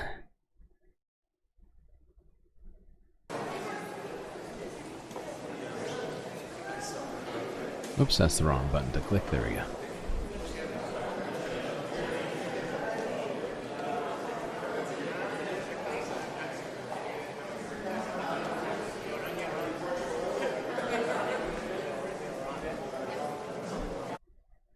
You think it's different because it's a coalition and not a single party? I mean, that's a fair point. Yeah, that's a good point. That's a good point. Because they aren't under a particular, like, party banner. Well, they weren't until they formed the coalition, but it's still not technically one party. It's just a group of parties that all agreed to be one unit. They do have slightly different objectives.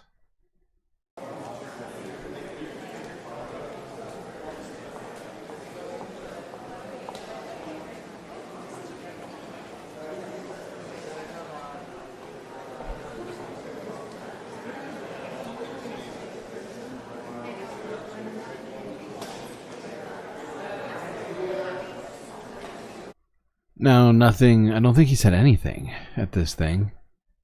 This is the other footage I have from this, and I think it's just this this photo op of them just standing there. And tonight, President Biden is I take it holding his back. final Indo-Pacific summit, meeting with the leaders of Australia, India, and Japan in Wilmington, Delaware. And he was recorded making some off-the-cuff comments about relations with China. CBS's Natalie Brand is there.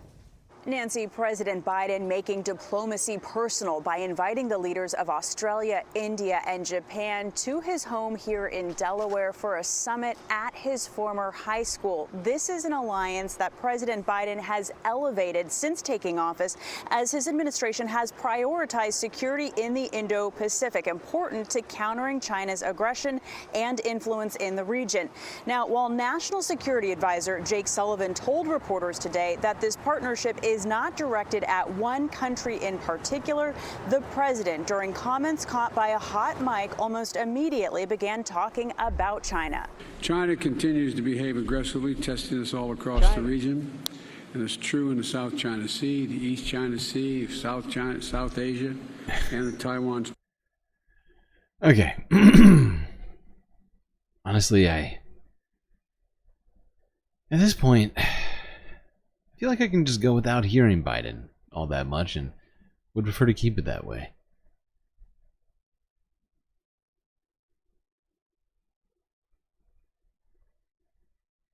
Two more likes to get to 60. Ooh, we are getting crazy numbers of likes at this stream today. Wild. You're going to be owed a tremendous number of support characters. You're already owed 2 for next stream. We're frozen up. Till I guess Monday. Yeah, we'll be doing Moon Day stream, I think. Geez, if you were to get to 60, you'd be owed 3 at the very beginning of next stream without having to like it even one time. That is ridiculous.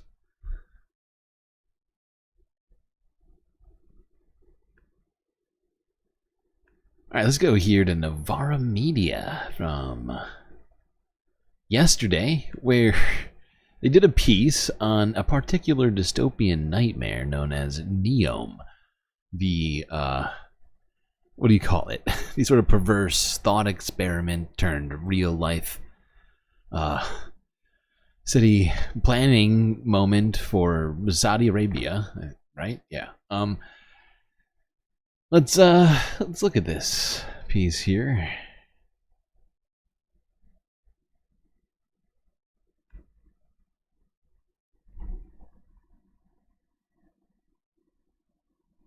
Saudi Arabia's vast oil wealth provides the country with more money than it knows what to do with. And when Mohammed bin Salman, or MBS, became crown prince in 2017, his expensive pet project was this: a vast new city in the desert. Neom has been built to be a city designed from scratch at the tip of the Red Sea. Multiple regions are planned, including a floating industrial complex, global trade hubs, tourist resorts, and a linear city powered by renewable energy sources. The most striking part of Neom was that linear city called the Line. So this was supposed to be a linear carless city built with 2 high mirrored walls and stretching 170 kilometers This is ridiculous. across the desert. But Neom has also been beset by It's always been a ridiculous so in terms idea. of controversies, Neom has faced criticisms for human rights violations against the indigenous. Yeah, Saudi Arabia has done a bunch of human rights violations at different times. But yeah, I mean, this project, ever since it came out, it just seemed like to me like the worst idea. Because when we talk about city planning, you know, putting everything in a line makes it very difficult to do certain sorts of things, right? And creates sort of inherent problems with getting from one place to another rather than having things located around a central hub. It's just sort of arbitrarily put along a line. And it just, God, it's such a dumb idea. Tribe. The United Nations has raised alarms over the execution of 3 members of the Hawatut tribe who were arrested for terrorism accusations but were in fact resisting the forced evictions tied to the NEOM project. I mean, in terms of setbacks, earlier this year it was announced the ambitious Line project would be scaled back from 105 miles to 1.5 miles by 2030. So that's a lot shorter. 99% that might be a blow to Mohammed less. bin Salman's ego, but it could also be a relief to migratory birds who conservationists had warned would fly to their deaths into its high mirrored walls. Despite all this, though, NEOM does now, in fact, exist. It's not just a hypothetical plan with great AI videos on YouTube as it was in 2017.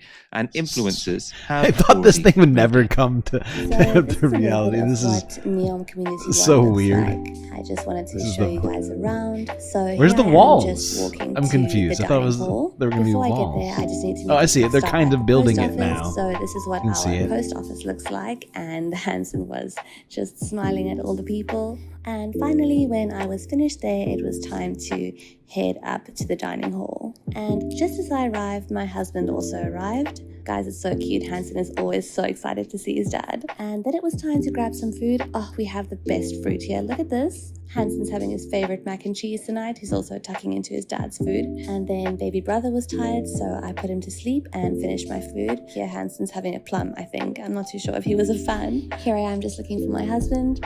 Oh, I found him. And now it's time for Hanson to go absolutely crazy and run around until he gets completely exhausted. He was having so much fun tonight running around on the grass and getting that energy out. Toddler boy moms, you will understand. Guys, we also have the best sunsets here. It was such a beautiful evening tonight. And finally, once Hanson was tired, it was time to head home. Our evenings during the week look pretty much the same, but this is honestly my favorite time of the day. Thank you so much for watching, guys, and I'll see you in my next video. Bye! That video went very viral on Twitter. My favorite response was someone saying, "Oh, wow, this looks great. I've always dreamed of living in an industrial estate on the surface of the sun."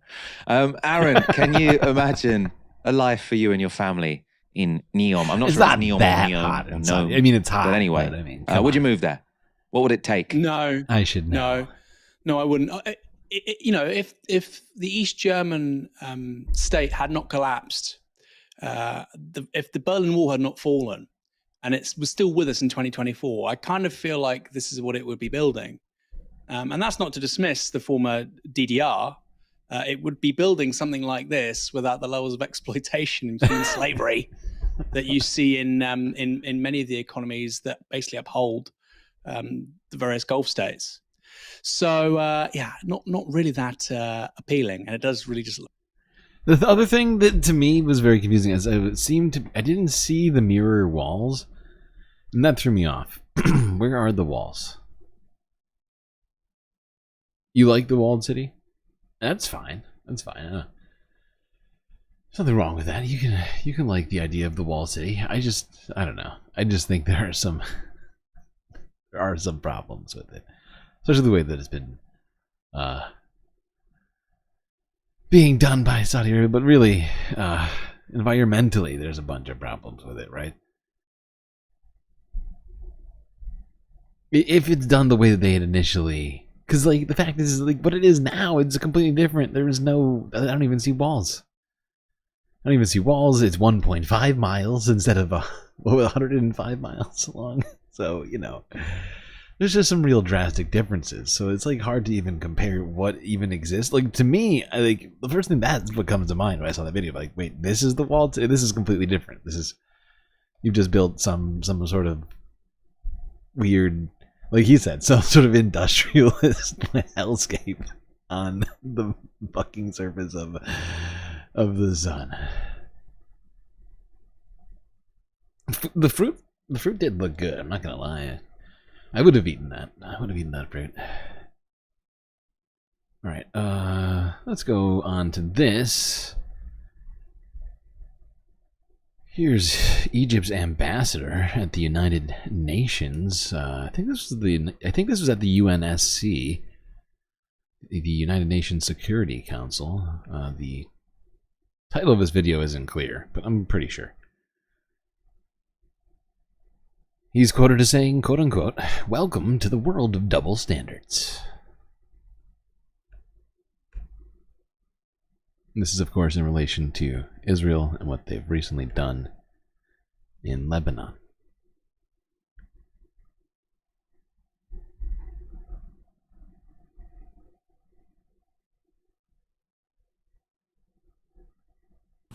The real test today is for those countries who watched the ongoing massacres and the genocide in Gaza for almost a year and witnessed the systematic destruction and dehumanization conducted by an apartheid regime for decades. So what will your position be now? On which side of history are you going to be on? What will the books of history say about you? What are you going to tell your people if you happen to vote against this resolution or even abstain? What excuse are you going to use to justify such decision? If you can't vote for peace and justice and against occupation and illegal settlements. Okay, never mind. I thought this was on the... How you'll be able to act... I'm sorry, I thought this was about the Lebanese strike. I could have sworn it was, but it clearly is not, so I apologize. I made a huge, tiny mistake. For support if one day you're occupied. How will you explain if your government supports in any way such occupation in violation of international law and not hold those who do so accountable? And what will you say to those who will aim at you and say, "Welcome to the world of double standards"?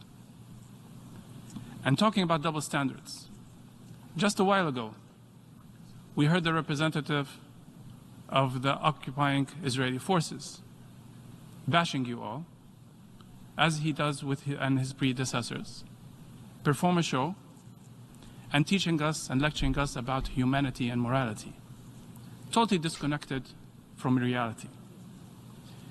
Even today, he couldn't bring any justification, nor speak about the topic we're discussing, the illegal settlements. He could not address the resolution and trying to show that the world started only on October the 7th, neglecting the fact of history. I don't want reality. Well, if he considers this assembly a circus, guess what?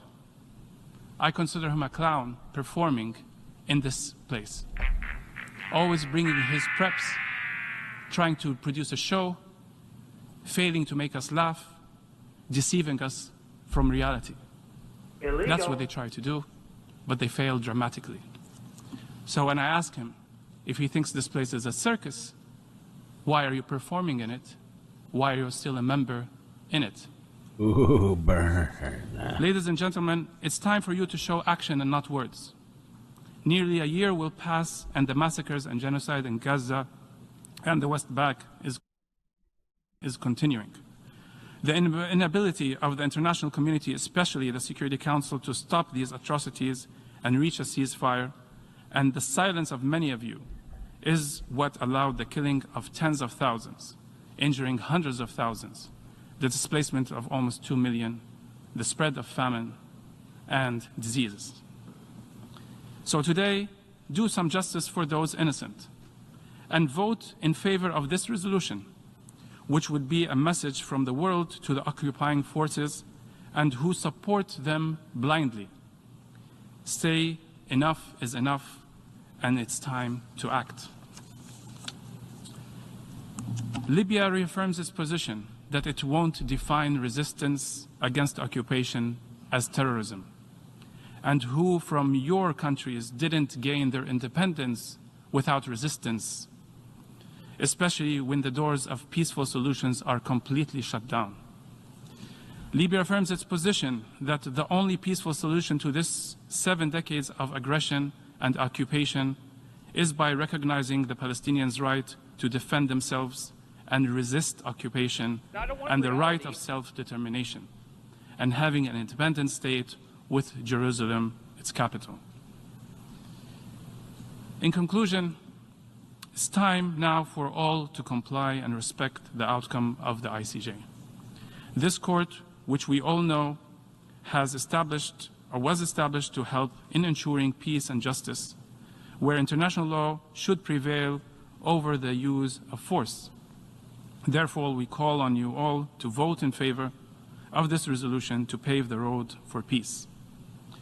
History will remember those countries which have taken a principled, a moral, a legal or humane stance, and it will also remember those who had their humanity in deep coma and were aware and deliberately participated in this live broadcasted atrocity, especially the 21st century Holocaust.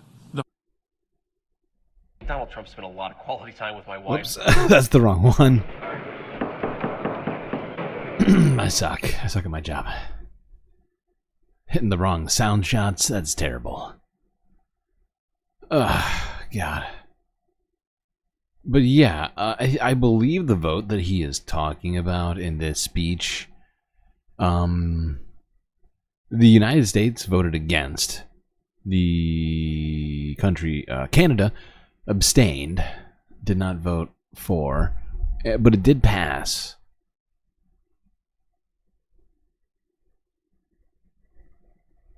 Because apparently the world was more sensible than a few countries out there. There was a short list of people who voted against, slightly longer list of people who abstained. I don't have it in front of me.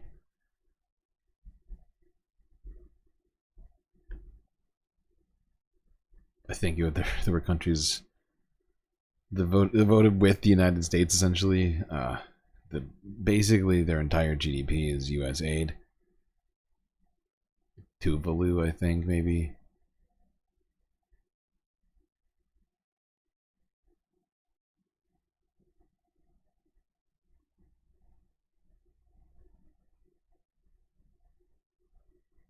Let's go here to Associated Press from a day ago.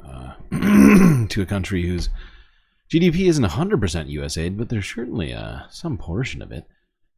Here's Israel, where thousands of Israelis marched once again in Tel Aviv, demanding a hostage deal.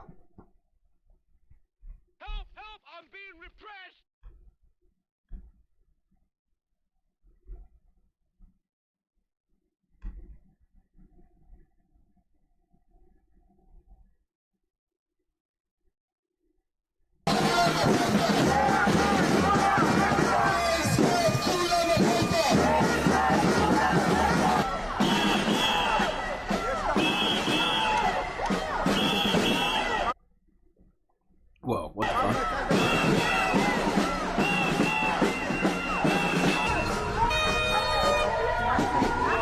This is a huge fucking crowd.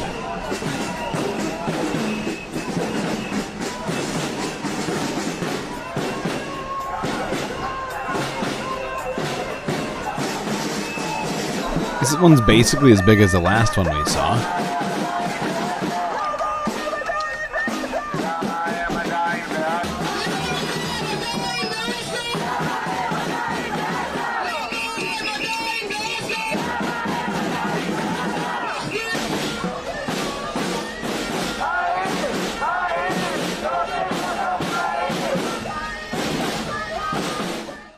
The camera angle is bad from that one, but hold on, wait.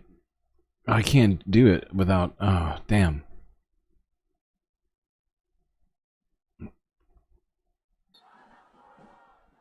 Thousands took to the streets of Tel Aviv demanding the Israeli government reach a deal to secure the release of hostages captive in Gaza. It is the latest in a narrative of mounting pressure both domestically and internationally on Israeli Prime Minister Benjamin Netanyahu.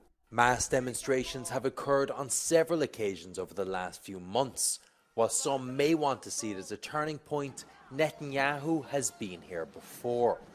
Protected by a parliamentary majority in the Israeli government, his strategy has largely been to ignore their demands. Protesters could be seen lighting flares and holding signs during the demonstration. The war in Gaza began when Hamas launched a surprise attack into Israel, killing around 12. Oh my god. Thank you so much, Ernest. We forgot. I almost forgot about October 7th. Phew. Thankfully, you were here to tell us about it. We truly appreciate that.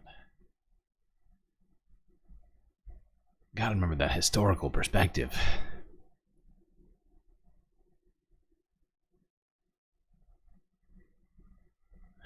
Okay, so here, Forbes breaking news. This is from yesterday. Israel conducts airstrikes on targets in southern Lebanon.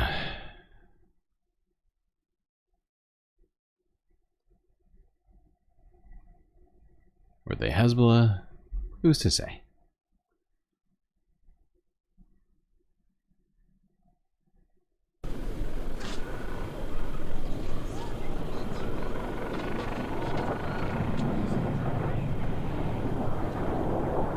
Now, I find it fascinating that Forbes breaking news here on their YouTube channel found it necessary to claim immediately that these were Hezbollah, even though there's no actual evidence that it's Hezbollah. Just Israel claimed, I think, that the people who they had struck in Lebanon, I think there was some press conference they fucking had that IDF did.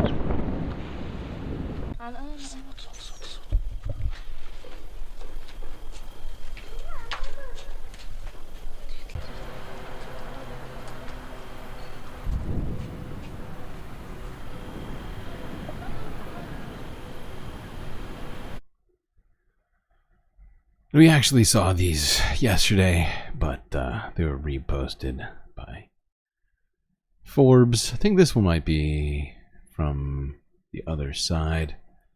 This is Hezbollah firing rockets into Israel, Haifa, and Nazareth.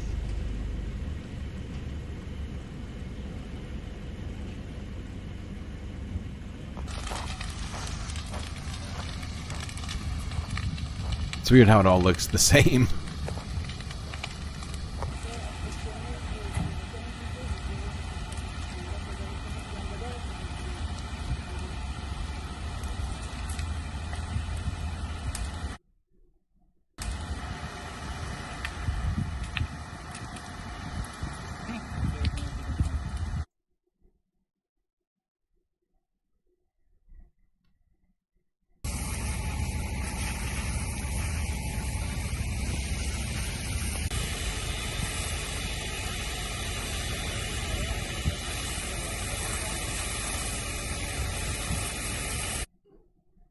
I'm not sure what those are. Are those wheels to something? What the fuck am I looking at? I have no idea. But it's on fire. Okay. Let's see here. Let's go to this. This is the Associated Press from 23 hours ago. Part of an intercepted rocket launched from Lebanon falls in Nazareth.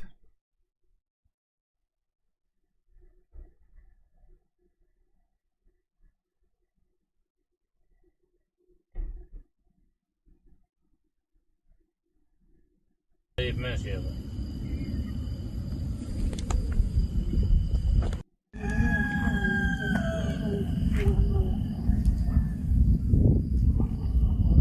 حاجة أخذين حاجة أخذ باب الدار ما أنا كنت عنده شفته للياس.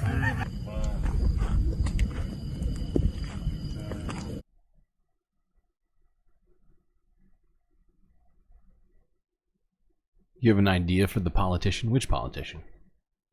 That's not very specific.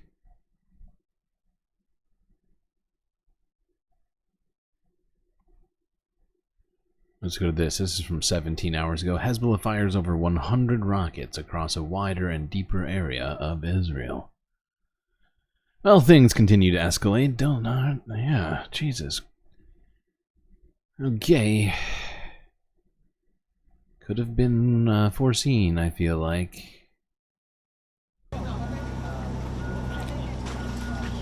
This is in Israel.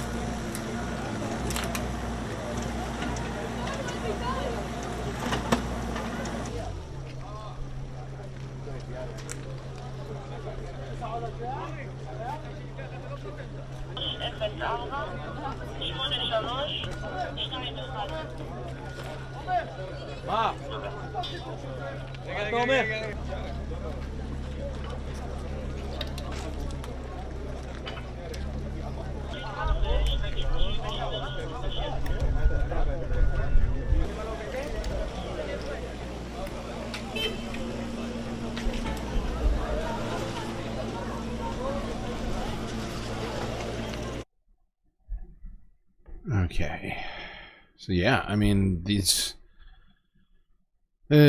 strikes are clearly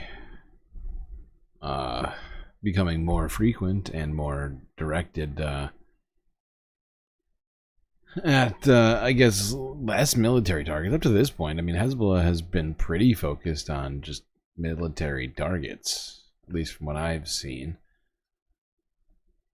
Although they're... Wait, no, that was the Houthis I'm thinking of.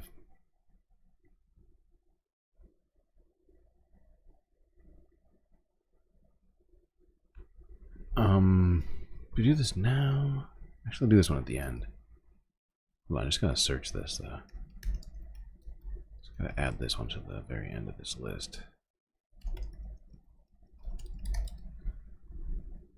No catheters in chat unless medically necessary. Wow. Yeah, people can do what they want. You know, if you're so... I'm just imagining it now. If you're so very dedicated to the stream that you'd prefer to not have to get off of your seat, well, I guess in my opinion, I would say just sit on the toilet the whole time. But you know what? It's totally up to you. Don't let soul life repress you. Help! Help! I'm being repressed!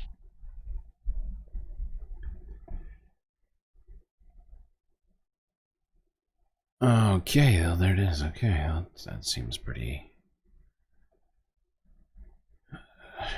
cut and dry. Okay, yeah, we are going to hit that up at the very end. Let's go here now. This is, where are we at? Oh, yeah, CBS Evening News from 3 hours ago. Israel, Hezbollah trade strike, says White House. Urges calm. Yeah, but can we all just get along? I know Israel just did a terrorist attack on a bunch of places. Why can't we just be friends? God.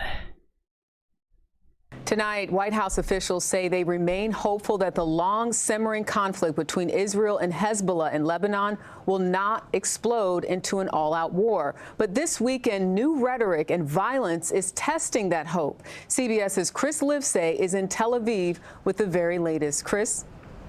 Good evening, Jerika. The Biden administration says it's pushing for a diplomatic solution to end the escalating attacks between Hezbollah and Israel. But judging from the tensions here on the ground, no one seems to be listening. A barrage of Hezbollah rockets and drones shattered the silence over northern Israel early this morning. All of it in response to this. An Israeli strike on Friday in southern Beirut that killed top Hezbollah commander Ibrahim Akil. Given a hero's burial today in the same Hezbollah stronghold where he died. The Israeli military says the war center... I love how CBS keeps calling a capital city of a country a terrorist stronghold. It'd be like calling Washington, D.C. a terrorist stronghold. Or Jerusalem, a terrorist stronghold. Could be argued. is now moving north, away from Hamas and towards Hezbollah, where ongoing clashes have forced nearly 70,000 Israelis to flee. אנחנו נחזיר את התושבים בביטחון לבתיהם. We will safely return the residents to their homes, Israel's Army Chief of Staff said today. If Hezbollah did not understand this, it will receive a blow and another blow until it understands. But Israel hasn't forgotten about Hamas and Gaza. Today, a school where hundreds of people were sheltering was struck west of Gaza City. Illegal. Just a day after the Hamas. Okay,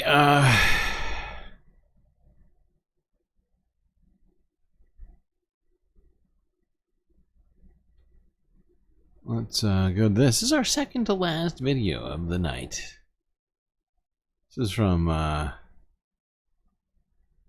hour before I started this stream. Rockets across the border on Israel's north. Concerns over regional war deepen. Here's France 24 English.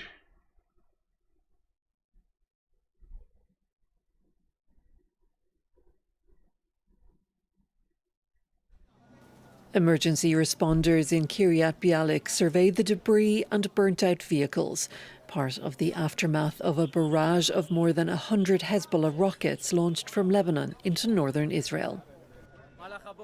We heard sirens in the morning. I went down to the shelter with my baby and my wife. After a couple minutes, we heard a boom. I live 100 meters from here. My house was damaged.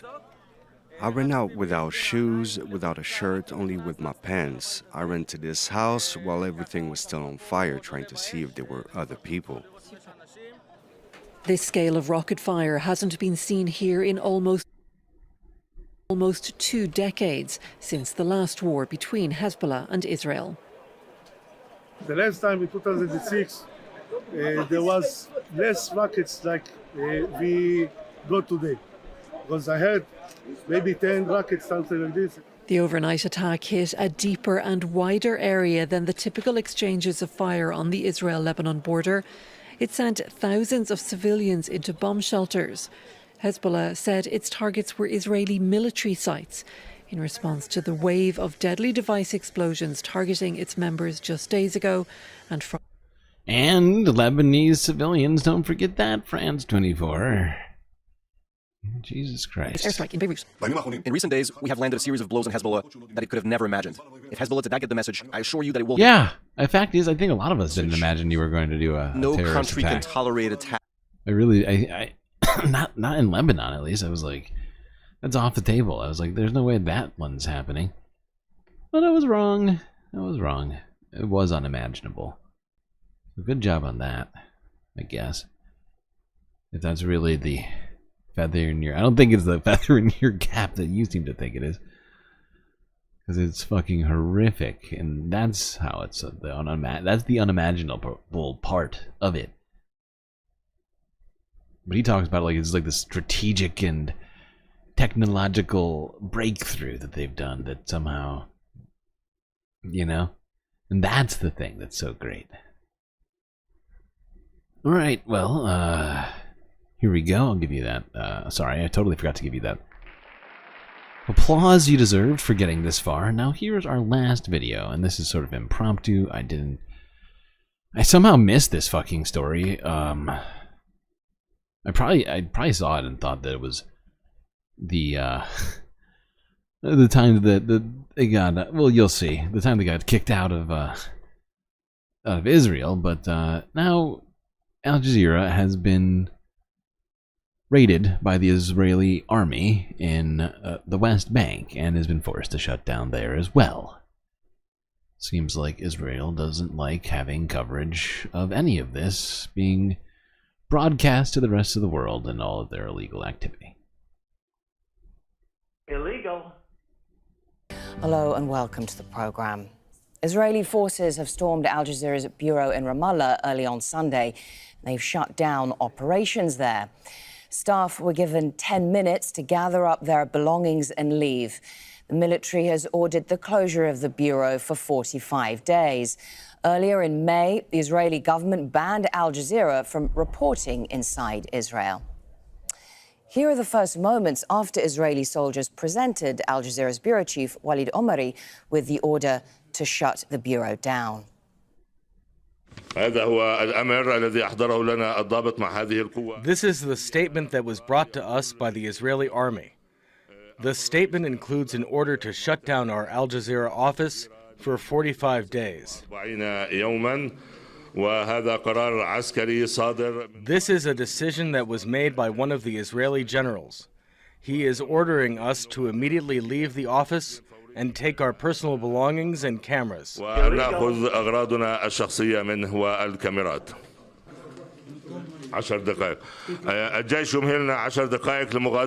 army says we have only 10 minutes to take our belongings 10 and minutes? leave the office so they can shut it down. Jesus Christ. You remember when Israel was claiming that the West Bank isn't under Israeli control? That's funny. That's really funny. Tell me another good joke. The office will be closed for 45 days. What is the reason? The reason is in the statement. You can have a look at it. Give us a copy of it. I will keep a copy of the statement with you, and for any concerns or issues, you can go and speak to our military commander at the army headquarters. He says that the order is to shut down the office for 45 days, and the rest of the details are at their headquarters, and the reason is that... Let me see the reason.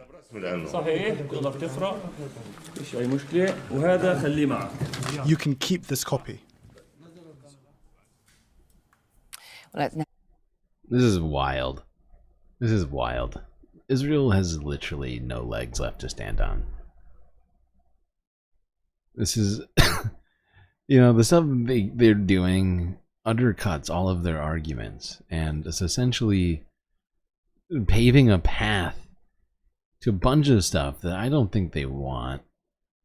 And but at this point, they cannot argue that they are not in full control of not just Israel, but obviously Gaza, the West Bank, Golan Heights, and are also engaging in illegal war tactics, not just there, but in every neighboring country, including Iran, which doesn't actually neighbor it, but is across the fucking way after that attack in Tehran.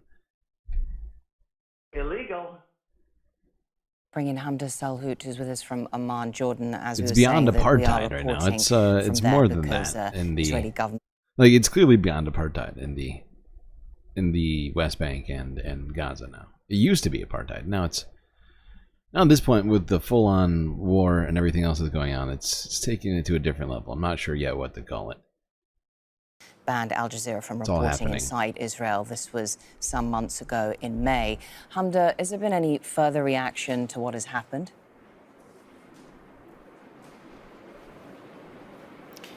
Well, no sort of Israeli reaction just yet, but let's walk through what has happened since the beginning of the war in October when it comes to the antagonization of Al Jazeera within Israel. Back in October, the Israeli government stopped issuing press cards to Al Jazeera journalists, meaning that journalists were not allowed to enter the country. Those who were already inside and were credentialed were able to continue their work. So this has been an ongoing matter. Back in April, the Israeli government had passed a law, a legislation within the Israeli parliament, that's the Knesset, with this final bill to ban Al Jazeera, and it was called the Al Jazeera Law. Now, in this bill that was outlined by the communications minister, Israel could shutter foreign... Jesus Christ, this thing is some sort of, like...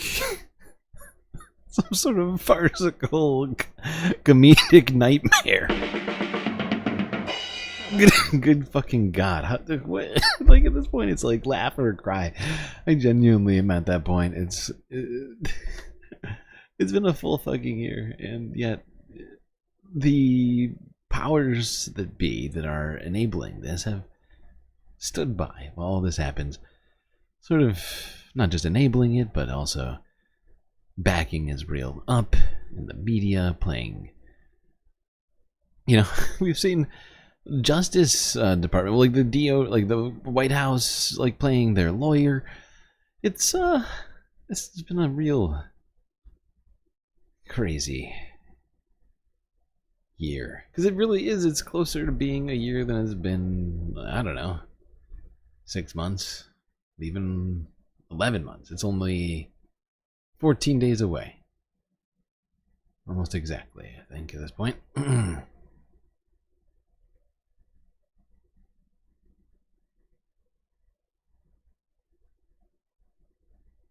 Networks they deemed a threat to their national security. There have been numerous allegations by the Israeli government against Al Jazeera, which of course are all false and with no backing, basis, or evidence to them whatsoever. So after this was passed in the Israeli parliament, in May, it was then enacted by the Israeli prime minister, which prompted the raid of the office in occupied East Jerusalem, which is why we have been reporting from Amman, Jordan since then. But when it comes to Israel's policies in the occupied West Bank, our teams on the ground there have been covering the story nonstop since the war began. It's been the deadliest year on record for Palestinians. The raids have only gone up in size and scale by the Israeli military. You're looking at more than 700 Palestinians who've been killed in the occupied West Bank alone by Israeli forces who destroy everything and anything in their way when they're raiding these Palestinian cities and villages.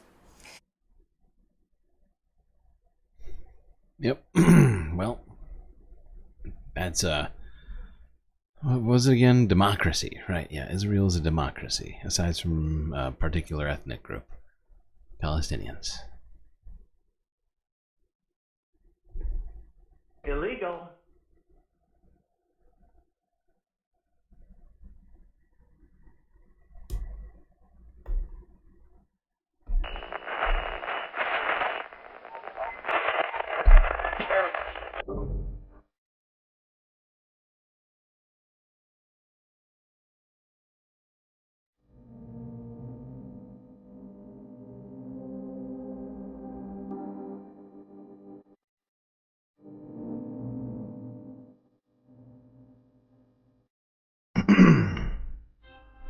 Well, we have gotten through another stream.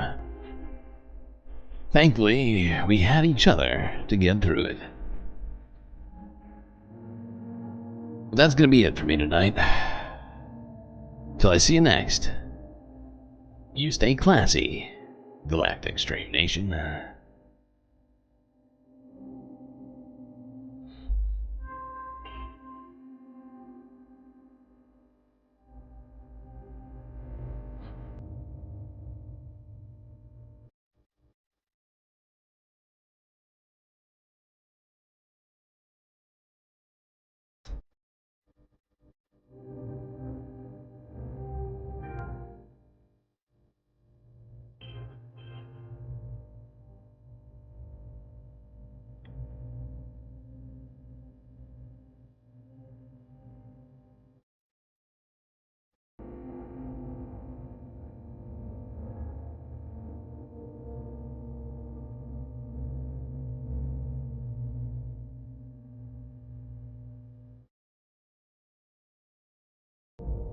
Can't forget this.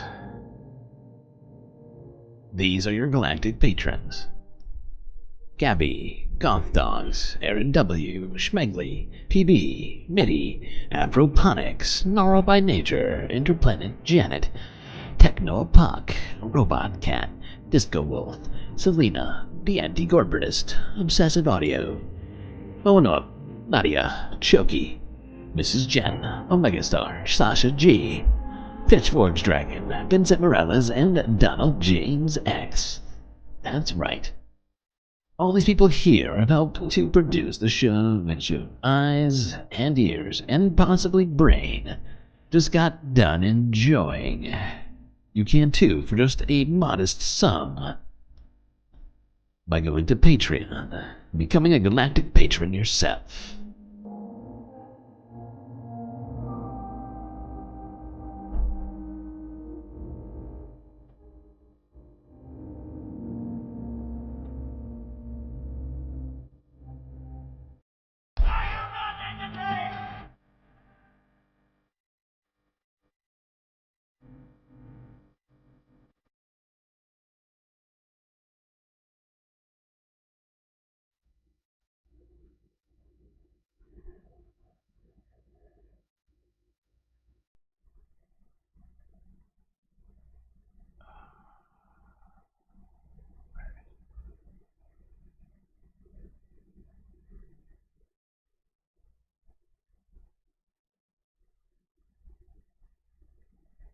that's not it.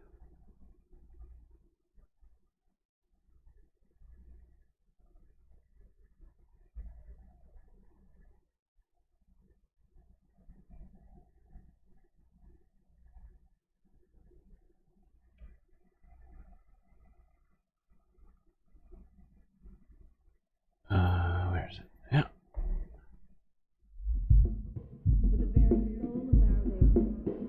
Actually, no. This one. Yeah.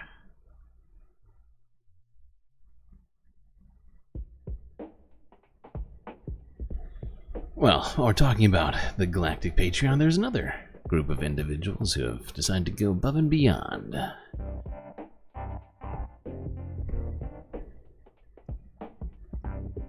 And that is the Galactic Benefactors.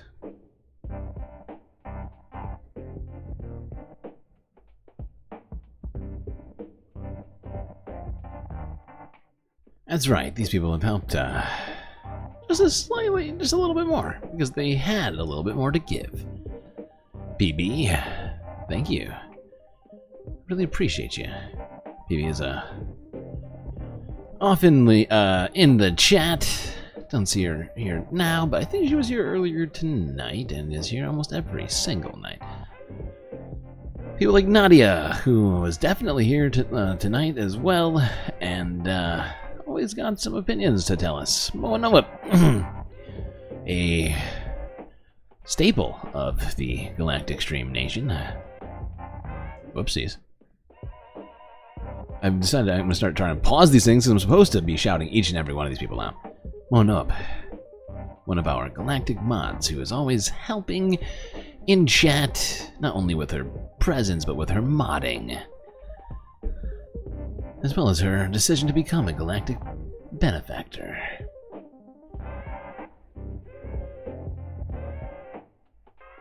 Also got people like Selena, who actually I have not seen in quite a while and hope to see again soon. But she is always a great addition to our streams in general. Undoubtedly. Donald James X, who's here definitely every single night. He's also a fantastic addition to these streams. I keep forgetting to pause. He's also a streamer himself and content creator who is a fan of doing guitar covers and other sorts of musical things.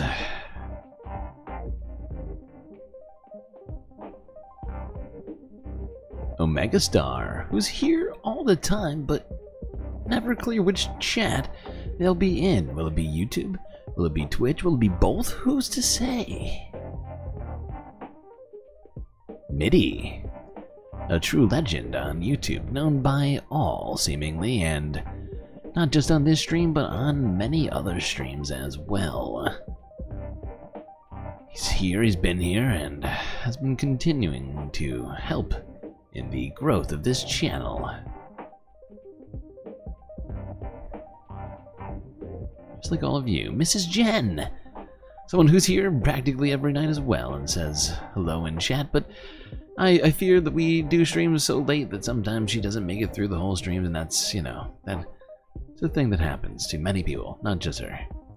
Disco Wolf, Midwestern guy with awesome personality and things to say in chat. Technopoc, who I actually haven't seen, I don't think, in chat recently, trying to think, but was also a great addition. Normal in Nature, who isn't here now but was here earlier today, is a wonderful person, of course. Everybody here is truly, really, like, it's not even just the patrons or the benefactors, it's, you know, it's the whole community. You all make it, you'll make it worth it for me.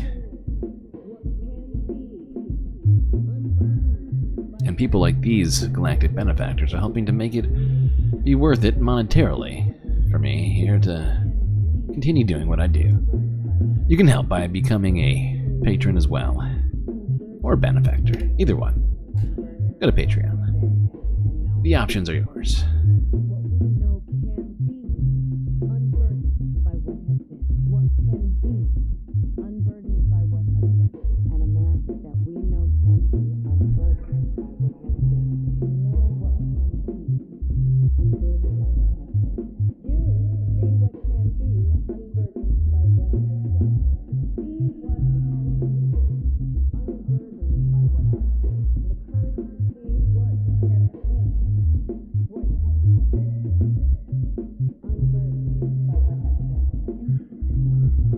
One's in chat, everybody. I'm gonna let you do them in post. Oh my god, we just got... Why am I lagging?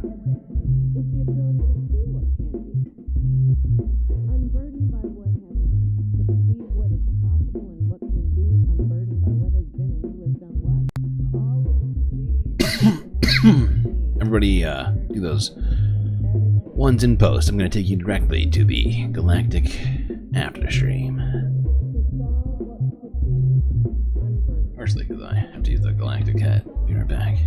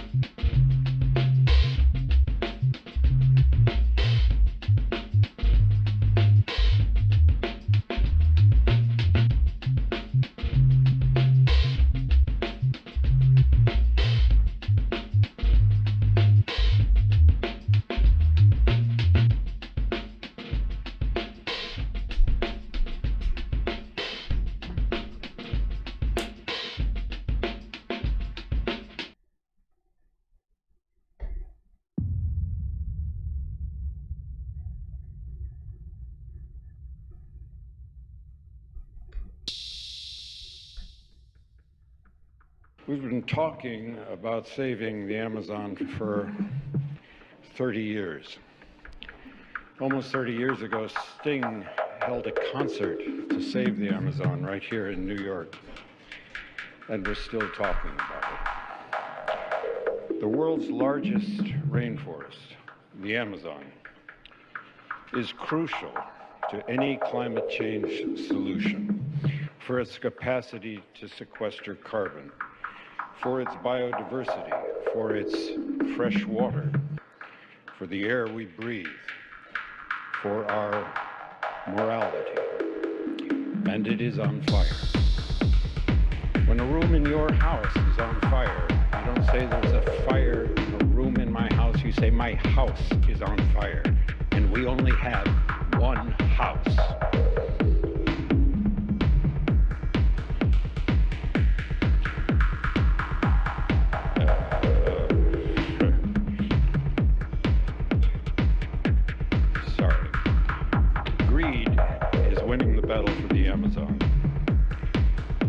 And what we've done to preserve the Amazon, what we worked so hard for, is being purposefully undone. We need to protect what we have. We need to restore what we have lost. And we need to defund policies and the institutional investments that fuel deforestation. It's understood that the protection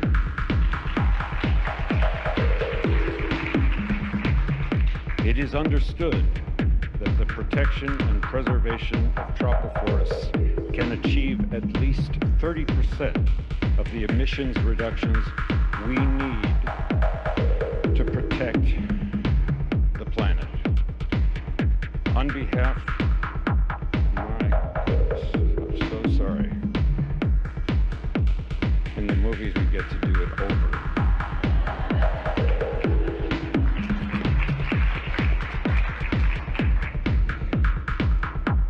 And without the Amazon, without securing the largest standing tropical forest in the world, we cannot achieve a climate solution, and nothing else we do will matter. Thanks to the Letitia Pact, a framework for recognizing and protecting the valuable forest and its peoples, signed by the governments of Guyana, Suriname, Colombia, Ecuador, Peru, Bolivia, and Brazil, there is a way forward. Thank you, President Duque, for your leadership in formulating the pact. But this initiative, this pact, must have funding. It must have teeth. It must have legislative legitimacy. Conservation International has been working in Amazonia for over 30 years. And we are here now to stand with you to put funding, to put teeth in this ambition. President Macron, we're sincerely grateful to the French government, which has committed to investing in this effort with a $100 million contribution. Thank you. It's a great start.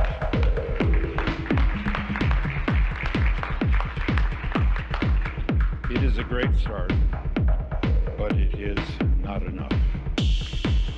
On behalf of Conservation International, I'm honored to announce that we are committing an additional $20 million in funding.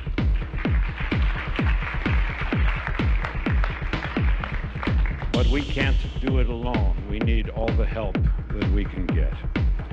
This money must go directly to indigenous people and civil society,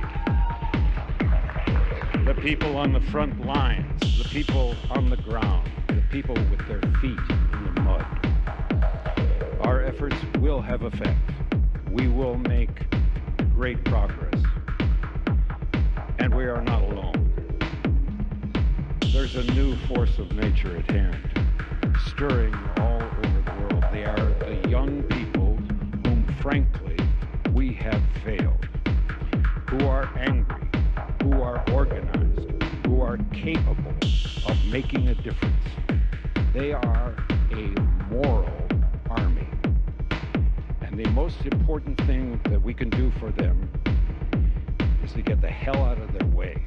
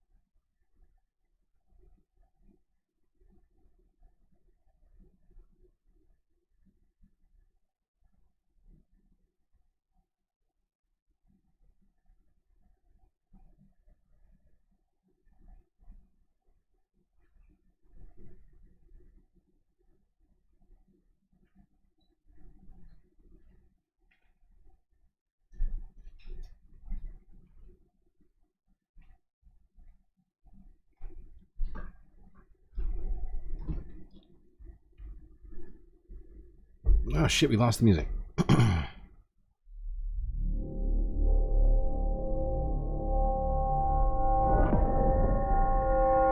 next speaker is Mr. Kenneth Clark.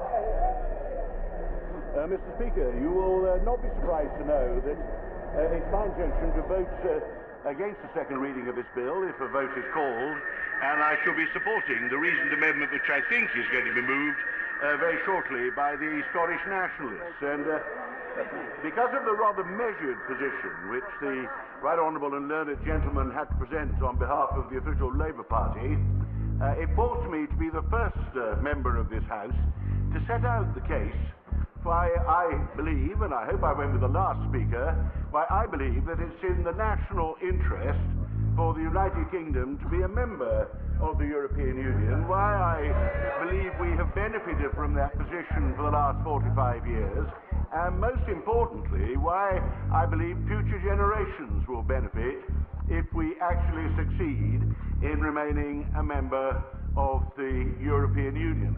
It's a case that hardly received any national publicity during the extraordinary referendum campaign, but it does actually go to the heart of the historic decision that the House is being asked to make now.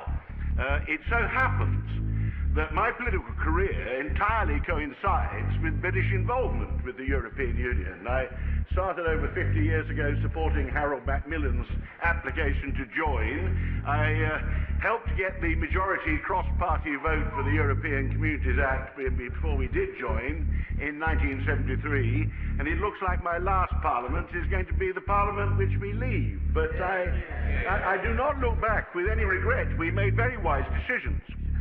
I believe that membership of the European Union was the way in which we got out of the appalling state we were in when, after Suez, we had discovered that we had no role in the world we were clear about once we'd lost our empire, and that our economy was becoming a laughingstock because we were falling behind the countries on the continent that had been devastated in the war but appeared to have a better way of proceeding than we did. And I believe that our membership of the European Union restored to us our national self-confidence, gave us politically a role in the world as a leading member of the Union, which made us more valuable to our allies, like the United States, and made our rivals, like the Russians, to take us more seriously because of our role of leadership in the European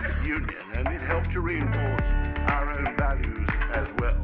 And our economy benefited enormously and continued to benefit even more as the market developed from our close and successful involvement in developing trading relationships with the inhabitants of the continent.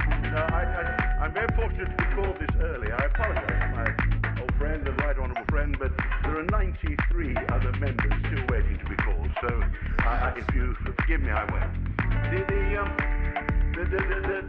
In fact, the Conservative governments in which I served made very positive contributions to the development of the European Union. There were two areas in which we were the leading contender and made a big difference. The first was when the Thatcher government led the way in the creation of the single market. The customs union, the so-called common market, had served its purpose, but regulatory barriers matter more than tariffs in the modern world. And but for the Thatcher government, the others would not have been induced to remove those barriers, and I think the British benefited more from the single market than any other member state. It has contributed to our comparative economic success today.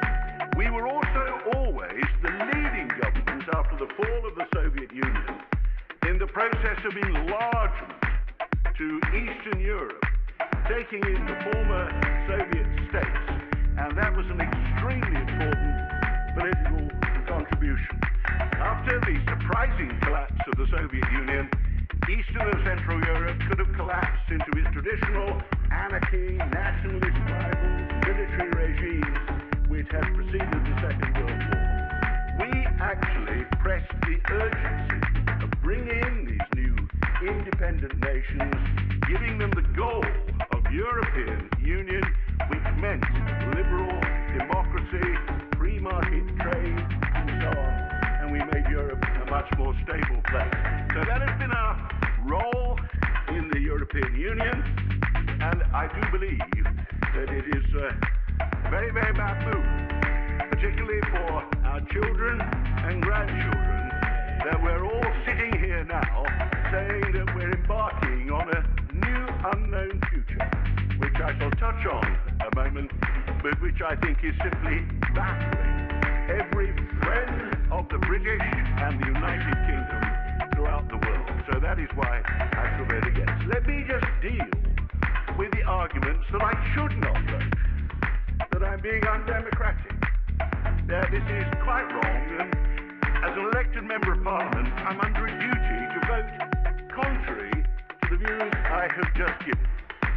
I'm told this is because we held a referendum. Now, firstly, I'm in the happy situation that my opposition to referendums as an instrument of government is quite well known and has been frequently repeated throughout my political career, and I made no commitment to accept a referendum. I think particularly this referendum, with such an enormous question being asked for a simple yes-no answer on one day, with hundreds of complex issues wrapped up within it, was a most unsuitable, particularly unsuitable question for a plebiscite of that kind, and that was reinforced by the nature of the debate.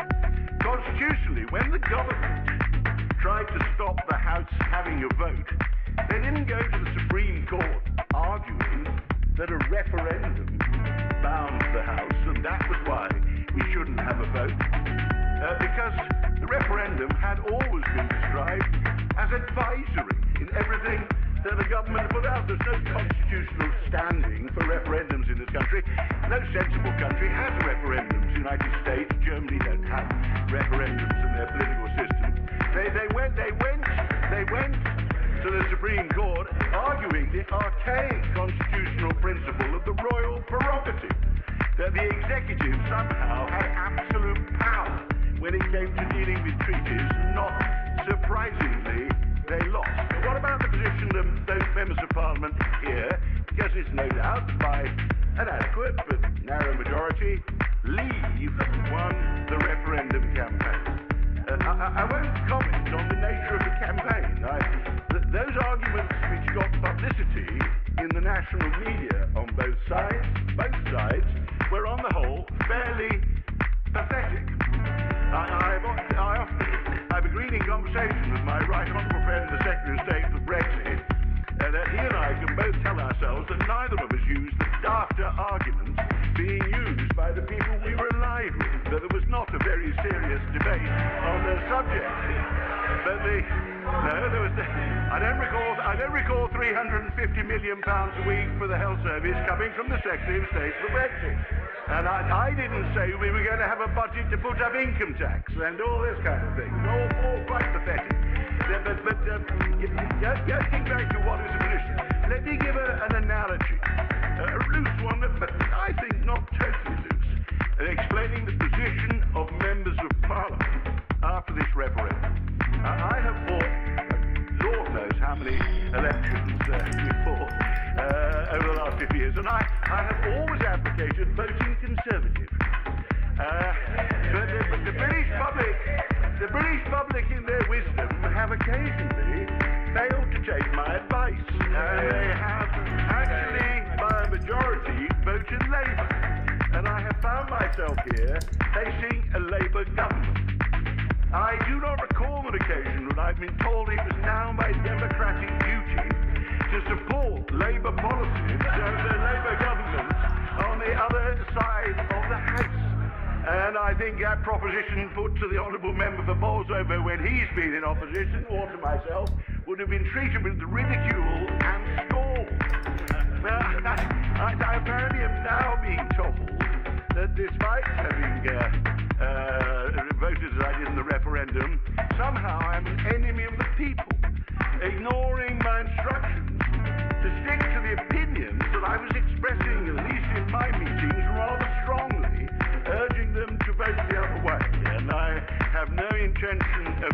my opinion on the ground. Indeed, I personally am convinced that the hardcore Eurosceptics in my party, with whom I've enjoyed debating this for decades now, would not have felt bound in the slightest by the outcome of the referendum to abandon their arguments. Well, I don't say that as criticism. I actually am on good terms with the hardline Eurosceptics because I respect their sincerity and the passionate nature of their belief. But if I ever live to see the honourable member for Stone turn up here and vote in favour of Britain remaining in the European Union, well, I retract what I say. But a referendum, hot